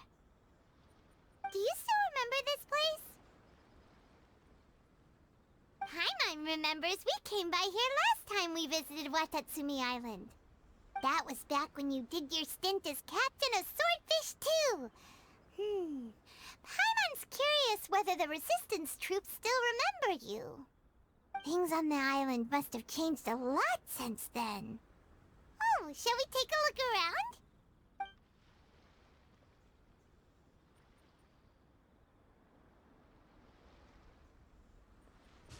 If the enemy outnumbers you, seek their weakness and exploit it. If you outnumber the enemy, seek unequivocal domination and crush them. Marauders on the waterfront are supplied by sea. Burning their ships is the path to success. General Goro, sir, do you have a verdict? More or less. From the directives left behind by Her Excellency, we can surmise that a Fatui ship is moored nearby. This explains their aggressive posture. We could split into 2 teams. One to draw their attention, and the other to circle around behind enemy lines and set fire to their ship. They'd have nowhere to run. Then again, Madame Kokomi made clear that we are not to split up without sufficient forces. We'd risk being picked off one by one until our whole line of defense disintegrated. Sir, shall I send for reinforcements? I doubt there's time. Based on their movements, they'd likely be gone before our troops arrived. Her Excellency's directives also stipulate that we should wait in ambush and avoid making the first move. Since we lack sufficient troops, I don't think we can afford to engage the enemy at this time. Sir, we're just gonna stand by and watch them leave? Surely there must be another way. Her Excellency's directives also state help may arrive when all seems lost. As for where this help is supposed to come from, Hey, girl! What are you guys up to? Captain, you've returned to Watatsumi Island. That's great! Her Excellency's directives are as reliable as ever. You've arrived just in time. Recently, the remnants of the Fatui forces have been unusually active. We've been monitoring their movements, waiting in ambush here. Unfortunately, we don't have the manpower to split into 2 teams. Can we ask you to keep them occupied? Hard to say no when it's the Fatui.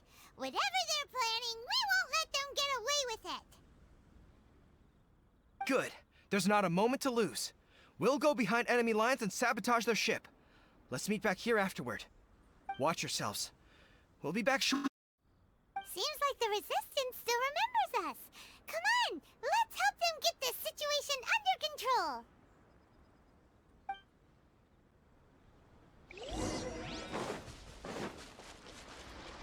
Frozen. A touch of frost. Submit for dodge this. Lightning flash.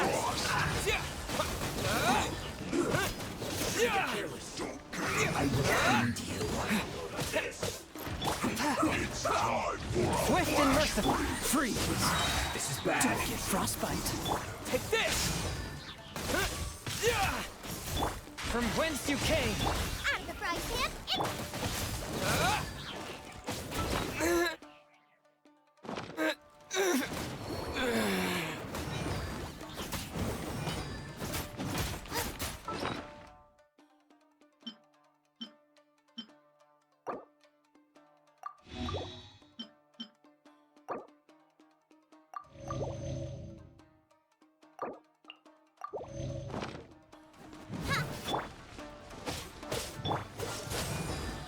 nice and spicy. Here. Set. You're toast. Dodge this. Cold-cut flash. Lightning flash. Quickly. I will end you. Like frost. Submit for judgment. Don't get away. Here. Freshness.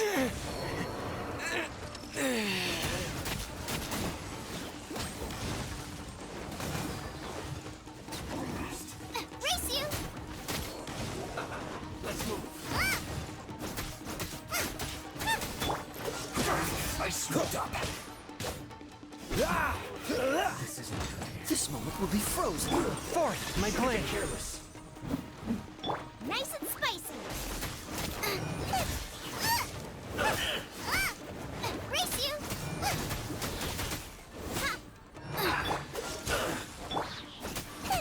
Robot, get them. Let's move. Shouldn't get careless. From whence you came. Cool it.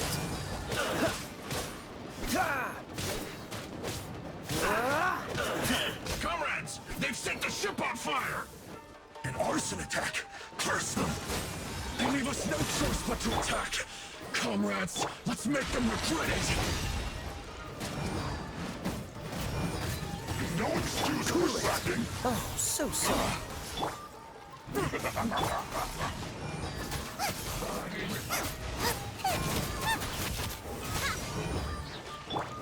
must collect a touch of frost. It isn't time. Very good. Well, neither can I. Freeze. Joy, we've only just begun. You're toast.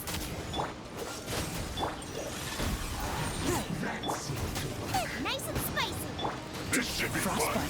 Cool it. for judgment. You can't run! Well, neither can I. Don't be a killjoy! We've only just Force my blade. Looks like you're backing off too far. Freeze. Spirit blade. Attack. Cool it. Out of the frying pan! One with my blade. Water! This moment will be frozen. Freeze. No backing off! My work. Dodge this. Submit for charge. Freeze. You must counterattack.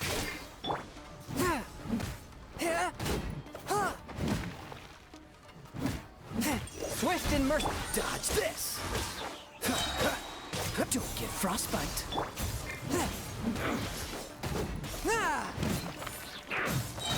From whence you came. Freeze.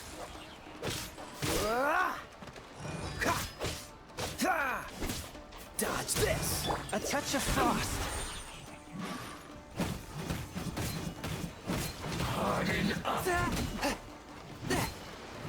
Freeze. Spirit blade. Attack. Swift and merciful. Cool it.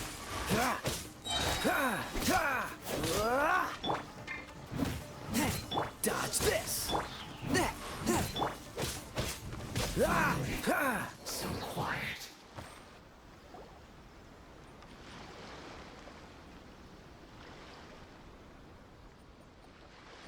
We were lucky to have you here. We'd have no way to prevent their escape without you. What's that you're holding? Is it the directives from Kokomi? Let Paimon see! Oh, wow! This is a whole book! Is it all Kokomi's directives? Yeah. Well, no, not all of them. I have 5 more volumes with me. Are you serious? Her Excellency always plans for every scenario. Plus, these are her general operational directives, which are more comprehensive than most. Still, we're fortunate to have them. They make sure we're prepared for every eventuality, no matter how complex. Oh, understanding every eventuality sounds tiring enough, let alone writing them all down. Must have taken Kokomi a heck of a long time. Captain, are you back on Watatsumi Island to lead Swordfish 2 again? We've all been feeling your absence. Her Excellency says that now is a time of peace, and that we should reduce the size of the military and focus on helping the civilian population return to normal life. About half of us are still organized into task forces, supporting the platoons. The other half have been given various other functions like patrol, construction, and farming. Of course, not everyone's happy about it.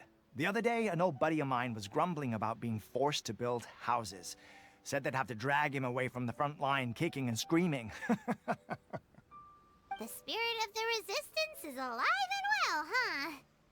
Anyway, we're here because Kokomi invited us to the victory feast. Do you know where we could find her, Guru? I believe Her Excellency is currently at Boro Village. There were reports of a possible disturbance over there. If I'm not mistaken, Her Excellency has gone to deal with it in person. We should probably get going ourselves. And, also, on your way over, please check in on the soldiers. I'm sensing a growing unease among them, but I don't know what's causing it. They won't say. They used to tell me all their concerns, but whatever this is, they're keeping it hidden. I don't like it one bit. I suspect there's trouble afoot. Sounds good. Paimon was just thinking it'd be good to see everyone again.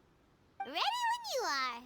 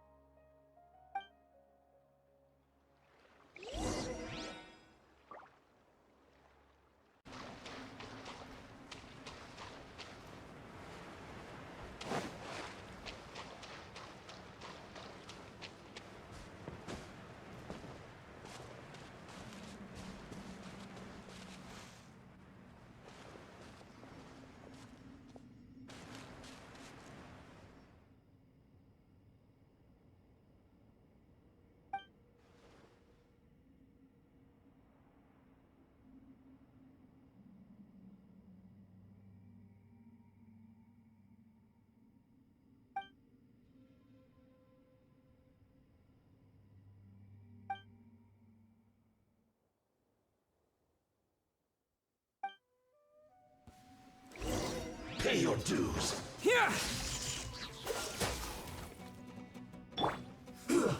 Shouldn't get careless.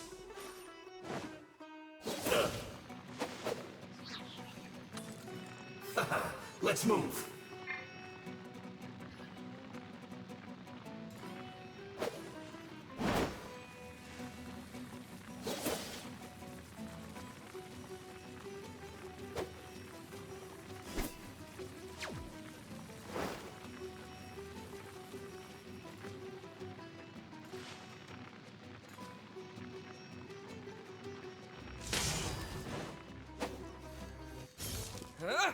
Yeah!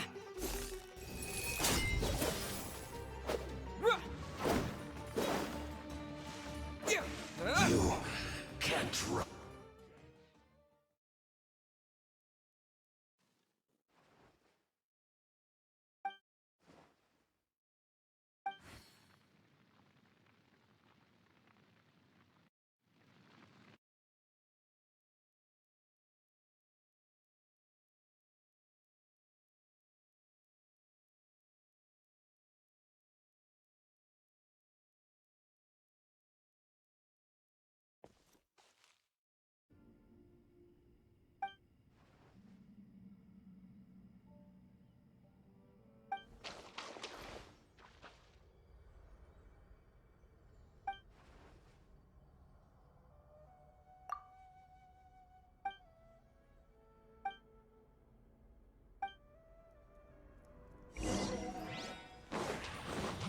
Take this!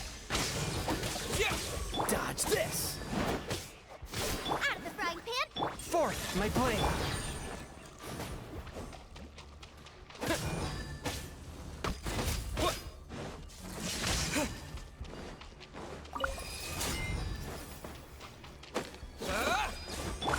Cool it!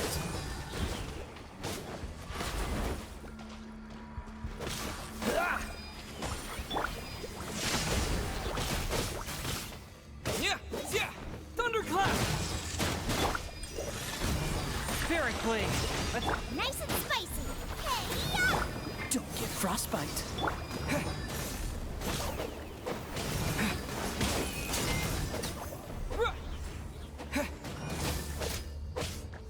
Lightning slash!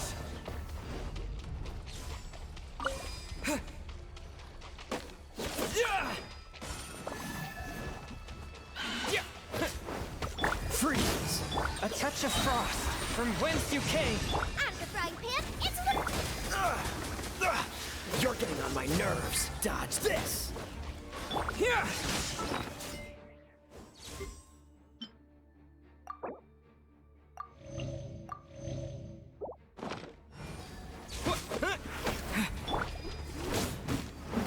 One with my blade! Submit for judgment!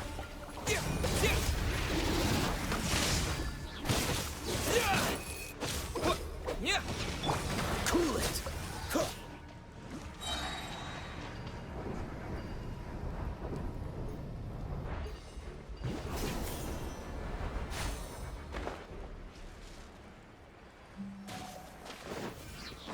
Dodge this! This one will be frozen. Take this!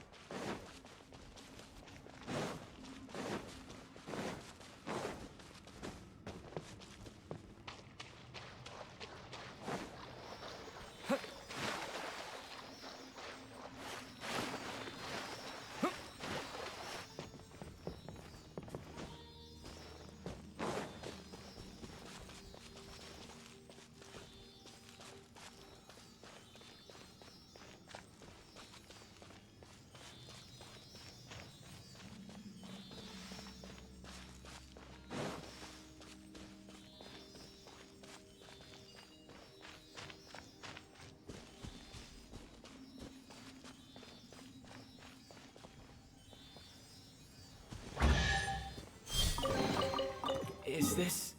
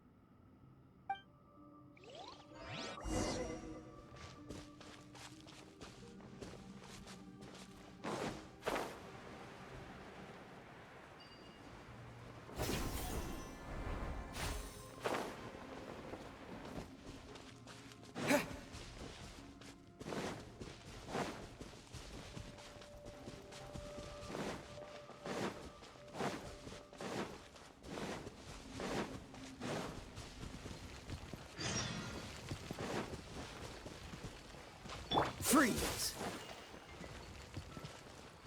Forth, my blade! That! Ka! That! Hup!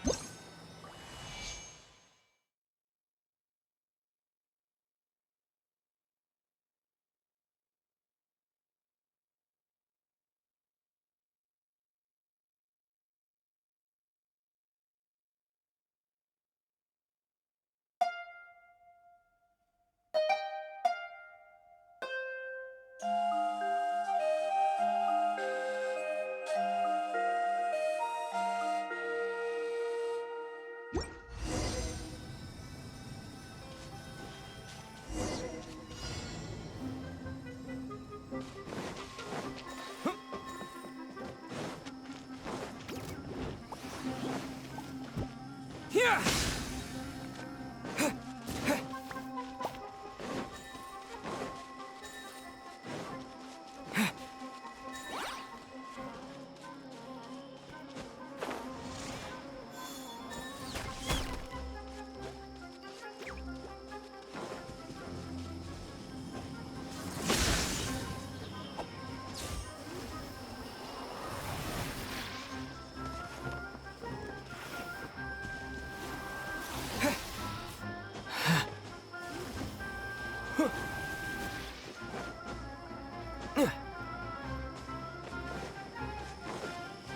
Take this!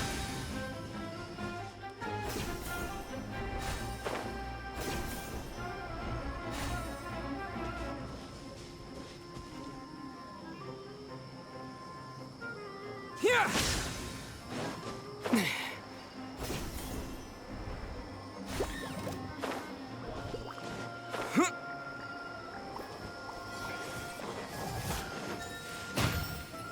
Take this!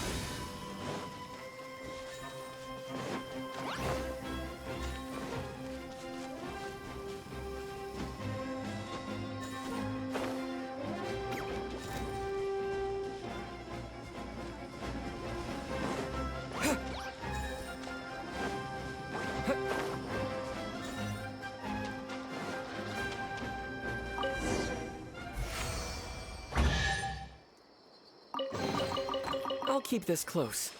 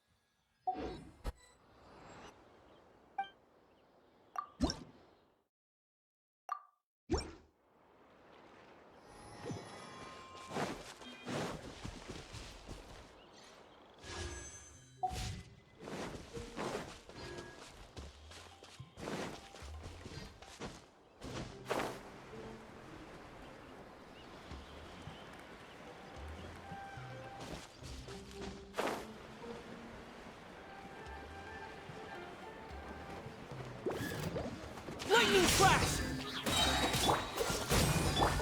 Booba, get them!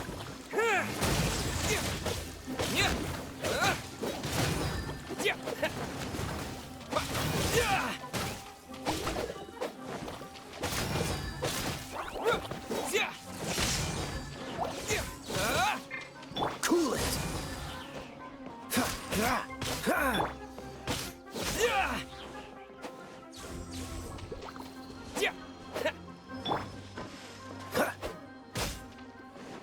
Freeze! Take this! One with my blood.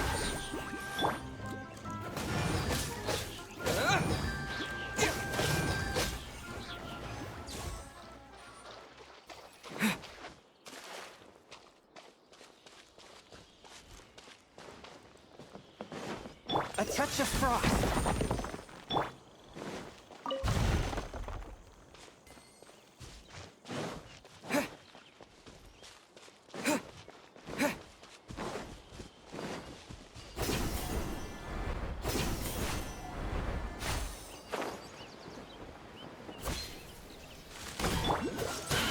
Nice and spicy. You're toast! Oh, so sorry. Here! Thunderclap! Fourth, my blade. Spirit blade. Booba, get them!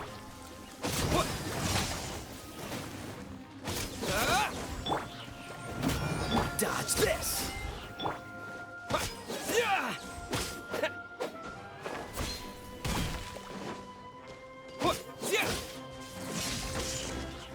Cool it!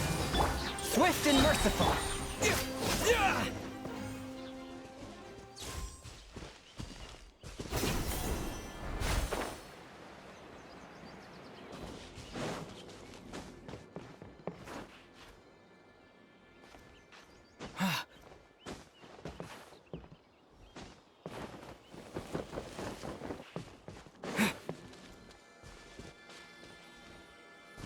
Take this!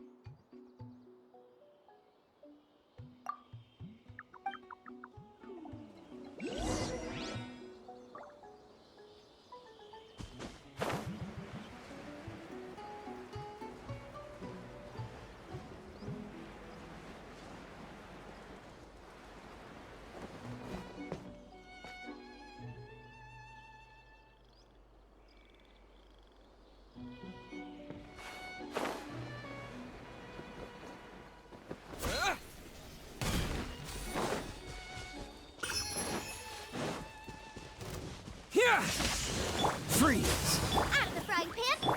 One with my blade, from whence you came! Dodge this! This moment will be frozen!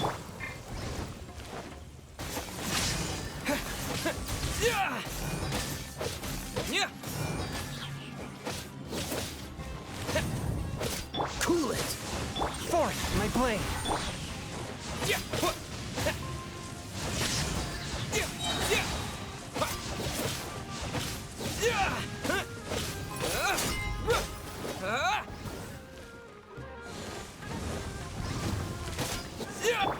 A touch of frost. Dodge this.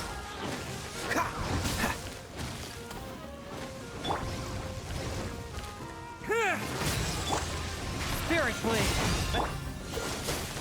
Boba, get them!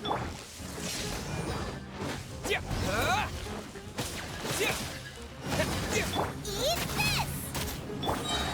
Don't get frostbite. Freeze. Lightning flash!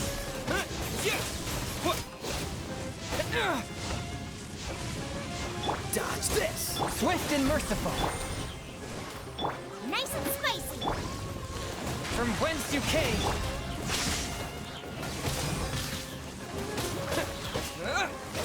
Cool it!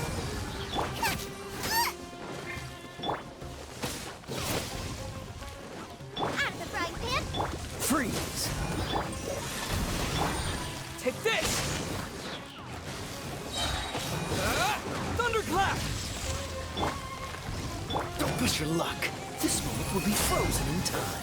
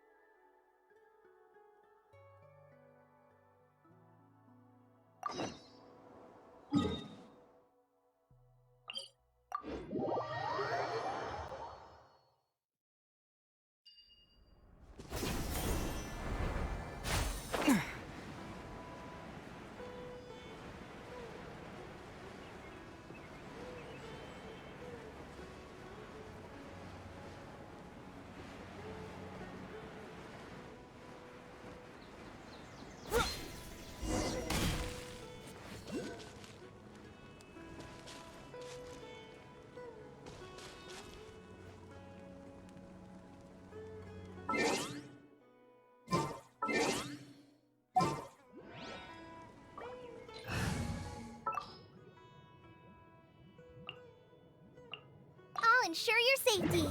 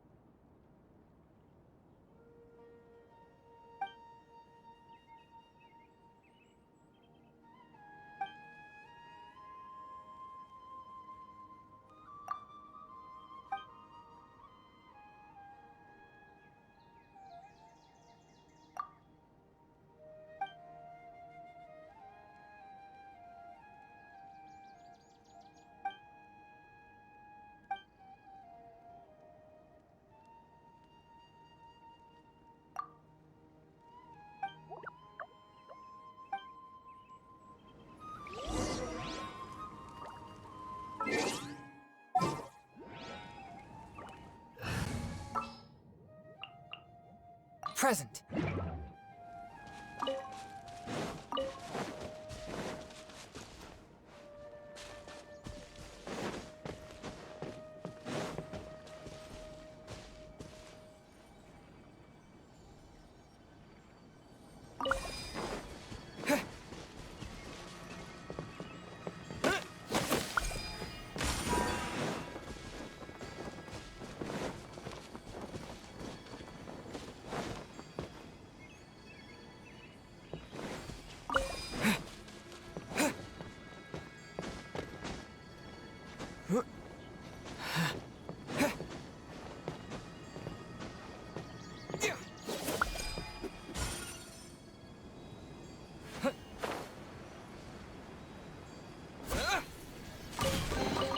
I'll keep this close.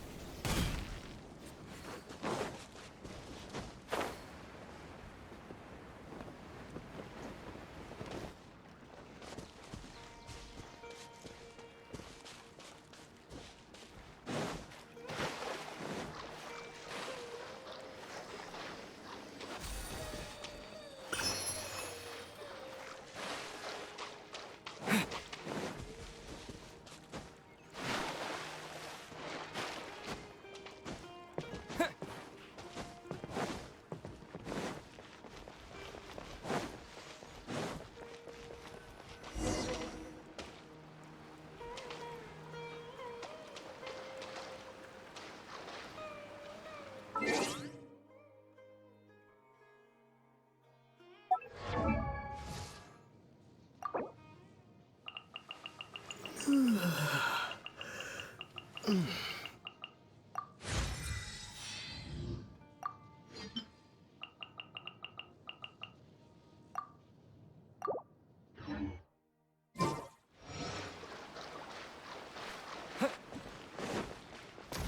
this! Cool it! A touch of frost. Submit for judgment. Nice and spicy. Hey-ya! What?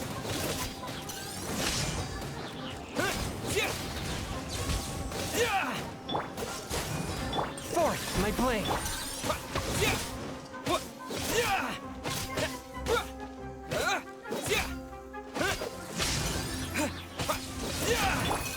Freeze.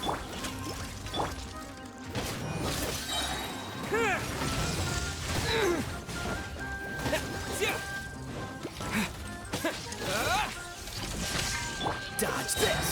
Swift and merciful. Spirit blade. Attempt. Don't get frostbite. Cool it. Lightning flash.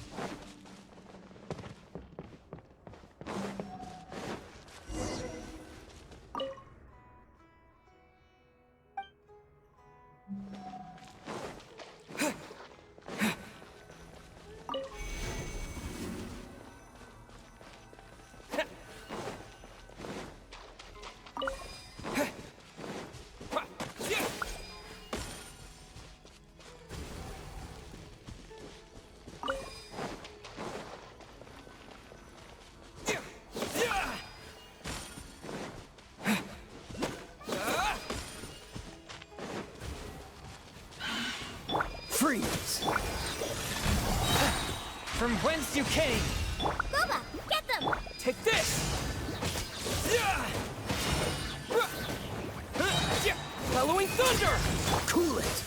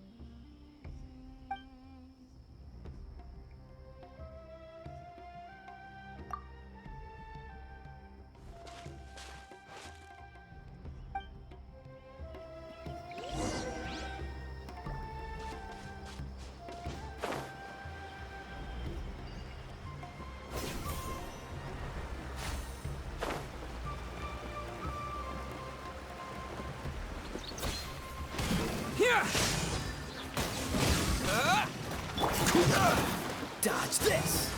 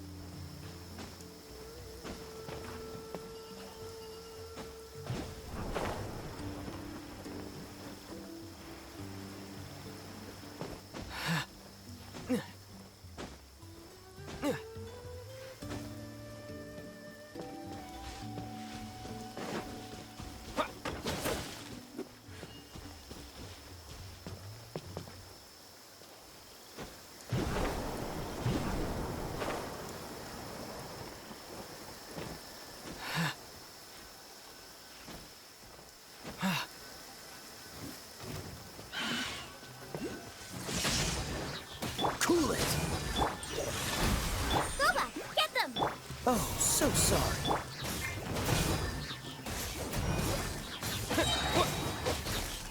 Take this! Thunderclap!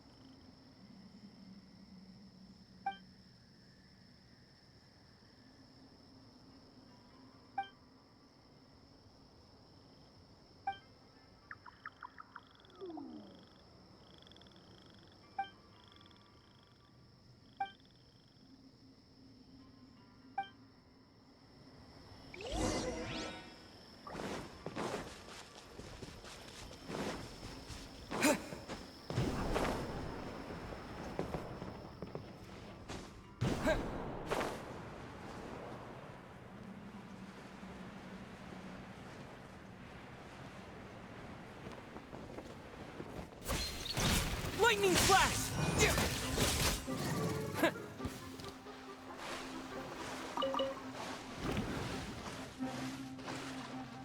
Freeze! Oh, so sorry. Here!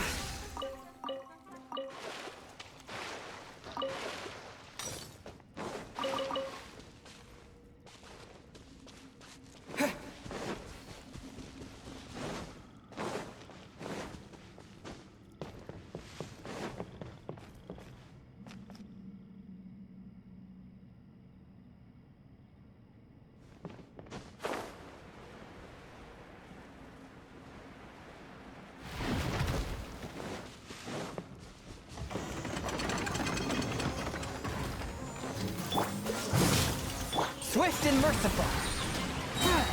Spirit blade. Nice and spicy. Take this.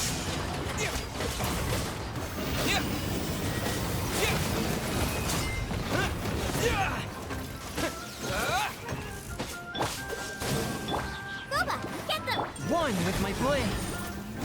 Lightning flash. Take this.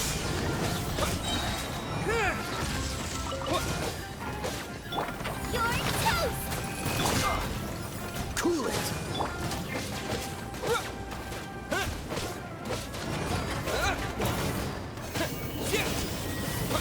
Freeze. Here. From whence you came. Cool it. Don't push you to get frostbite. Boba, get them. Lightning flash.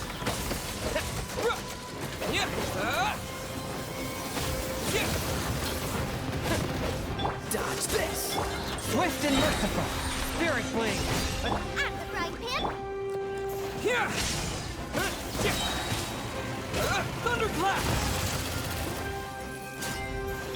Freeze.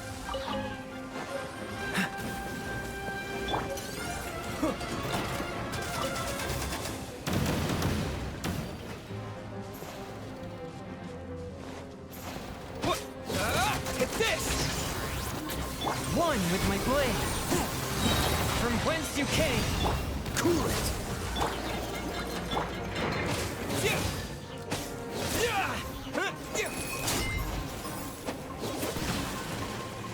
Here!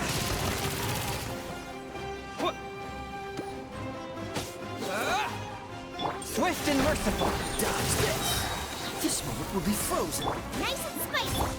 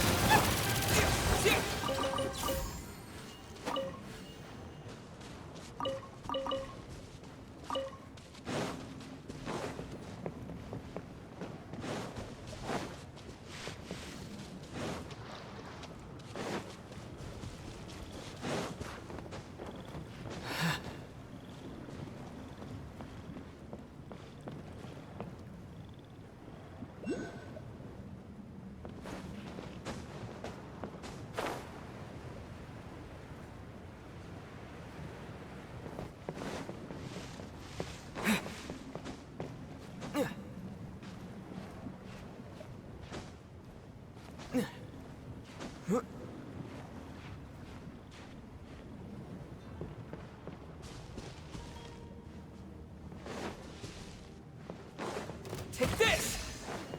Here!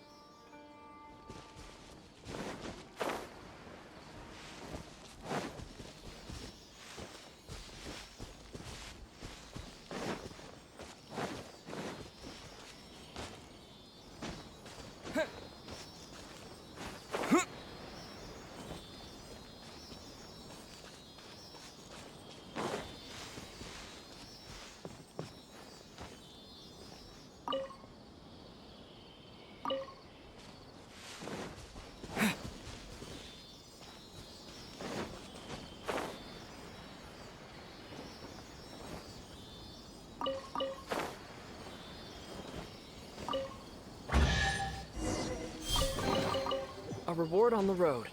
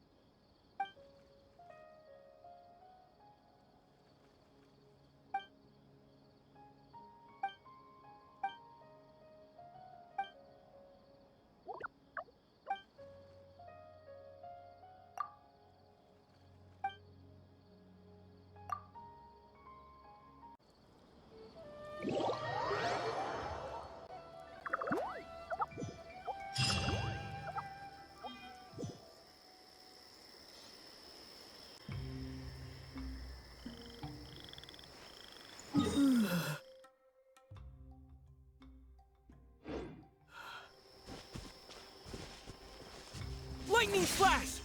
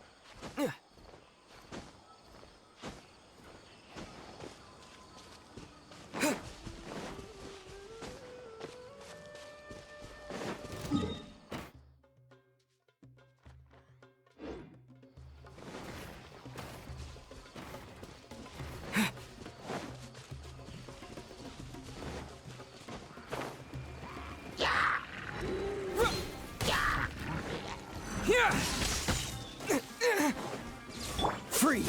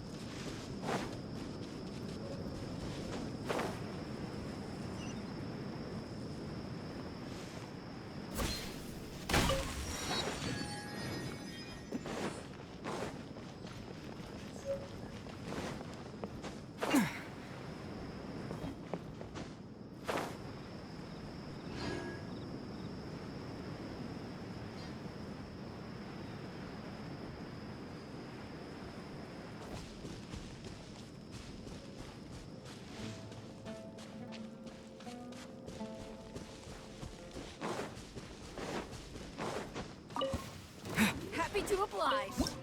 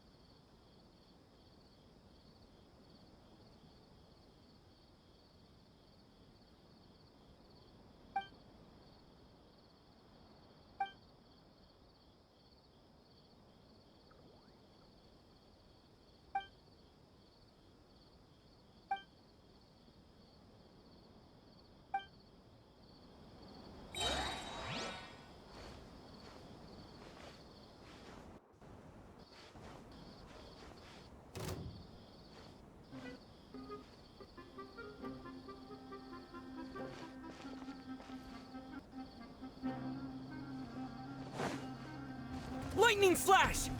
Booba, get them! Hey-ya! One with my blade, Spirit Blade. Bellowing Thunder!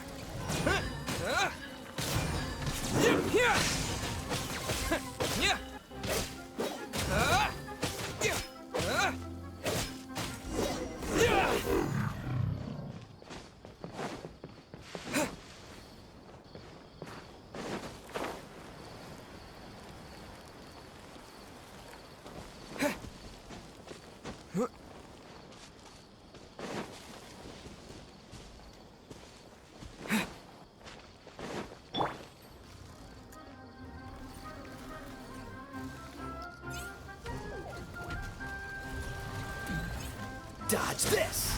Oh, so sorry. Nice and spicy! A touch of frost.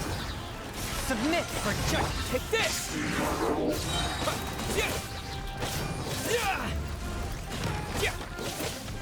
Cool it! Booba, get them! Forth, my blade.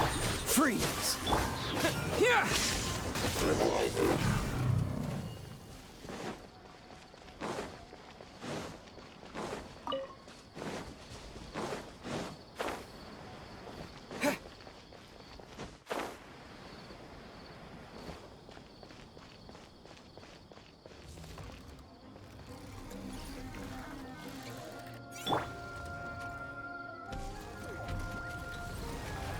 Nice and spiky! Swift and merciful. This moment will be frozen in time. Done. You're toast! Take this! Thunderclap!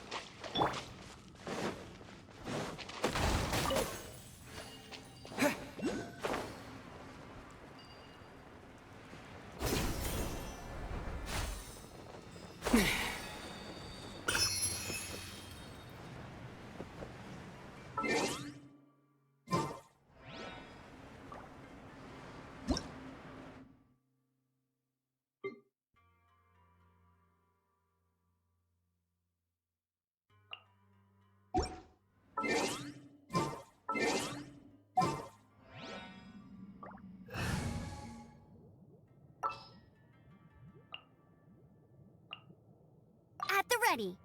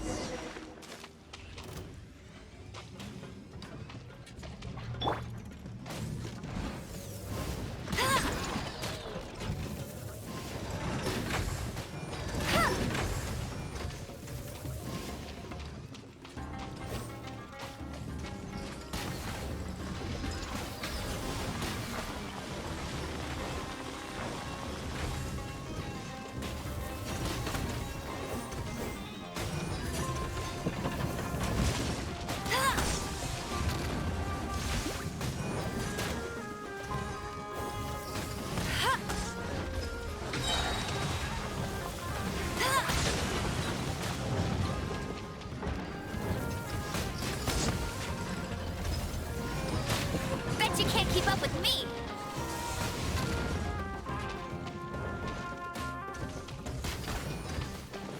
I'll race you there! Ha!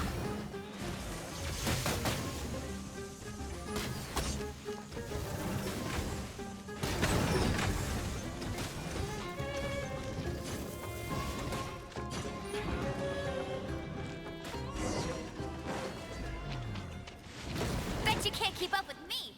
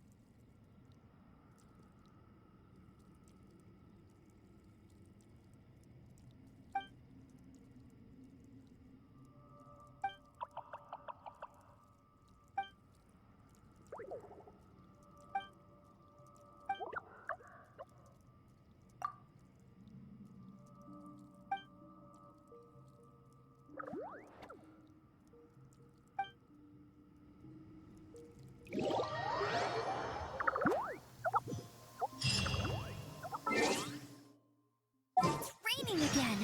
This will hit. Present.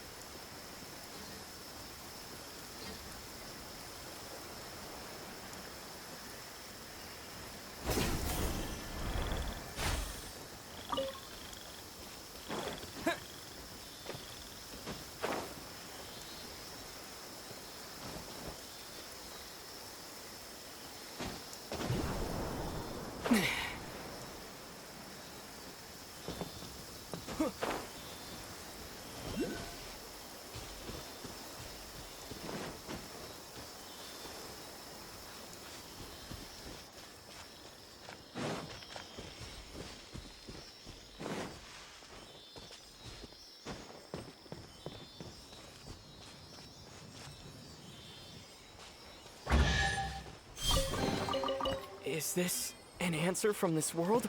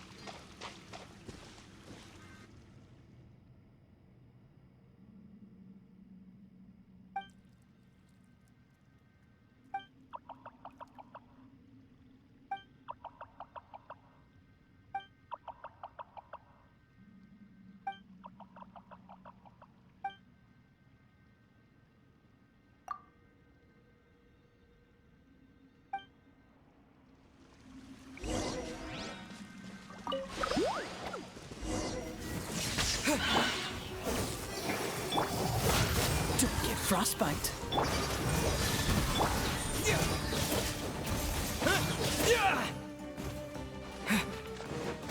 Lightning flash! Boba, flame. Freeze. Take this! Fourth, my blade.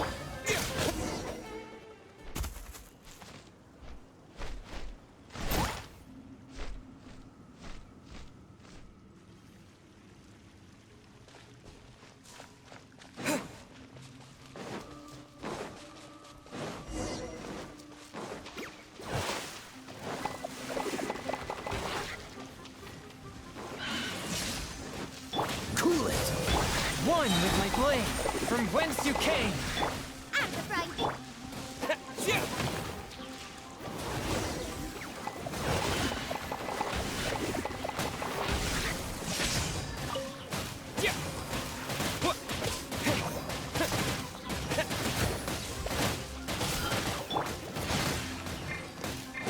Dodge this! This moment will be frozen in... Boba, get them! Lightning flash!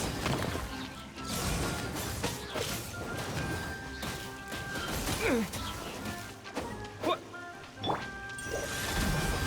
Ah! But how? That! Submit for judgment! After all that training.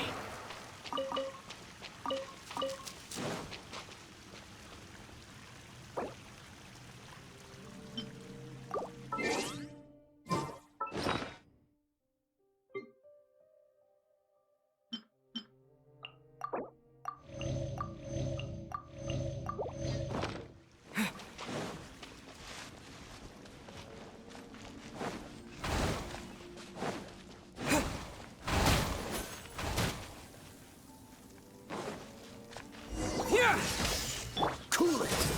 A touch of frost! I'm the frying pan!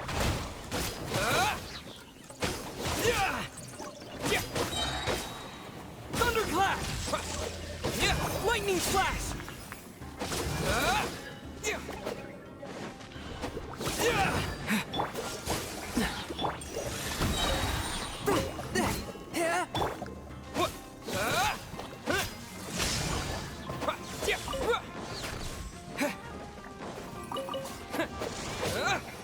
Dodge this!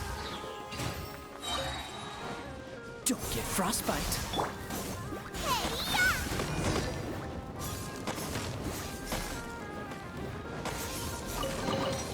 Open sesame! Freeze! One with my blade, from whence you came! Take this! Cool it!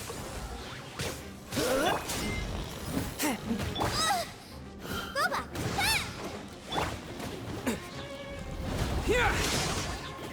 Freeze! Oh, so sorry. What's the hurry? Take this! Dodge this! That! Submit for judgment!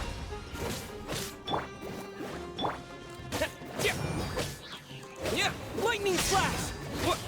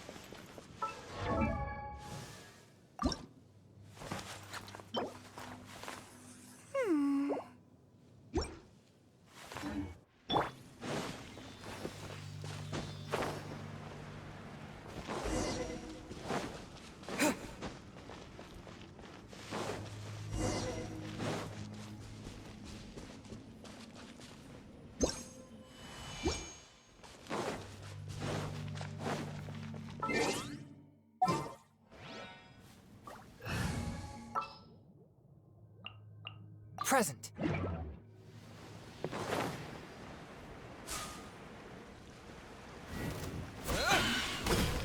Take this! A touch of frost. At the front. Bellowing thunder! Yeah! Yeah! Yeah!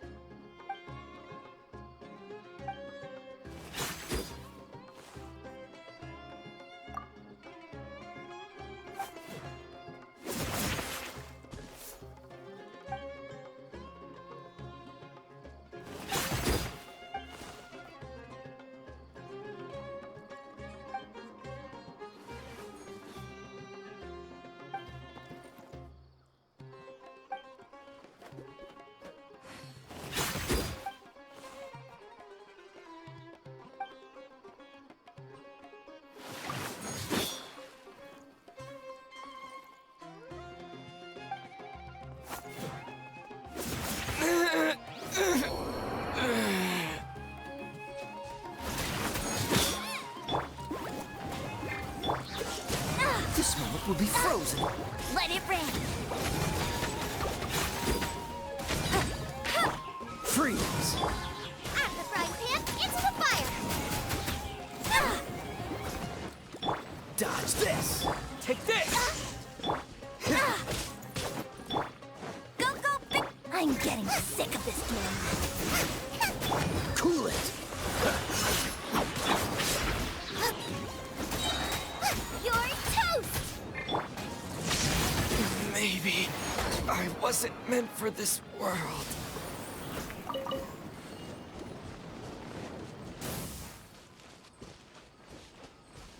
Race you!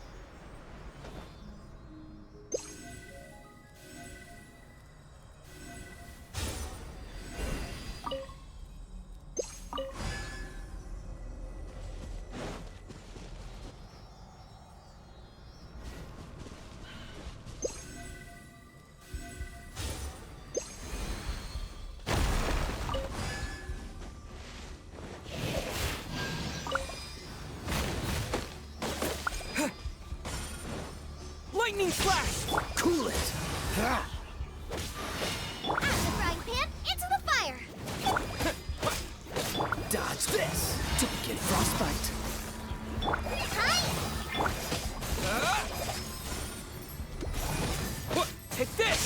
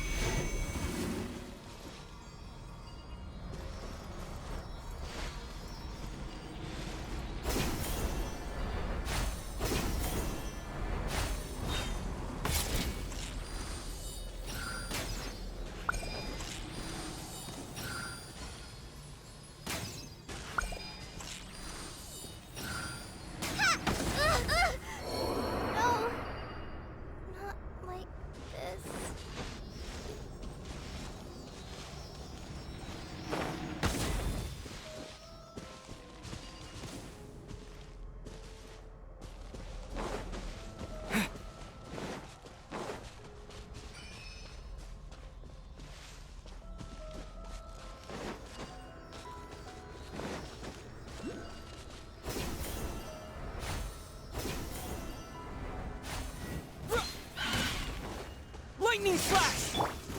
Freeze! You're toast! Go! Yeah!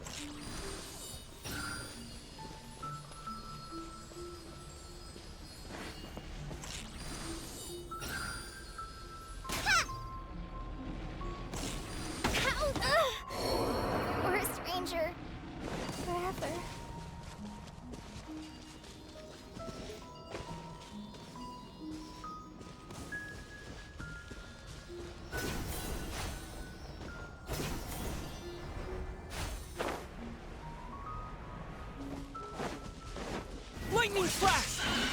Cool it! Nice and spicy!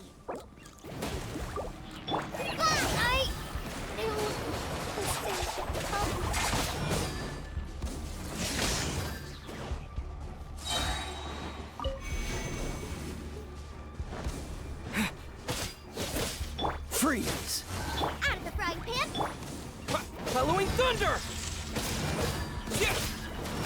What? Lightning slash! Boba, get them! Yeah.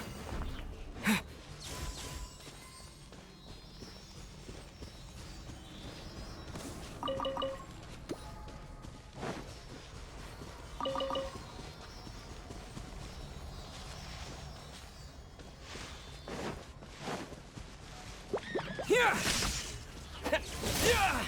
Cool it.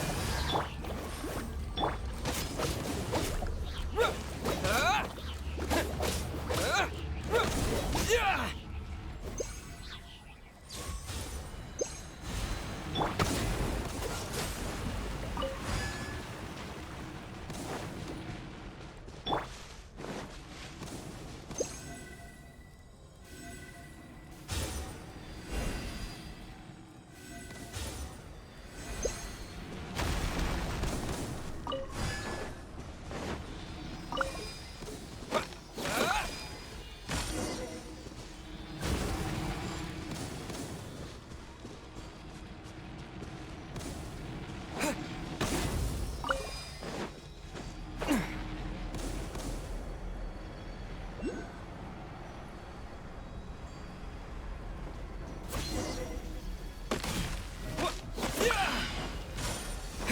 Take this!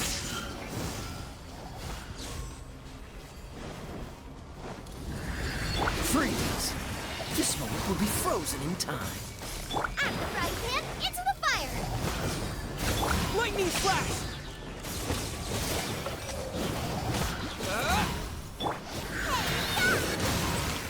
Dodge this! Thunderclap! Take this!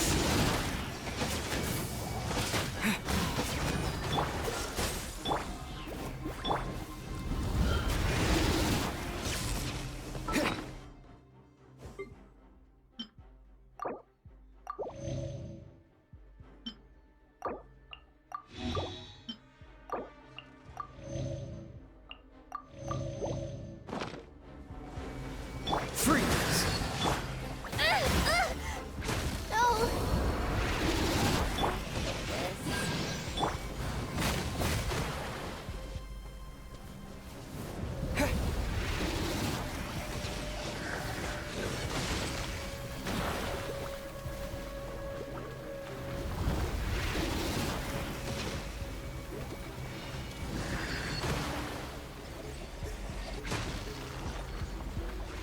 Here! Boba, get them!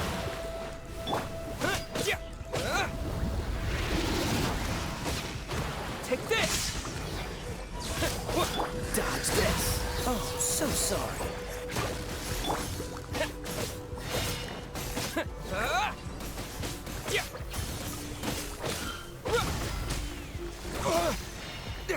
Here!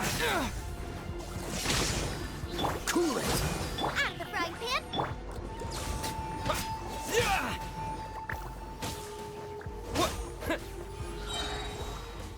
Lightning slash!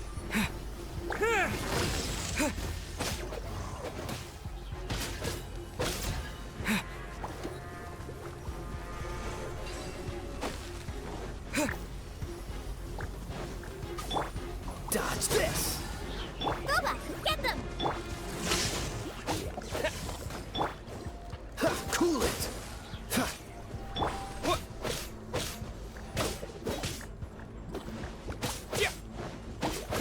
Yeah! Here!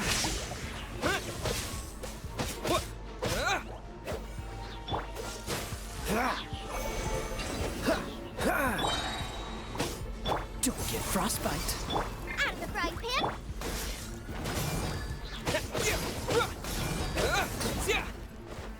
Take this!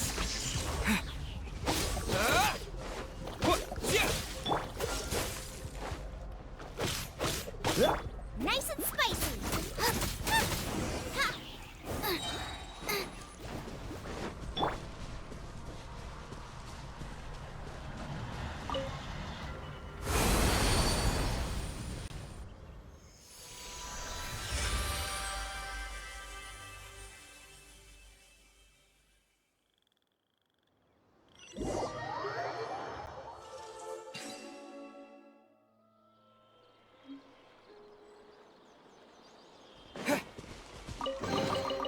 reward on the road.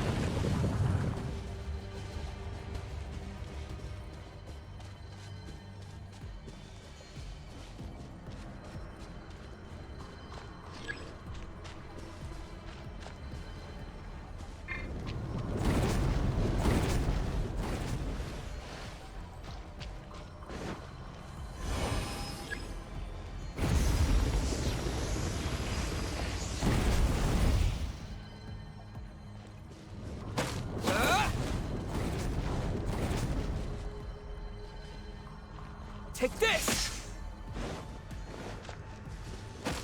Yeah!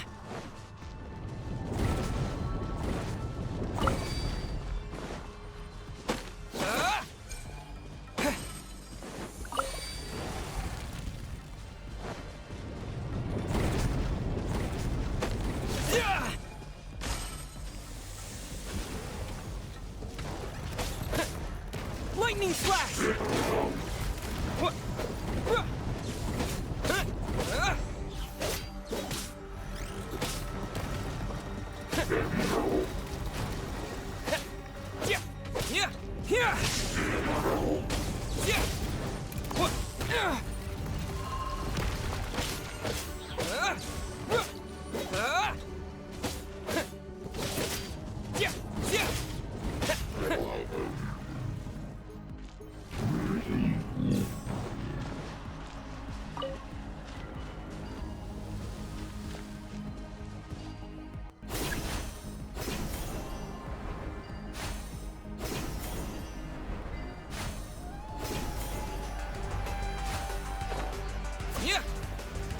Lightning slash!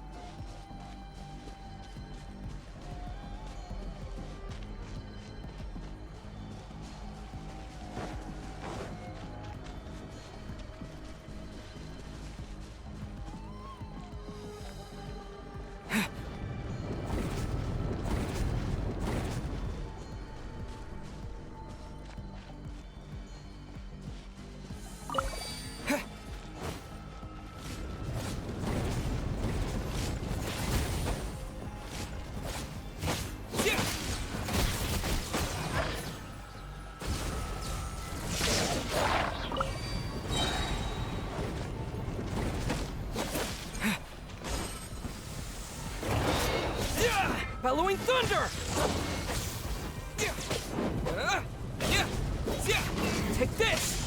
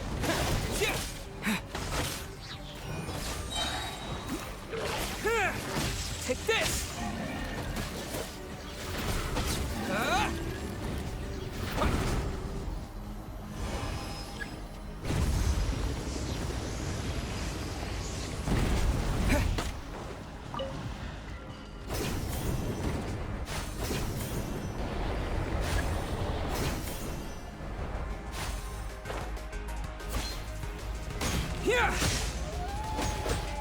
Yeah! Yeah! Yeah! Yeah! Yeah!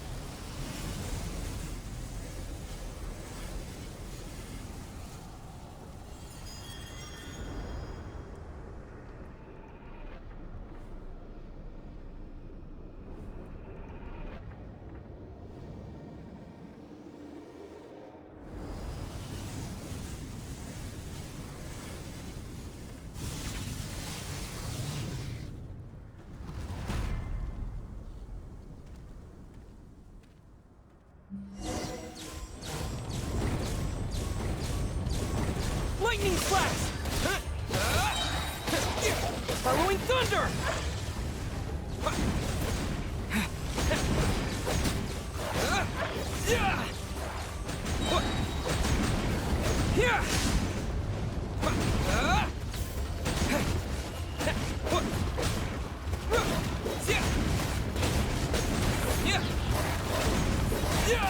Thunderclap! Lightning flash!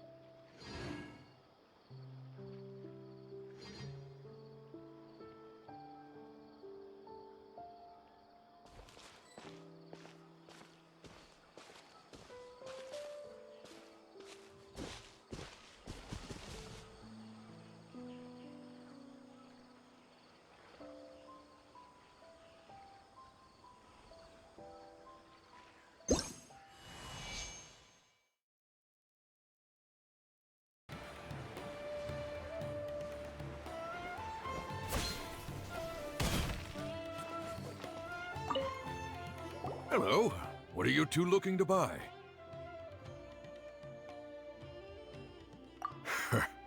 What a unique palette. We have unripe horror fruits, but we usually keep them in the back. I'll have someone escort you. Following the paper got us past the first round. Ronak, these two want to buy unripe horror fruits. Show them to the warehouse. Got it. You two, please follow me. You two have a fascinating fashion sense. We haven't seen a customer wearing a Sumeru rose for quite some time. Hold on. Let me think. Sumeru rose means common merch. Ship deserves the best. No, look again. We're obviously wearing morning flowers. Ah, my mistake. I do apologize. Whew. That pop quiz sure was scary. The warehouse is up ahead. Please follow me.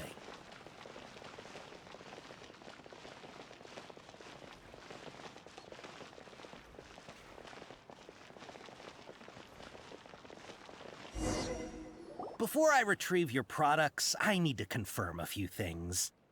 Please forgive me, but we may not have sufficient stock for you today. Earlier, many of our hara fruits were taken by mice. Thanks. If better goods come in, you'll be the first to know. You look like you have some skill. Why don't I pick out some fruits that'll make you dizzy?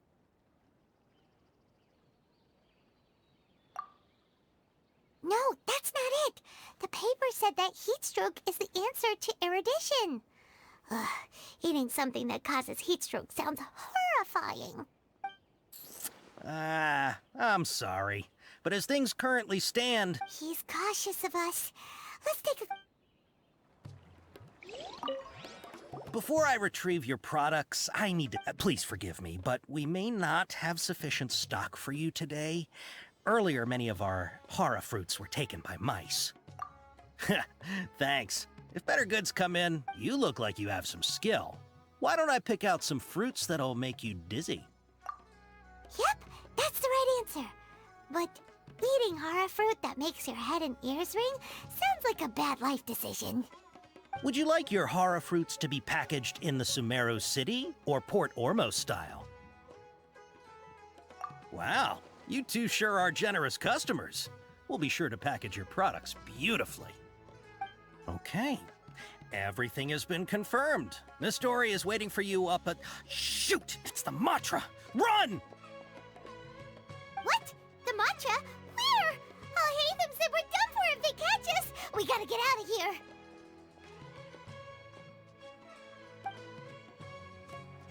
We don't know this area, so let's follow that informant.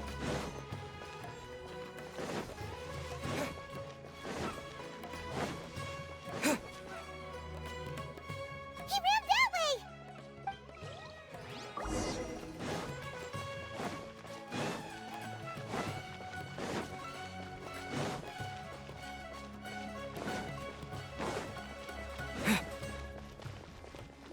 Look, he's over there.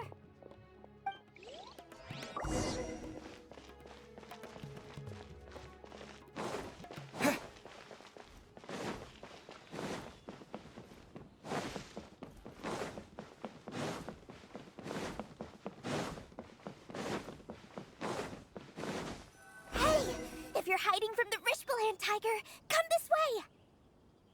Another password. Huh? Oh, that voice came from behind the... Here, over here. You can stop running now.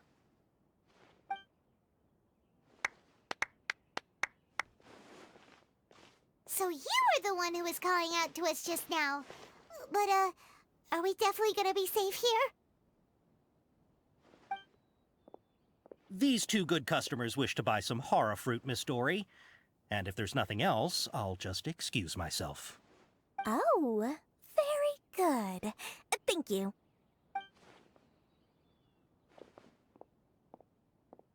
Huh?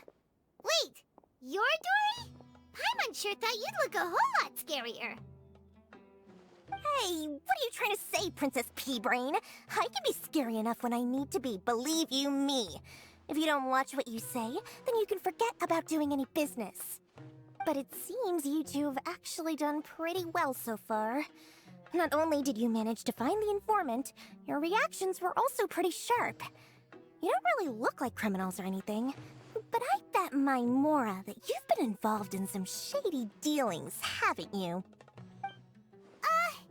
Paimon's not sure if that's supposed to be a compliment, but we'll take it.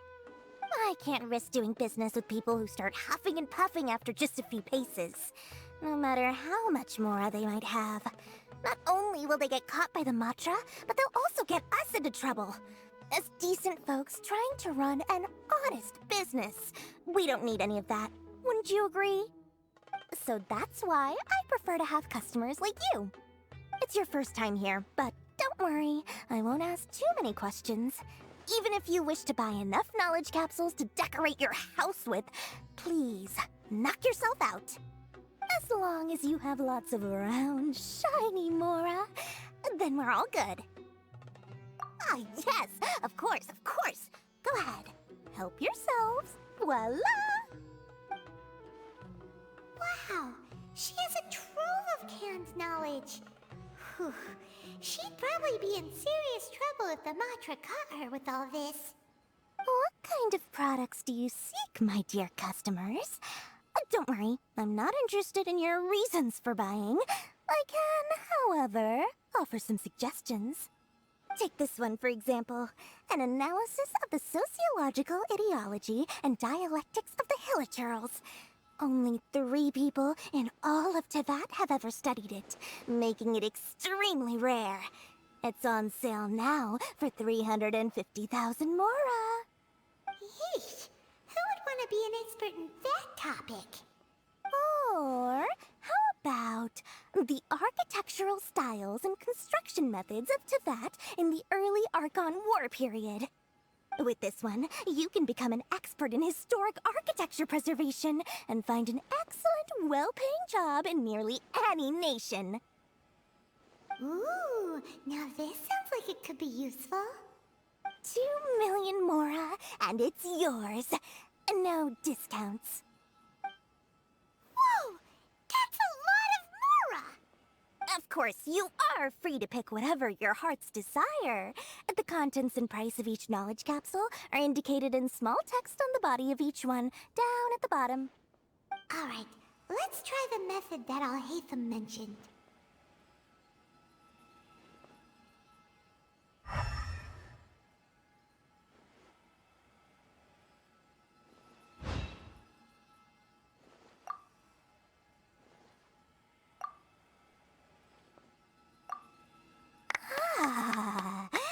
You've really got a good head on your shoulders, and quite the eye for quality. We'll take these, please and thank you. My oh my, you are blessed with a taste for both the exquisite and the extravagant. Customers like you are a rare breed. 1 in 100. No, 1 in 1,000 even. Listen. I have a special offer for you two. If you spend just 100,000 more, you can pick any knowledge capsule of your choice up to a value of 1 million Mora. Say what now?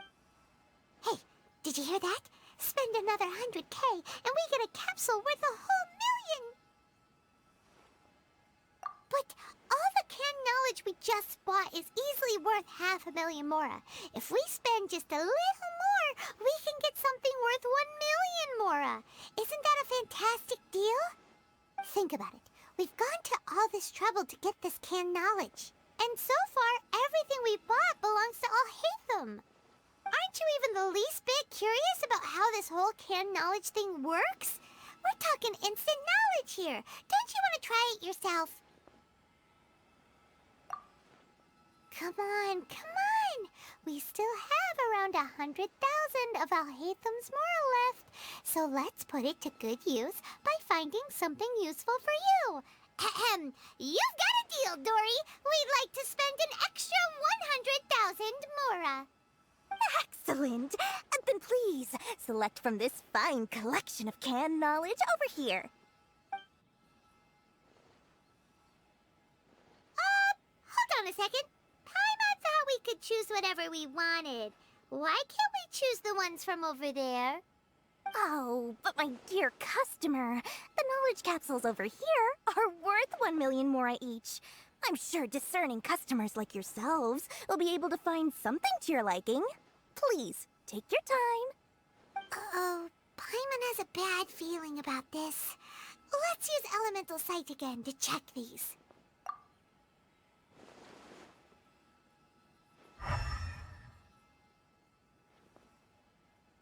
So, what did you see? So, they're all worth about the same amount? Well, anyway, the mora's already been spent, so let's at least try to find something useful.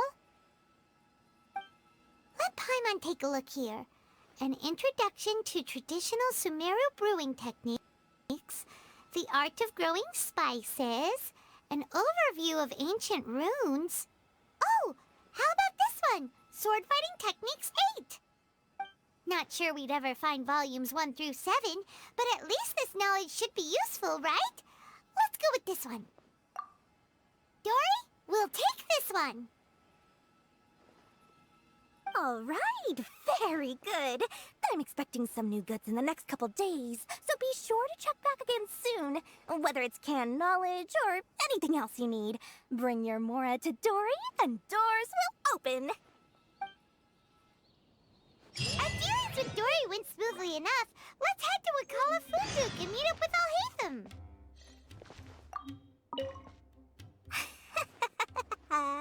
Mora, Mora, shiny Mora. Oh, please come back anytime you need something.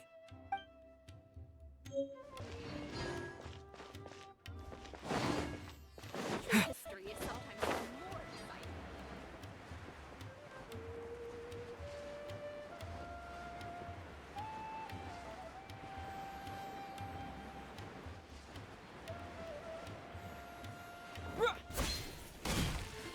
Ha, you two made it. And from the looks on your faces, you were successful. Whoa, there's so many people from the academia here. Why would you pick this place as our meetup spot? Well, Wakela Funduk is under the Academia's control, so naturally the Academia has people working here. I came to Port Ormos under the pretense of conducting official business. You're a pretty daring guy. Relax. No one here is interested in anything we say, and the Matcher won't come here. Okay now, tell me how your encounter with Dory went. Okay, we did what you asked. So, can you tell us about the knowledge capsule that the Academia lost now? Before that, I have to ask. Why are you two so intent on tracking it down? You don't have to answer, of course. Yeah, he just wants to meet the God of Wisdom and ask her about something important. We've been in Sumeru for a while now, but we still haven't found a way. When we heard that the Academia had lost something that might be related to the gods, we came here in case it turned out to be our lucky break. In that case, you're on the right track. A short while ago, the Academia lost a knowledge capsule in the desert. It's supposedly a divine knowledge capsule. Use it, and you'll gain the wisdom of the gods. Wow, there's really such a thing as that? Hey, if we find it, do you think we could learn how to meet the Dendro Archon? Ooh, or how to find your sister? I highly doubt it has any mystical properties, but it does indeed exist. And it's right here, in Port Ormos. So, where exactly? That's what we need to find out next. I won't deny that. I am investigating because I'm curious as to what the divine knowledge capsule truly is. As you know, the Eremites in Port Ormos also have their eyes on it. It is an extremely precious item. The knowledge contained within may bring great power or wealth to whoever has it in their possession. Several brigades have been vying for ownership of it as of late, but there is still no victor. My personal finances and connections cannot compete with those of the Eremites. After attempting various methods, I finally managed to reach a tentative agreement with several brigades. I agreed to forego ownership of the Divine Knowledge Capsule in exchange for the opportunity to study it. After all, there's no harm in understanding what it is. However, there are those who are less amenable to negotiation, such as those from Ain al-Ahmar. They adamantly believe that the Divine Knowledge Capsule contains King Deshret's power, and that he will return to this world when they obtain it. They refuse to let anyone from the Academia tarnish their deity's soul. So you kept hounding them because they refused to cooperate with you? Yes. Ain al-Ahmar isn't exactly wealthy, but its members are determined to get that capsule by any means necessary. To that end, they've resorted to many methods more foul than fair in order to amass sufficient funds. So, I've been sabotaging their business to force them into negotiating with me. The Divine Knowledge Capsule should be up for a secret auction within the next few days. Each brigade will place their own bid, and the prize will be covertly given to the winner. To ensure the capsule's security and to evade the Matra's notice, the winning brigade will not publicly disclose their victory. Unless I know whose hands the Divine Knowledge Capsule ends up in, my agreements with them will fall through. Dory is the most reliable source of information, but that avenue was previously closed to me. With you on board now, the situation is different. In other words, you wanted us to befriend Dory so you could find out where the Divine Knowledge Capsule is. Yes, you can say that. But this arrangement harms none of us. The day after tomorrow, go back to Dory and try to purchase information on the Divine Knowledge Capsule's whereabouts. If she has no information, wait 2 days and approach her again. If I get the opportunity to study the Divine Knowledge Capsule, I will relay my findings to you. Will that suffice as compensation? Okay, then we'll meet up in 2 days. Alhaitham, before you go, we actually bought a knowledge capsule for ourselves, but we're not sure how to use it. You two want to try using a knowledge capsule? Sure, I can teach you. Doing so right under the Academia's nose is a bit problematic, though. What do you say we head to the outskirts of town?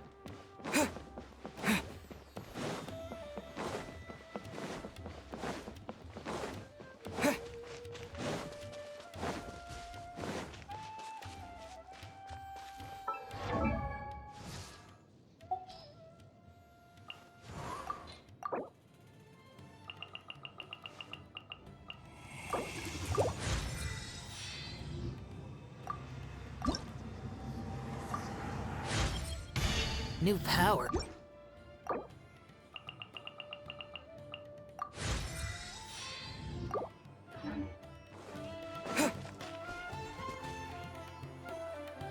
All right, this place works.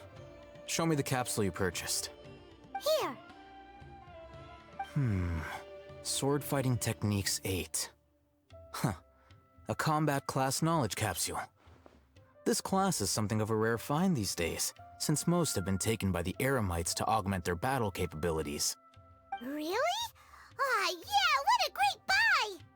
If you want to determine the efficacy of this capsule, I can evaluate your combat ability. However, effects will likely be minimal if you already possess a high amount of strength. We can conduct a controlled experiment where you fight 2 battles, one before using this knowledge capsule and one after. While you fight, we can use an Akasha terminal to monitor your various physical parameters. There may be variances in your physical strength between the two tests, as well as a disparity in your opponent's abilities. But don't worry. I'll run statistical analyses afterward to mitigate any confounding effects. Wow! Ahitham! You must have been one of those guys at the academia who got top grades on everything. Paimon's curious about something, though. You definitely weren't one of those students who needed canned knowledge to graduate from the academia, right? So, why are you risking getting caught by the Matra for this capsule? When you are unable to understand a researcher's actions, most cases can be attributed to curiosity. This is but one theory. Sounds like you're trying to avoid the question. All right, let's begin the test. Just fight as you normally do.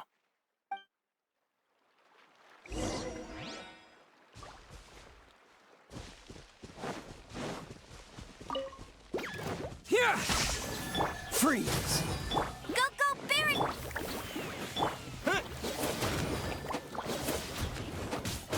Yeah!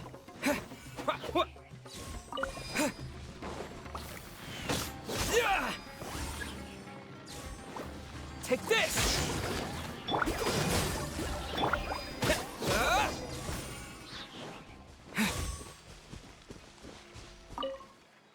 All right. I'll link your Akasha terminal to record data. The next step is to use this knowledge capsule.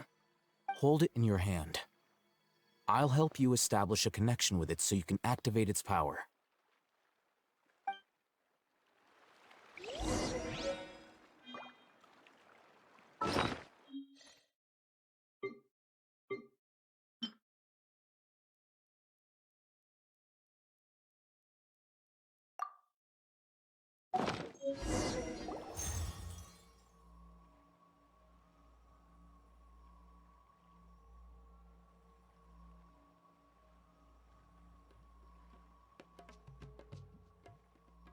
Hey, how are you feeling? You mean that it worked? All right. Time for round 2. Fight with the same composure as before.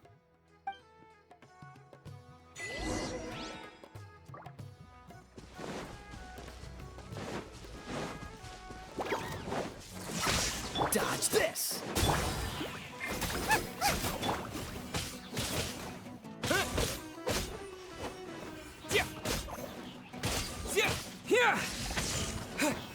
Freeze! Don't get frostbite. Get him! Thunderclap!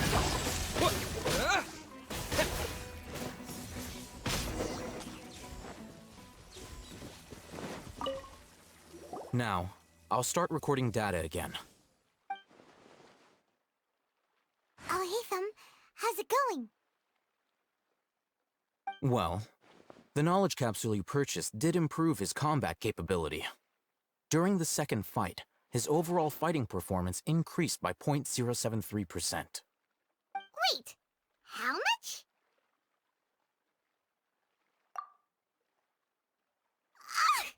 Dory's such a jerk! She totally scammed us! 1 million mora? This thing isn't worth a tenth of that amount! Of course, this could be because he is so powerful that the capsule's contents were unable to produce a substantial increase. At the very least, this test allowed me to gain more insight into you two. Our deal seems increasingly worth my investment. I'm heading back to Akela Funduk. I await your response in 2 days' time. This is Mora for when you ask Dory for information. Pay her as much as she requests.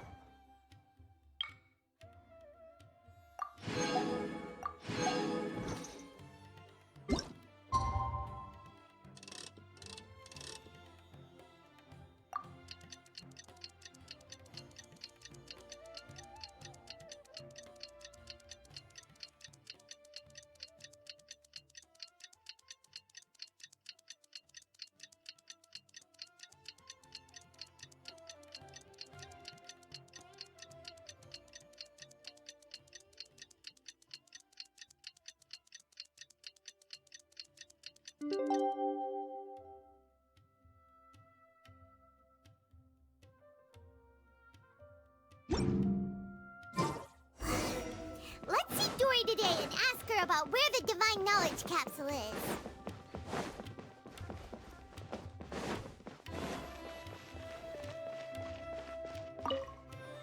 Here, over here! Oh, welcome back, my loyal patrons. What can I do for you this time? You name it. Canned knowledge, supplies, or anything else you need. I'll find a way to get it. Where there's a waterfall of Mora, there's a way. Can you really get us anything we want? Anything at all? Aha! So it appears that canned knowledge alone is no longer sufficient for your opulent appetite. Then please, oblige me. Tell me what you have in mind. Oh! I knew customers with pockets as deep as yours would undoubtedly crave something more profound than ordinary canned knowledge. But you know, that kind of information isn't going to be cheap. After all, I had to work really hard to weasel my way into the auction site. Not to mention that if anyone found out that I was the leaker, I would be in big, big trouble. But how can we be sure your information is accurate? Paimon's curious how you just happen to have this kind of info the moment we need it. Because to me, anything of value is what I consider to be my supply. Therefore, I must always be aware of what's hot on the market in order to secure more sales. As for the information's authenticity, well, you've no need to worry about that. I used a camera to take a picture of the transaction. That way, no one can dispute it. It's always a pleasure doing business with such sterling patrons. Now that you've paid in full, here's the scoop. The Divine Knowledge Capsule was purchased yesterday by a certain Misery, the leader of Ain el Ahmar. Ain el Ahmar? You mean the Eremites who worshipped King Deshret? Ah, so you're already familiar with them. The group has done everything in their power to obtain the Divine Knowledge Capsule. After all, they believe it contains the power of King Deshret. That Divine Knowledge Capsule is unlike any other canned knowledge I've seen before. It was glowing bright red. The capsule is clearly visible in the picture I took. You can look for yourself. Thanks for the info, Dory. Please, it's my pleasure. It's all thanks to discerning customers such as yourselves that my efforts yesterday were not in vain. Please, don't hesitate to contact me if you ever need anything else in the future.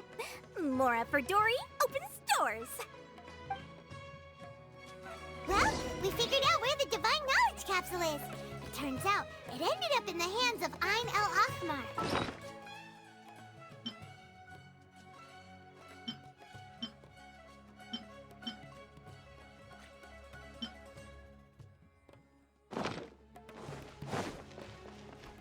Let's head back and talk to Al-Haytham.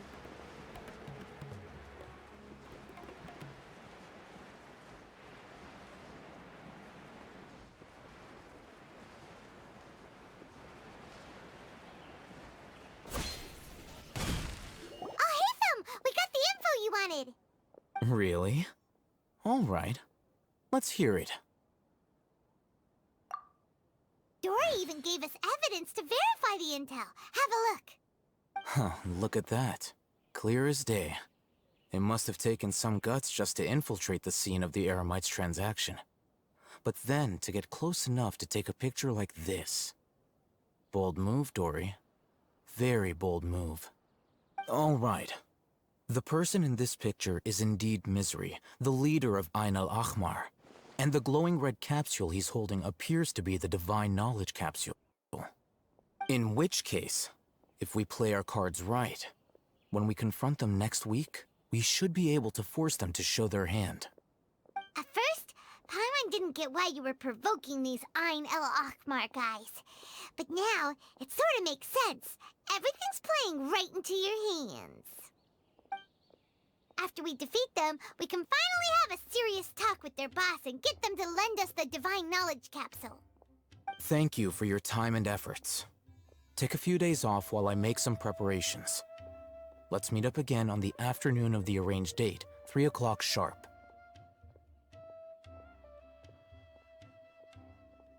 See you then.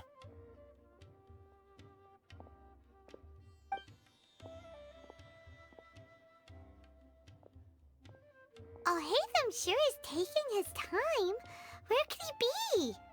Oh, there he is. Sorry to keep you waiting. Let's head to the pier in front of Pharos Lighthouse. Yep, let's go.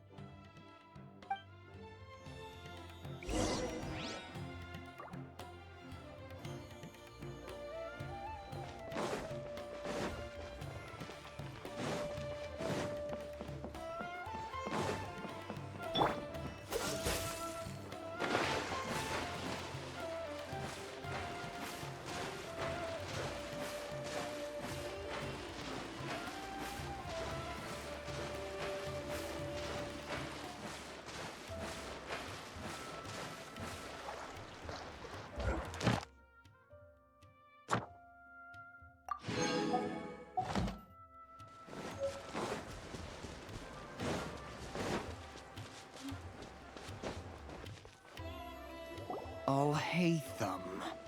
I knew you were crazy, but I didn't know you were crazy enough to actually show up. It was I who demanded that these negotiations take place. I was more worried that you might go back on your promise. But to your credit, it appears that you're sticking to your word. This is turning into quite an occasion. I also brought some backup. I assume you don't mind. Backup? Aren't you the brat from the restaurant the other day? You've come to support this lunatic because he helped you out? Fine, your funeral. I'm not going to mince my words. Once we're done with you, you'll be nothing more than fish food. Get 'em, boys!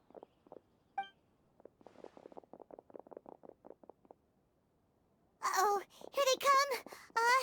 Good luck, you two.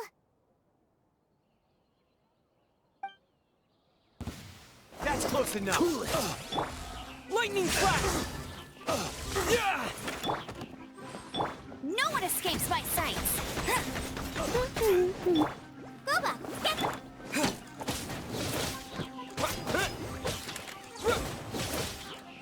Take this!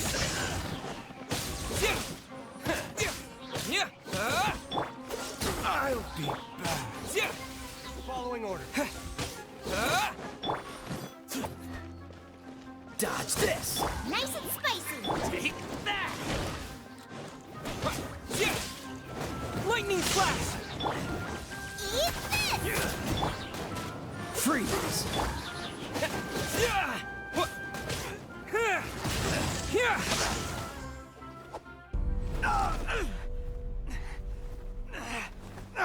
Academia scum!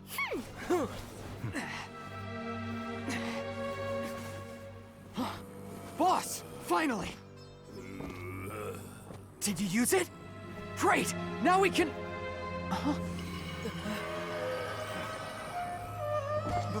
Boss?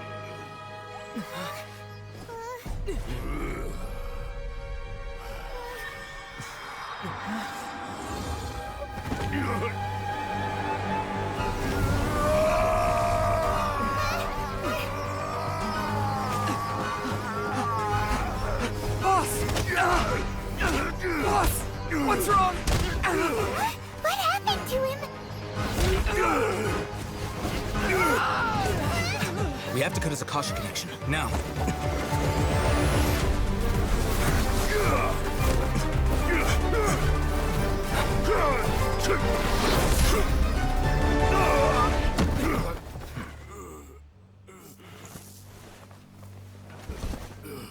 Target acquired. Arrest him.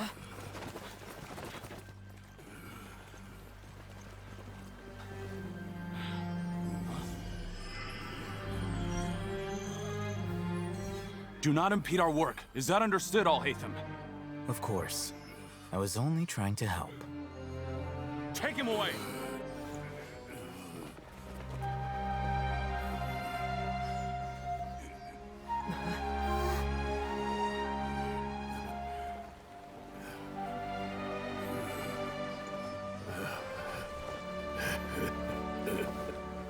World, forget me.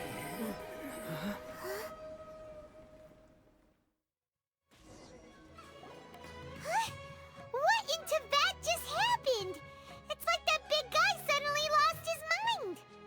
it looks like he used the Divine Knowledge Capsule.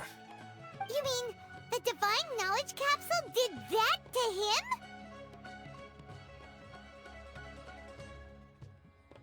Oh, yeah.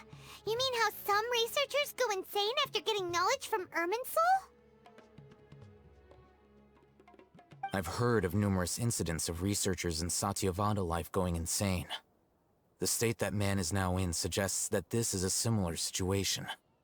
This Divine Knowledge Capsule does appear to be linked to the gods, but beyond that, it doesn't seem anything like the rumors suggest. Possessing it doesn't grant you divine wisdom or power. Did you hear what he said? World, forget me. What could that possibly mean?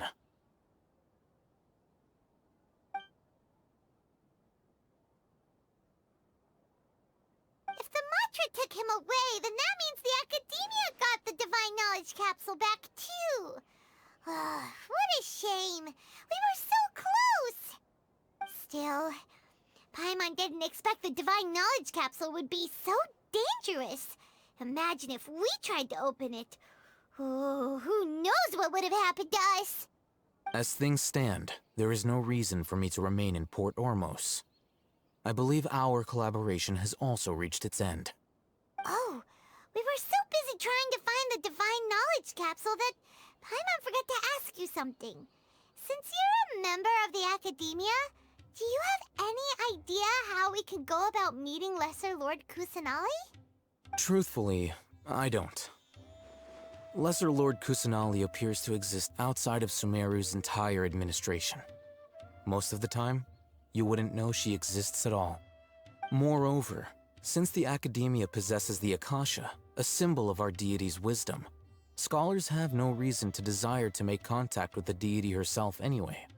Everything about Lesser Lord Kusanali is such a mystery! I'm heading back to the Academia. How about you two? It's almost the day of the Sub-Zero's festival. Maybe we should head back too. We've been rushed off our feet over the past few days, so maybe a little rest and relaxation will do us good.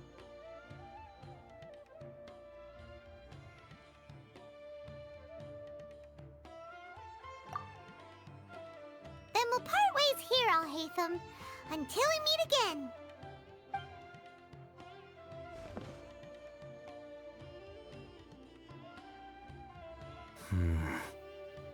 Now, do I deal with this thing first? Or should I produce the report that the higher-ups require?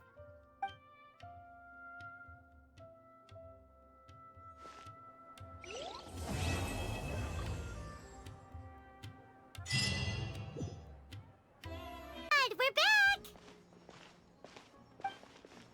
Just as promised, Traveler and Paimon. I'm so glad that you two came back to celebrate Lesser Lord Kusanali's birthday. Indeed. The festival's tomorrow.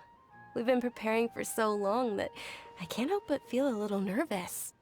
There's no need to be nervous. Paimon's sure that Lesser Lord Kusanali will feel everyone's gratitude. Thanks, Paimon. I hope that everyone who comes to the festival will also have a good time. Speaking of which, did you manage to make your way to Port Ormos? Discover anything over there? Of course we went. A lot of things happened there.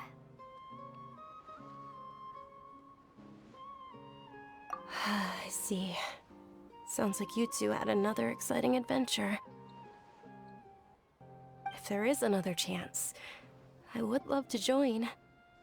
My lady, if you went to Port Ormos in your current state, we'd both be in for a lifetime of trouble. Dia! You were eavesdropping! It's called covert protection. Keeping an ear out for what's going on around my employer is part of the job. It's alright, Dia. I merely said I would like to go. I know better than to think my body could handle it.